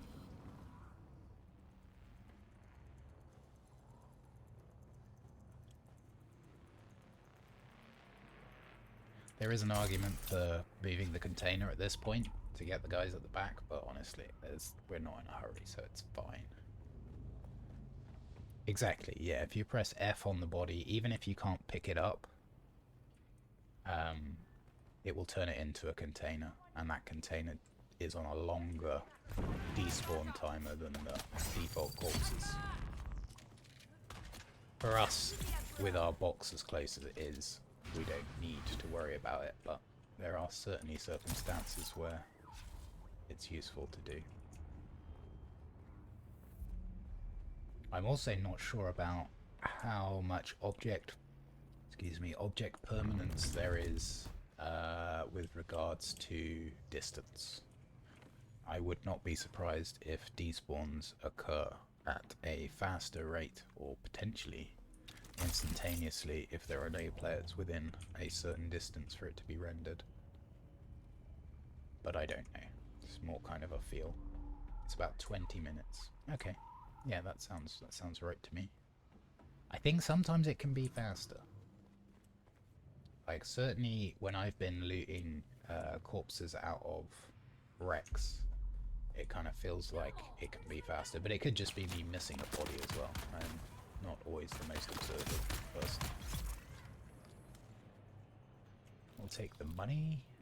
Money actually has a use for when I'm doing farm weeks, because I get a little bit sloppy with my crawling sometimes, and we do get eaten from time to time, and it is 99,999 Solaris to recover a carrier.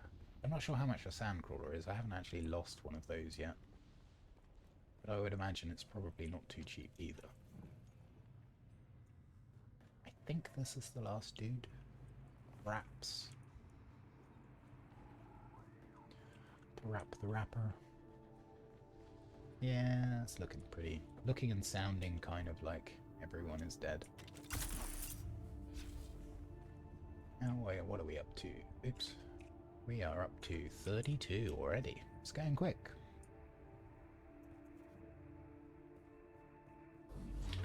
Yeah, if you're only a short distance to whatever it is you're putting the corpses into, doing a full clear and then picking up is a good way to go. Also, if you have enough space, which we don't at the moment, you can pick up 2 bodies at once, but you have to be running pretty lean to do that. I don't actually know this base very well, so let's go in here and kill everyone. Oh, it's PvP too, so with a bit of luck we might find a player. Wow, that's a lot of dudes. Oh, they're a little bit tougher too. A little bit. Oh, maybe not a little bit. Maybe like not at all. Ooh. Kind of feel like oh, hello. I kind of feel like there was another dude underneath this underneath my ship. So where did my box go? Where did my box go? Ah, of course. That is some interesting positioning there. But hey, any landing you can walk away from, right? As the saying goes. Oh, I'm now stuck. Hey.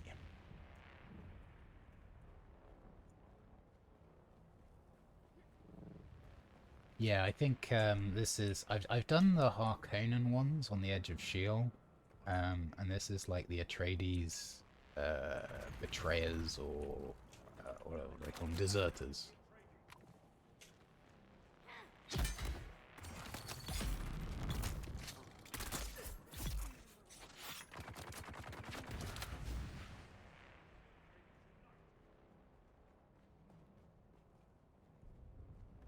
Does seem to be quite a few of them, and thankfully they are kind of working their way out of the base towards me, which is even better.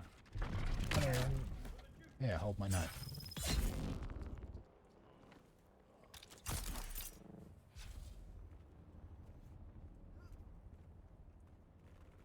Hey, now this is a perfect example of Funcom jank.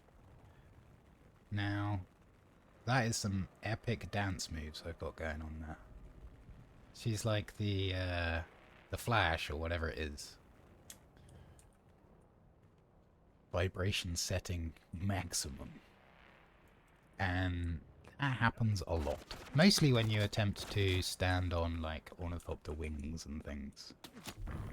I feel like there was more than just you shooting me then. Maybe not.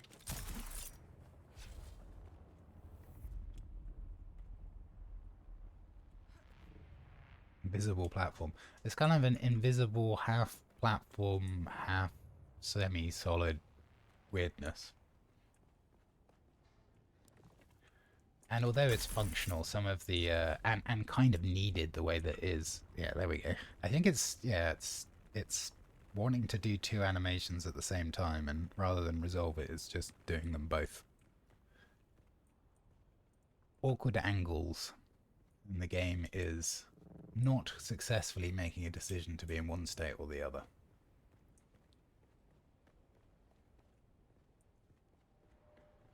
And in the early stages of this game, you would have that happen, and there would be almost no way of stopping it. Love this track. So reminds me of Subnautica. And you would kind of get eaten by a worm because you'd be stuck on a fallen ship, and Shai Hulud would come and swallow you. I'd be a little bit quiet while there's tracks on there.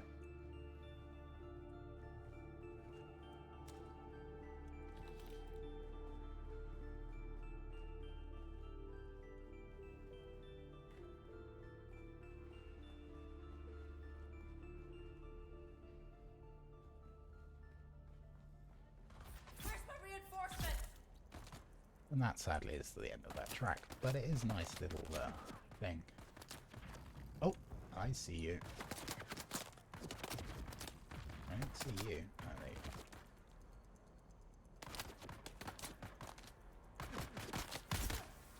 go. No tracer fire on that gun, which made it look kind of odd. Which, of course, is ironic, because they're supposed to be firing darts. Oh, did I not pick up a body? Whoops. You'd actually be able to see the darts, right? Because they're not bullets, because that's not cannon.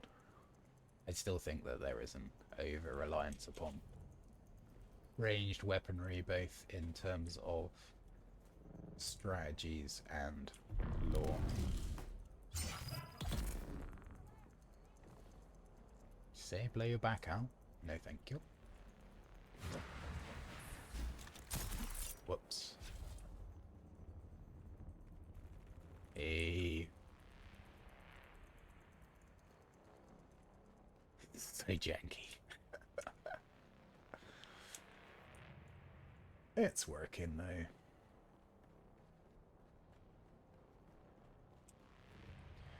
Sure I left. Yep, there you are. Come with me, my friend.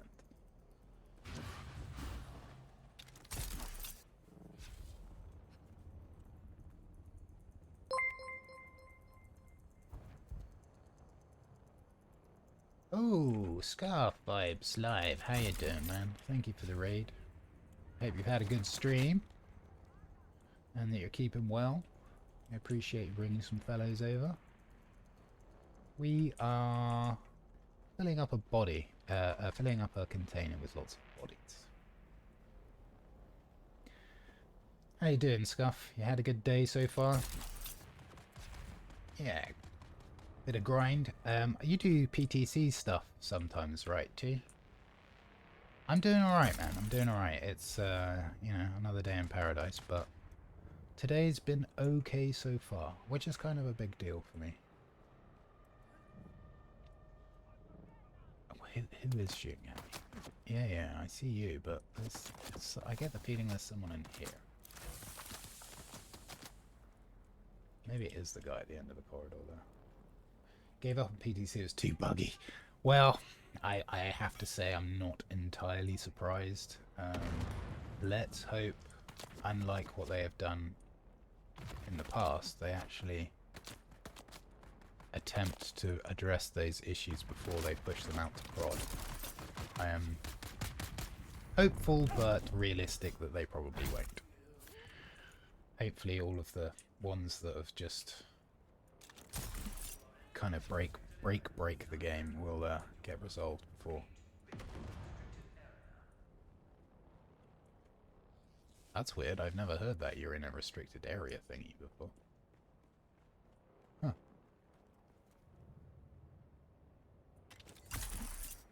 Whee! Been having fun, having nothing and building it back up. Yeah, I have considered the starting a new character thing, but I haven't done that yet. We have done 2 challenge weeks, one where we came out with a full loadout and let me in with a scout and nothing else, And then we did one where we came out with a Mark IV Scout, a welding torch, dismantled the Thopter and threw it and the welding torch into the sand, and did a DD week with absolutely nothing on us to start with. And that was fun, and I thoroughly recommend doing the DD Start With Nothing challenge week. It's a good one. Where is down? There is down.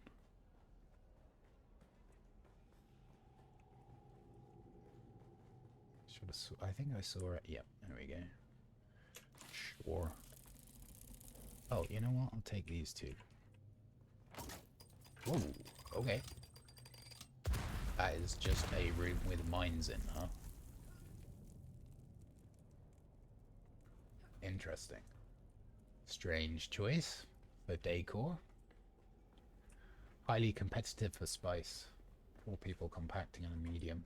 Yeah. Yeah, and like people wearing full armor because they don't want to wear soft steps. I can only imagine. We had a bit of that to start with, but this server is very chill, and I kind of like that. It'll be interesting to see how players choose to shuffle themselves now that they have access to the player transfer server thingy doodad, and they can do it on 7 days. I wonder if you'll get like roaming guilds of people that just show up on servers and cause chaos once a week. But we'll see. I am on a public server, that is correct. I am on Montajos EU. Did we kill all of you guys? We certainly did not. Here, have a container.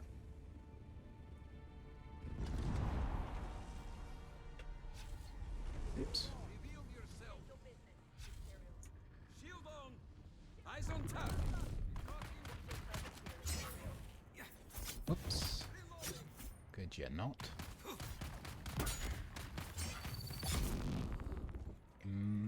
Imampadas and PAX. I haven't tried out PAX.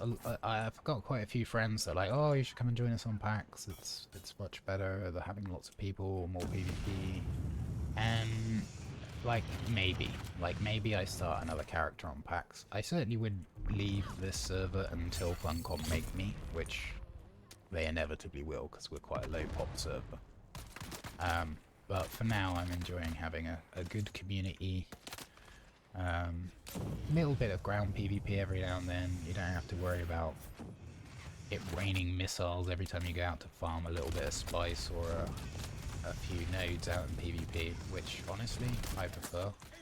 We have had that on the server in the past, but it came with a whole load of like crap talking people getting emotional about their video games, and it was not fun. Oops.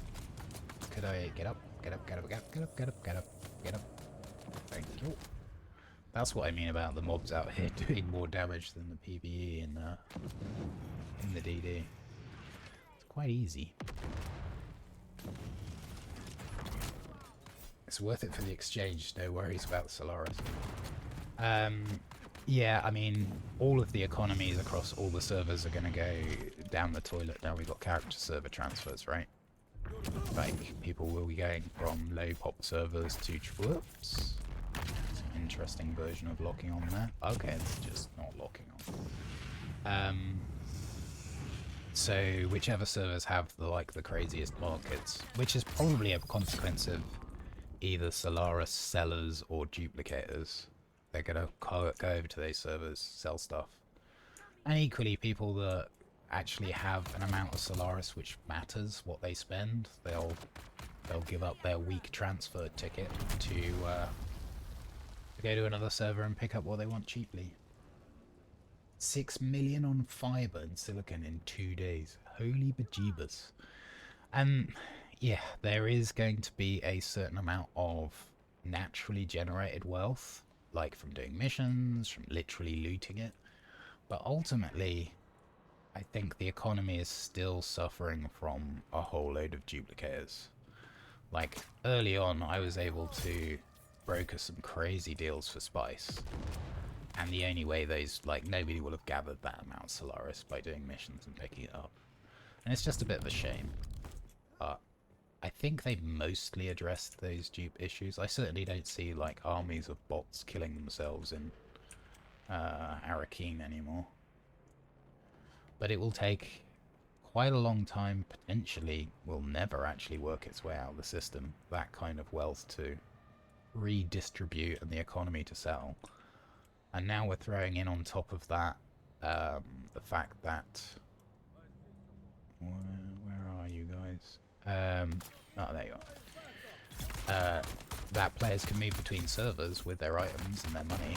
It will be interesting to see how that impacts the economies across all the servers and on specific servers where you might pay quite a lot for certain products, schematics, etc. 100 million for a schematic. I mean, like, anyone that's rocking like over 100 million, even if that was gained quote-unquote legitimately through the auction house, almost guarantee that the people buying it didn't obtain that money legitimately. Like, if you're solo and you're not getting that Solaris off of multitudes of other players, if you're just trying to collect it yourself, that is a hell of a grindy amount of money to have. Where did I leave my box? Like, I earned my first few million just from looting A-row stations. Like, yeah, I could do... That's the wrong thing. I could kind of do it on a loop, and, like, you would get 50k or whatever it was from doing one run, so it is grindable, but...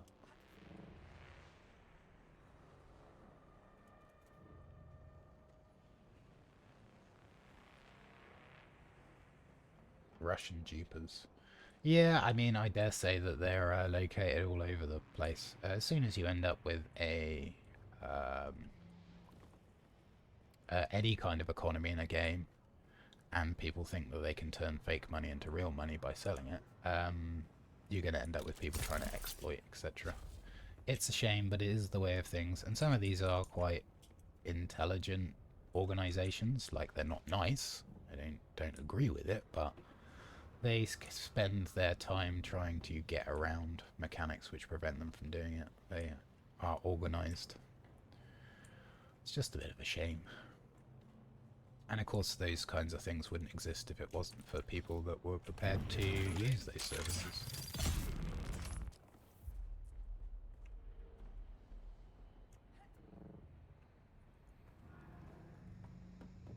Yeah, there are websites you can buy Solaris, absolutely. I mean, those websites are hosted in countries where they can't do anything about the websites directly. All the game devs or Funcom can try and do is try and root out the cause. But I think we've all seen, those of us that have read much of the Discord have seen the lack of log files that they keep.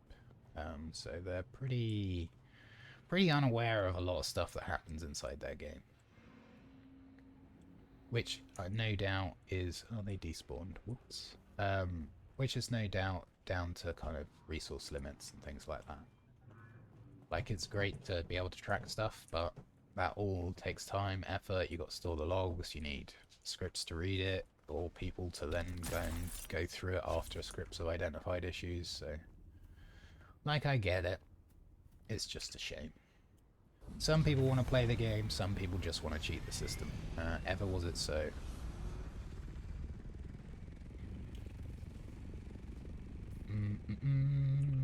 Next up, let's see.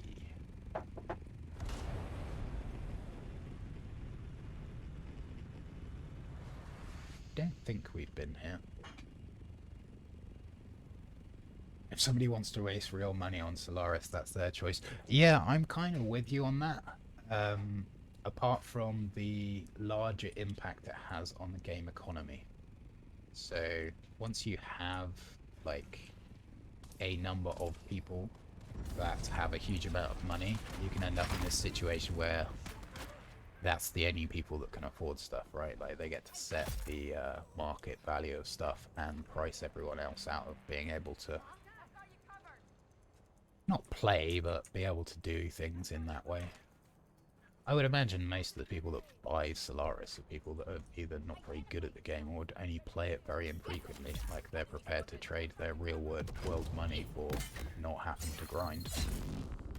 Which I always had thought the idea of paying to not play was always a kind of curious one, really. There's a game that I really like. I'm going to pay someone else money so that I don't have to play it as much. Okay. Do you not like the game? Oh, I didn't pick up that body.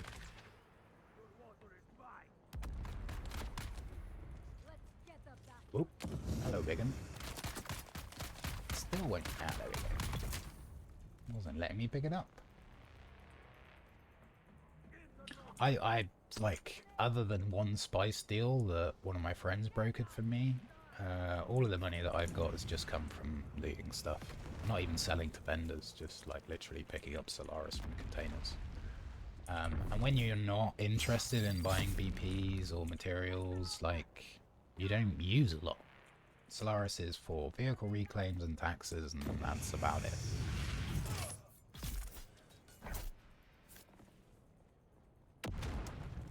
Who is that throwing bombs at my container? Could you kindly not?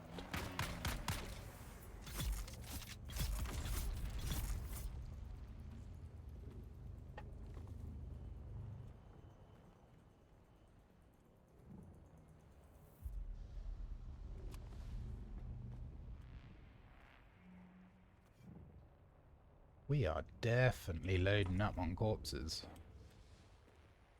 How are we looking? Ah, look, we're already up to 65. Honestly, at some point, I'm just going to have to call it enough. I don't even think we'd use a full container's worth, but hey, why not just fill her up while we're here? Or at least get halfway. 75 seems... Oops, sorry about that. 75 seems like a totally unreasonable amount of corpses to bring out.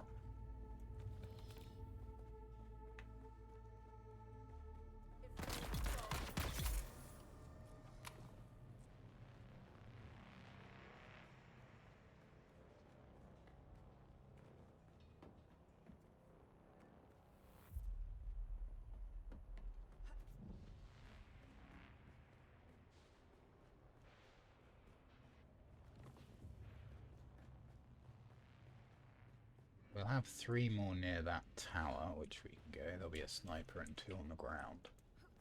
Let's see if there's anyone on the far side of here. We got them all though.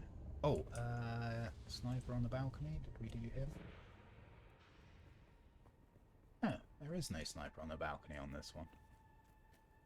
Interesting. Right, let's head over here. Whoops. Yes, yes.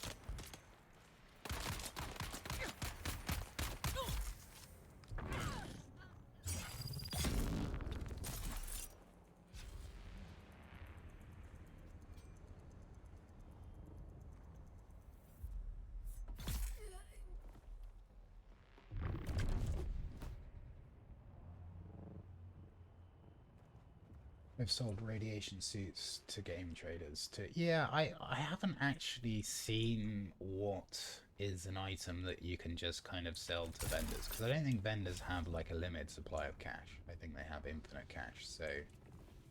I'm guessing radiation suits sell quite well. It is something that I've thought about looking into, just in case I do, for whatever reason, suddenly need to get an influx of Solaris, but... I think once I'm forced to pick a side and join one of the great houses, I'll have plenty of missions I could do for Solaris. But for now, I am enjoying being a staunch neutral.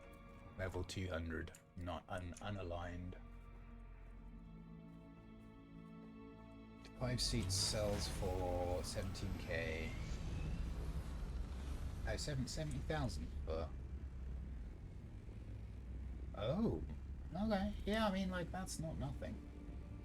10 of them at a time. Yeah, I mean, that's reasonable. I'm not quite sure where would be the best place to farm them. I'm guessing probably Sheol.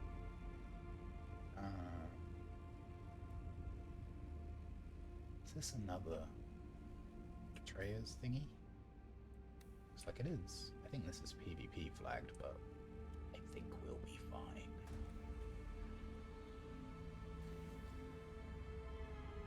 Like a glove.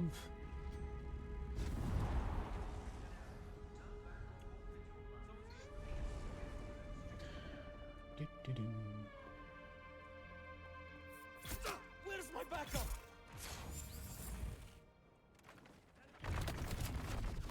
So I suppose the advantage of not clearing them all out and doing them one body at a time is some of them will just kind of make their way closer to the container, which is kind of handy. Whoops.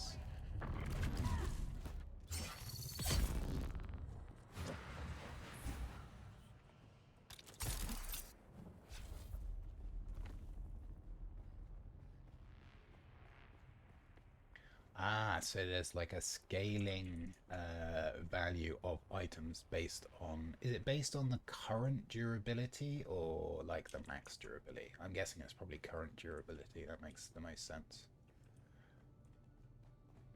It'd be interesting to know which ones are kind of worth repairing before you sell and which ones aren't. I guess it depends on the materials, right? Nice iframes.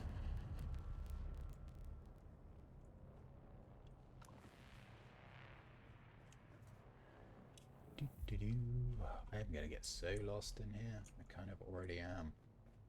Nope, I'm not. Good.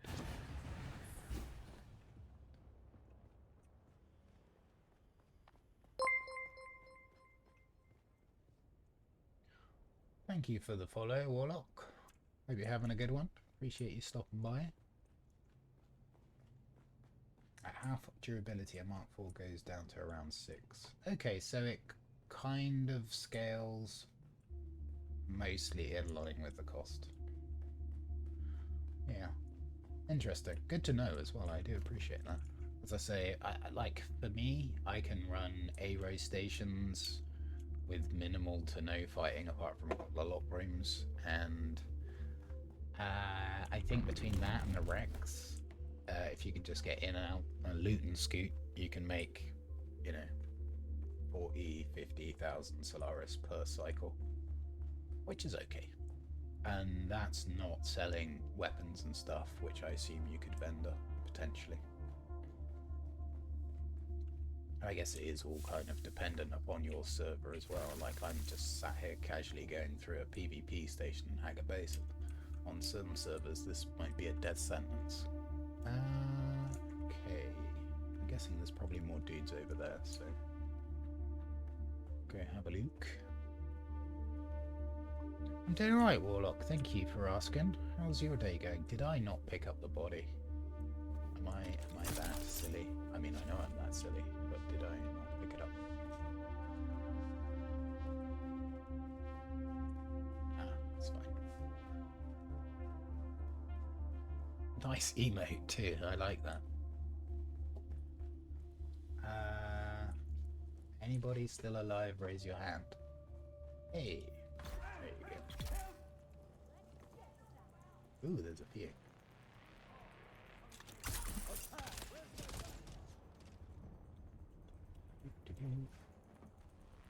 Kind of feel like it's worth moving the box at this point.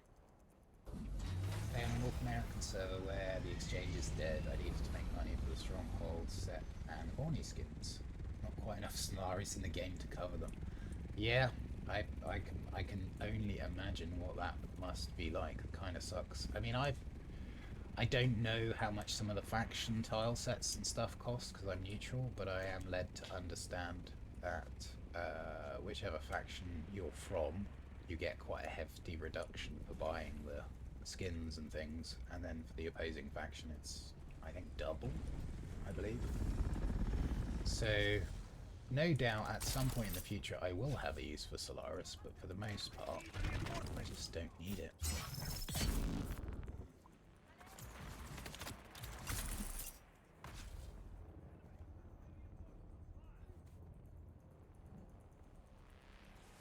Atreides Stronghold is 60k if you're Atreides. Okay.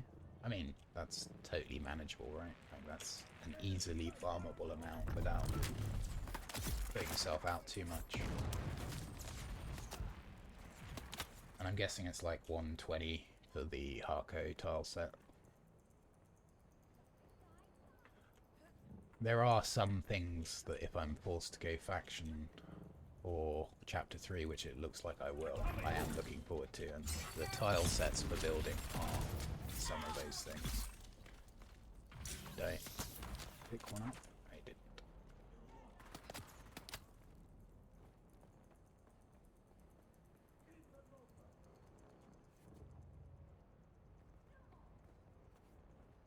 And you have to buy the Orny skin separately. Yeah, like, I don't think I'd be in a great hurry to buy any of the current vehicle skins. I kind of like the Harco buggy. Okay. It's like that, is it?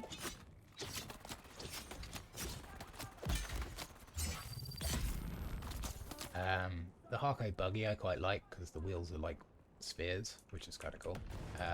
But I kind of prefer the default assault and scout skins that are on to the faction ones.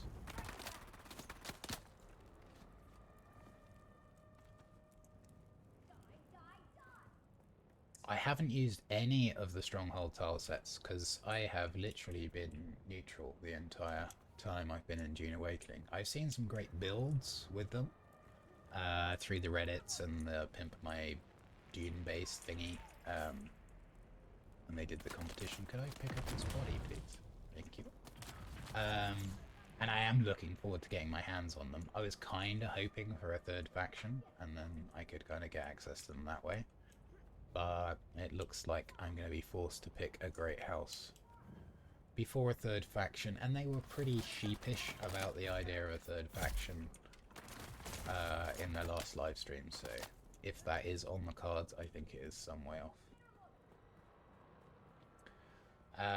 If you use the Chome build set and you don't use like the brown ones, so like the white grey tile set, you don't need to repair your DD base in PvE at all for the week. If you use the brown tile set, you'll be repairing it at least once, if not multiple times during the week. But for the default tile set and like stuff like the observer set, it's fine.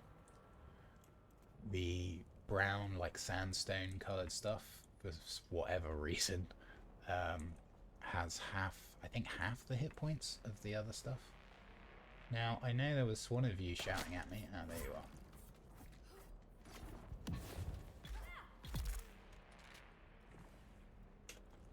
So it's not been an issue in terms of sort of sustainability for my DD builds, of which I've done many. You'll find most of them on the official Discords under Share Your Base Design. If you look for Chemish, you'll find some of my builds there. Some of them have been really fun to make. I did like a sand glass one week called the Sands of Time, and that was awesome. I enjoyed that muchly. Sure, the key's around here somewhere, right? Sector weather alert. A Oh, large that's sandstorm really is not approaching. good. Okay. Now, thankfully, they did make the containers no longer made out of paper, but that's a really short warning. I think our best bet is probably to get to the zone wall. Yeah. Quackers. Sandstone strongholds use plastone, which is higher durability than any granite. Yes, absolutely. I can't even produce plastone. But I did see via Dune.gaming.tools that the durability on is higher, which is also going to become a factor if when they revert the DD back to. So I'm just deciding where to come back in. I guess behind the storm is the thing to do. Nope. Let's wait a moment. When they revert the DD back to 90% being PvP, there's going to be, hopefully, like, a good reason to have complex bases that are difficult to raid. Basalt and silicon, you just can't use it. I don't even think I have the recipe. I think the recipe is in the chemical refiner, right? Pretty sure I can't make it. I will double check, but all of the basalt I have, which is quite a lot, is from kind of rotted bases from inside sieges and the odd PvP base that I've raided out in deep desert. What is going on here? Like, I get that they're travel lines, but I don't think I've ever seen them not fade. I think that's a bug. Right, let's see if this storm has passed. No. How about down here? Yeah, okay. Don't learn it, it's just in the ore refiner. I'll have to take a look. I've probably looked at it 100 times and just glazed over it, not paid enough attention.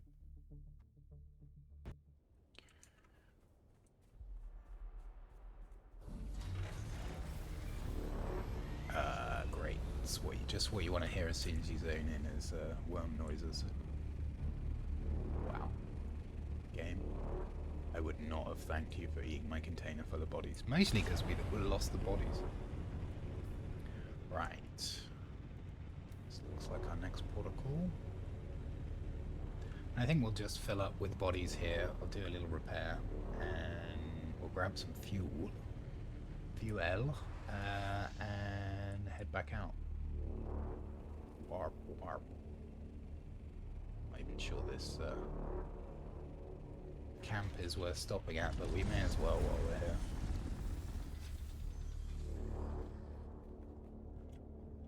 There's someone here. There is someone here, you are so right.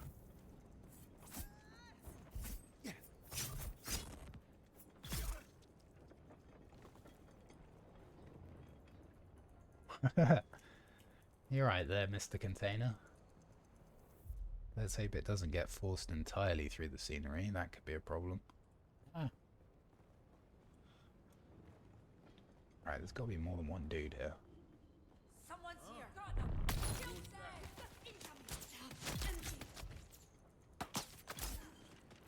there. Both of them went prone.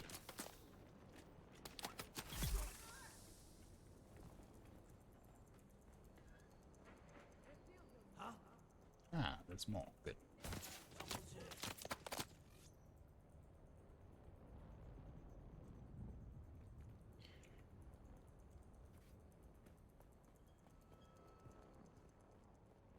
How many are we up to? We've got to be up to quite a lot now. Wow, 88. Okay, yeah. No, we'll definitely be done after this camp with the old bodies. Like, part of me wants to fill it up to, like, 150, but that's just the completionist in me screaming. You could do more. But we'll go with enough is enough.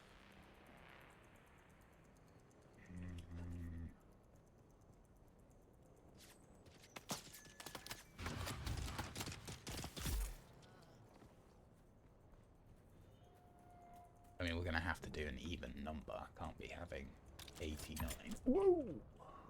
Mistakes were made.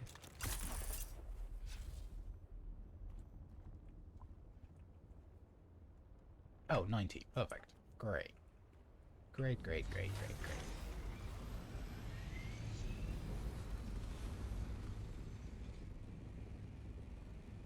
Actually, I think we do want 4 more. Having said that, because I think we had an odd number out there. So maybe we stop at the base. Kill 4 dudes en route. What's en route? That's kind of en route-ish. And we'll check out the medium chemical refiner. I do believe you, it's just I consistently surprise myself with my stupidity, so I probably just looked at it 100 times and not read it. Read it.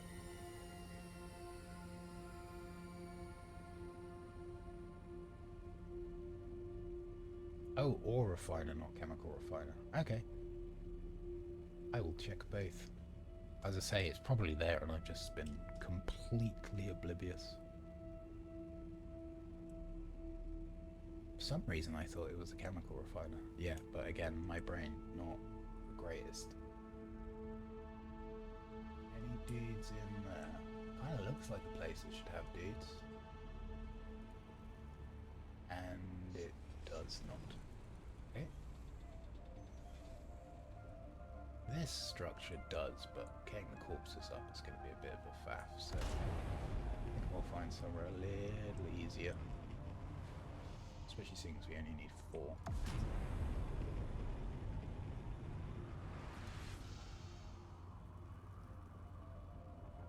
Yeah, I absolutely won't need to make it. I'm just kind of curious, because whenever I miss things or get things wrong, I like to not do it again.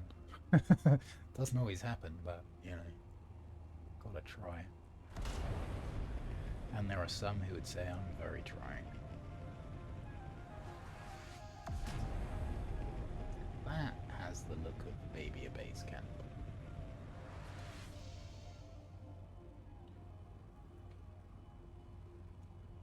Sort of is. Probably only 2 here, but you know what? I think we can make do with this. It's probably more in that cave too. I need help! Come on.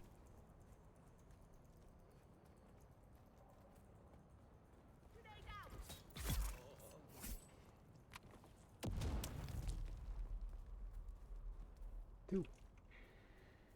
Let's see. Maybe there's a couple of dudes in there. Or 1. Oh, did I not deposit the other body? I guess I didn't.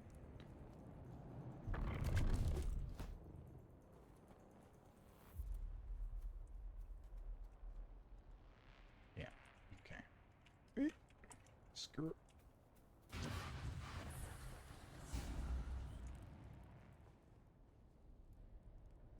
Did the body vanish? Kinda looks like it did. It's probably there, but it's probably in the floor somewhere. Alright, 2 more. I think there was another cave the other way. Have a quick nosy through the door.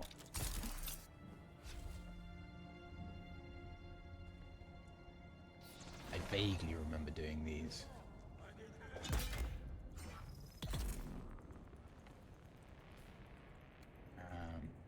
When I was looking for... Oh, not in there. All the schematics, of which I am still missing 2. Which is the aluminium tier still suit, which gives you dash reduction, and the steel tier one, which are both, I believe, extremely rare drops from fallen ships. Not only are fallen ships in Haga a bit of a pain to find, you have to find them in the areas that they would drop that tier.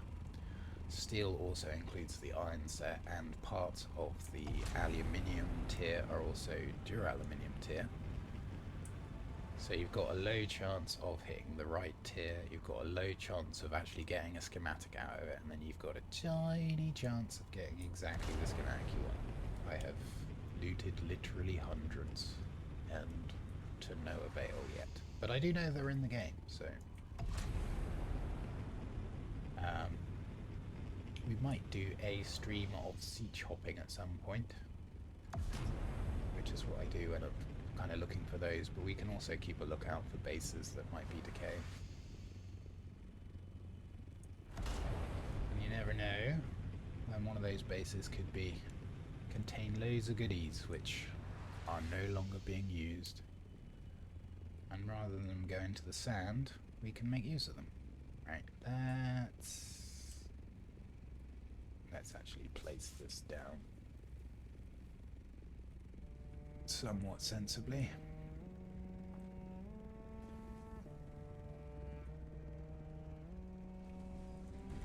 And just in case we do get caught out on Daruda,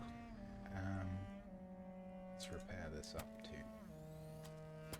Might be the difference between being grounded and getting away from a storm.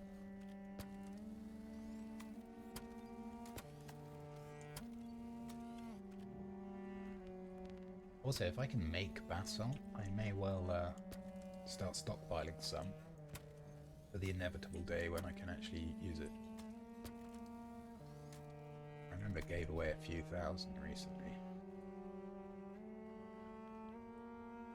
So, it was... you said larger ore refiner, or ore refiner. I bet I've just not been looking at it. Copper, iron, steel, aluminium. Oh, look, there it is. Wow, my brain. Honestly, who'd have it? How much basalt? That seemed like quite a lot. 175 basalt per plastone? God dang. That seems like a lot. I don't think I've actually got much at the moment. Yeah, I got hardly any. Need to find another juicy base somewhere. Dismantle it. Fuel.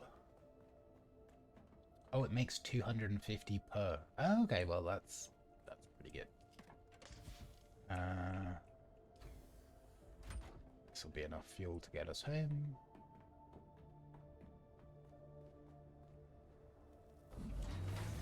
$150 basalt, 1 silicon makes 250. Okay. Nice. I can't remember how many times I've looked at that ore refiner. It must be hundreds, and I literally have just glazed right over it. Astounding, the things that my brain can ignore.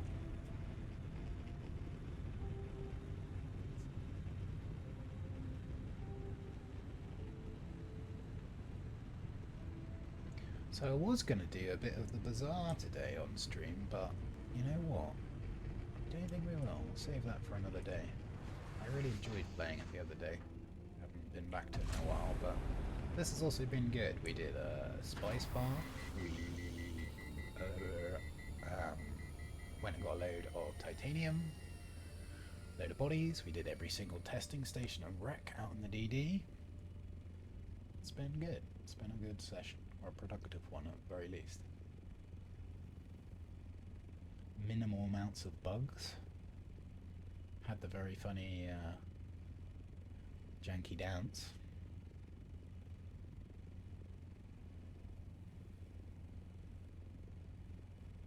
Wow, you really do use a lot of it. Yeah, I mean, for my larger builds out in the DD, I might use like 9,000 granite. Maybe a little bit more, which I always thought was quite a lot, but clearly not.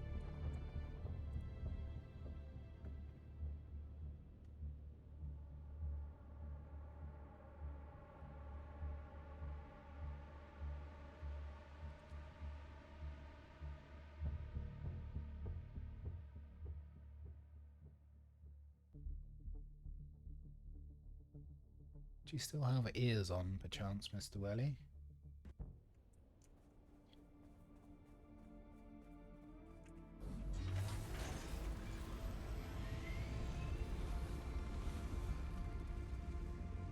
Right, let's get these bodies back.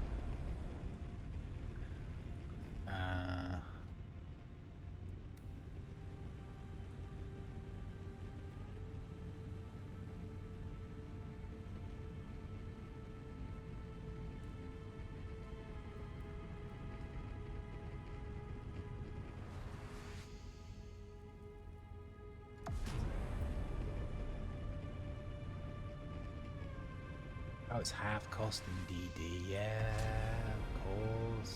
That makes more sense. I keep forgetting that everything that's buildable is half cost. Well, everything that is constructible, I should say. Yeah. 9k in the DD is 15, 18k in Hacker Base. Yep. Yep. You are 100% righto.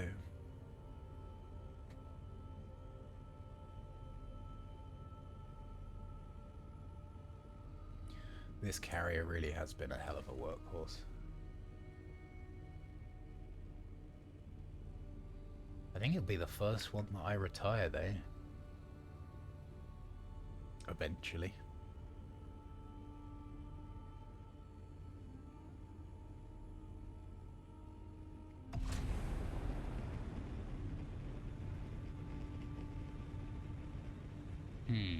Now.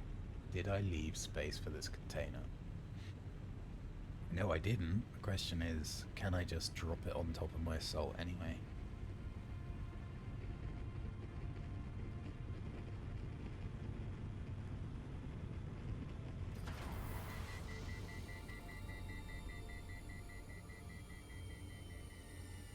One good run with a Mark 6 focus cutter rate should give enough for a base. That's good to know.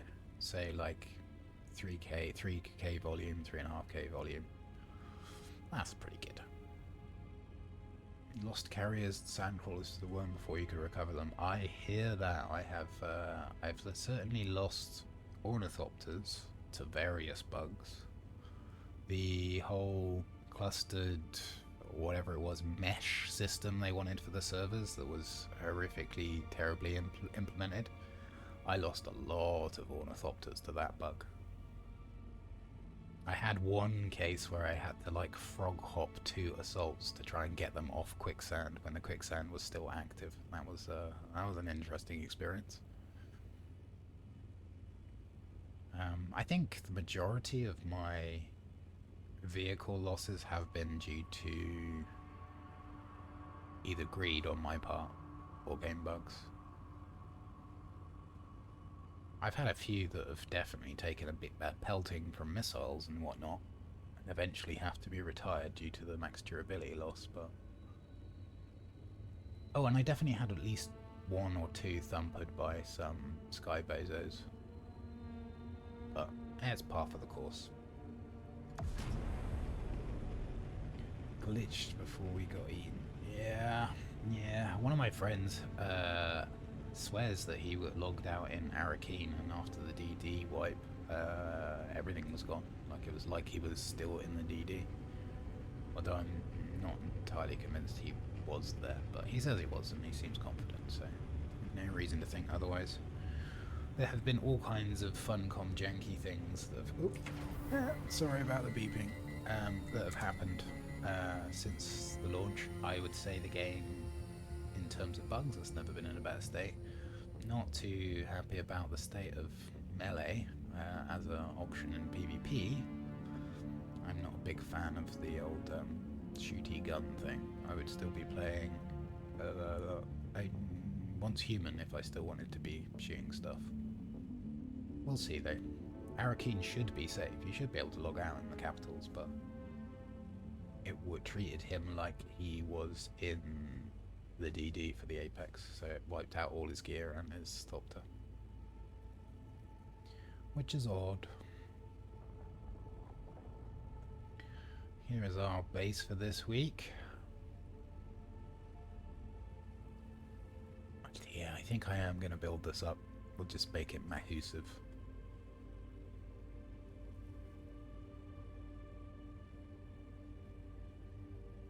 Alright, let's see if we can find somewhere to sling this. I think perhaps... yeah, maybe squeeze it in the center.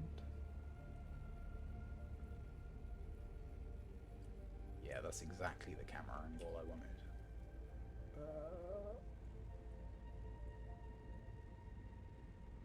Maybe? Nope. Nope. About like that.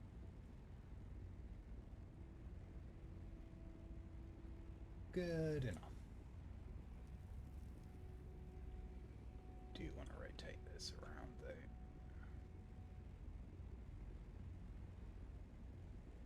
Yeah, Tickling Strike is definitely not as useful. You kind of, against anybody that, if they're in a melee build as well and kind of knows what they're doing, you still really kind of need Tickling Strike and Suspensor Blast to pierce, because otherwise you just...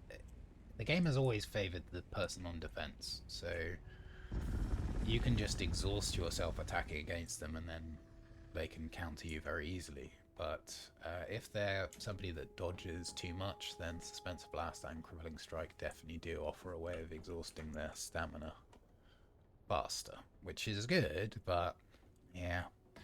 I know, like, I'm pretty sure I know why they nerfed Crippling Strike because people that wanted to just get away, didn't want to fight, were not able to. You could literally just squish them and there was nothing they could do. So that was a change they made, but they've kept the snare on Suspensor Blast, so I don't really understand why their rationale behind a lot of the changes they made. I dare say there was thinking there, I just don't know what it was. Where is a sensible place to put a second body thing? I guess here, probably.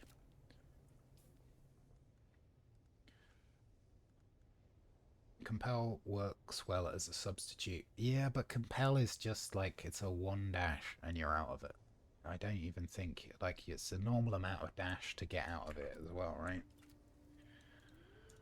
And there are still some pretty broken things, like using stop or compel from the edge of a gravity mine. So you gravity mine and then stop, and then use the Regis Disruptor Pistol and a shotgun, and if you get the combo off, you kill the person. There is no counter to it. They are donezoed. What am I trying to do? I am trying to change this circuit to be this circuit while I build.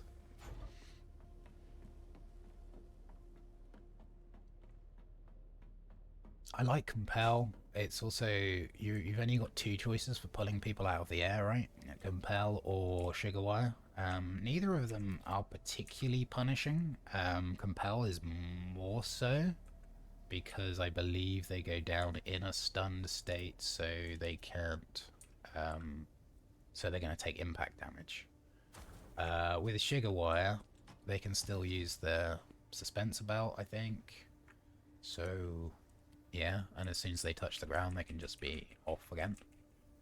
So there's not much of a punish for it. Is this gonna fill up? Oh, so close. I'll just stick these in my container.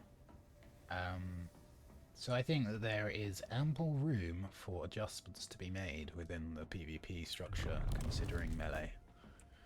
And it most definitely has the disadvantage when it comes to an opponent that knows what they're doing with a range build. Funcom have always kind of said that they want people to be able to use a combination of both, which is fair, and I am definitely biased towards not wanting to use guns. Like, I could be using Dune Awakening for making sure I poison my target. I could be using Regis Disruptor Pistol or Dart for Every Man for popping shields. I could be using a shotgun to punish those that are also using weapons that are potentially slow firing. But I just don't like it. I like the way they're played. It's my playstyle. And they kind of beat it up with a nerf bat relatively recently. We need to lose a little bit of weight. There we go. Yeah, I mean, a team with a combination can absolutely be deadly if they're coordinated. From what I gather and what I've seen, the majority of the time it is whoever has the biggest numbers wins kind of situation. But that's not unusual for any game that has PvP. A small, well-organized group would beat a larger group, depending on how much of a difference the numbers are. But Zerg's always going to be Zergan. I should repair my carrier. What is this? But it's a Mark II. I don't need a Mark II. Takes too long to kill. Yeah. It's still a good shield popper, but yeah, it can take a while to actually down someone. You're kind of better off popping the shield and then swapping to a shotgun. Shotgun to the dome still seems to be one of the fastest way to take someone down with ranged. I did see a little bit of footage of PTC with the assault rifle, which seemed brokenly good. Hopefully won't release in the state that I saw it in, because that looked like a whole load of nope to me. I wonder where I put all my equipment. Put it in here.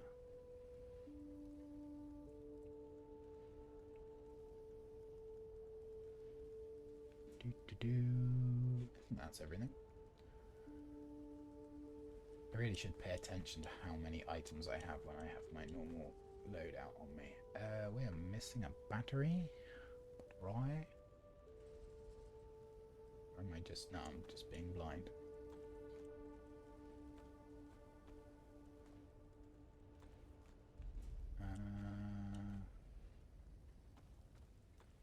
Something like this seems right. Yeah, that feels about right. Can he go wrong with a shotty? Nah, absolutely, man. It's no substitution for just beating someone in the face with a load of pellets. And there are a few good ones. The bleed shotgun can be good. I haven't got a huge amount of experience with PvP, certainly outside of melee, and certainly not doing interesting. Doing ranged damage. The only time I've used weapons was for side quests, and then I was kind of done with it. But I liked the subtlety of stamina management with the previous versions of how things were balanced.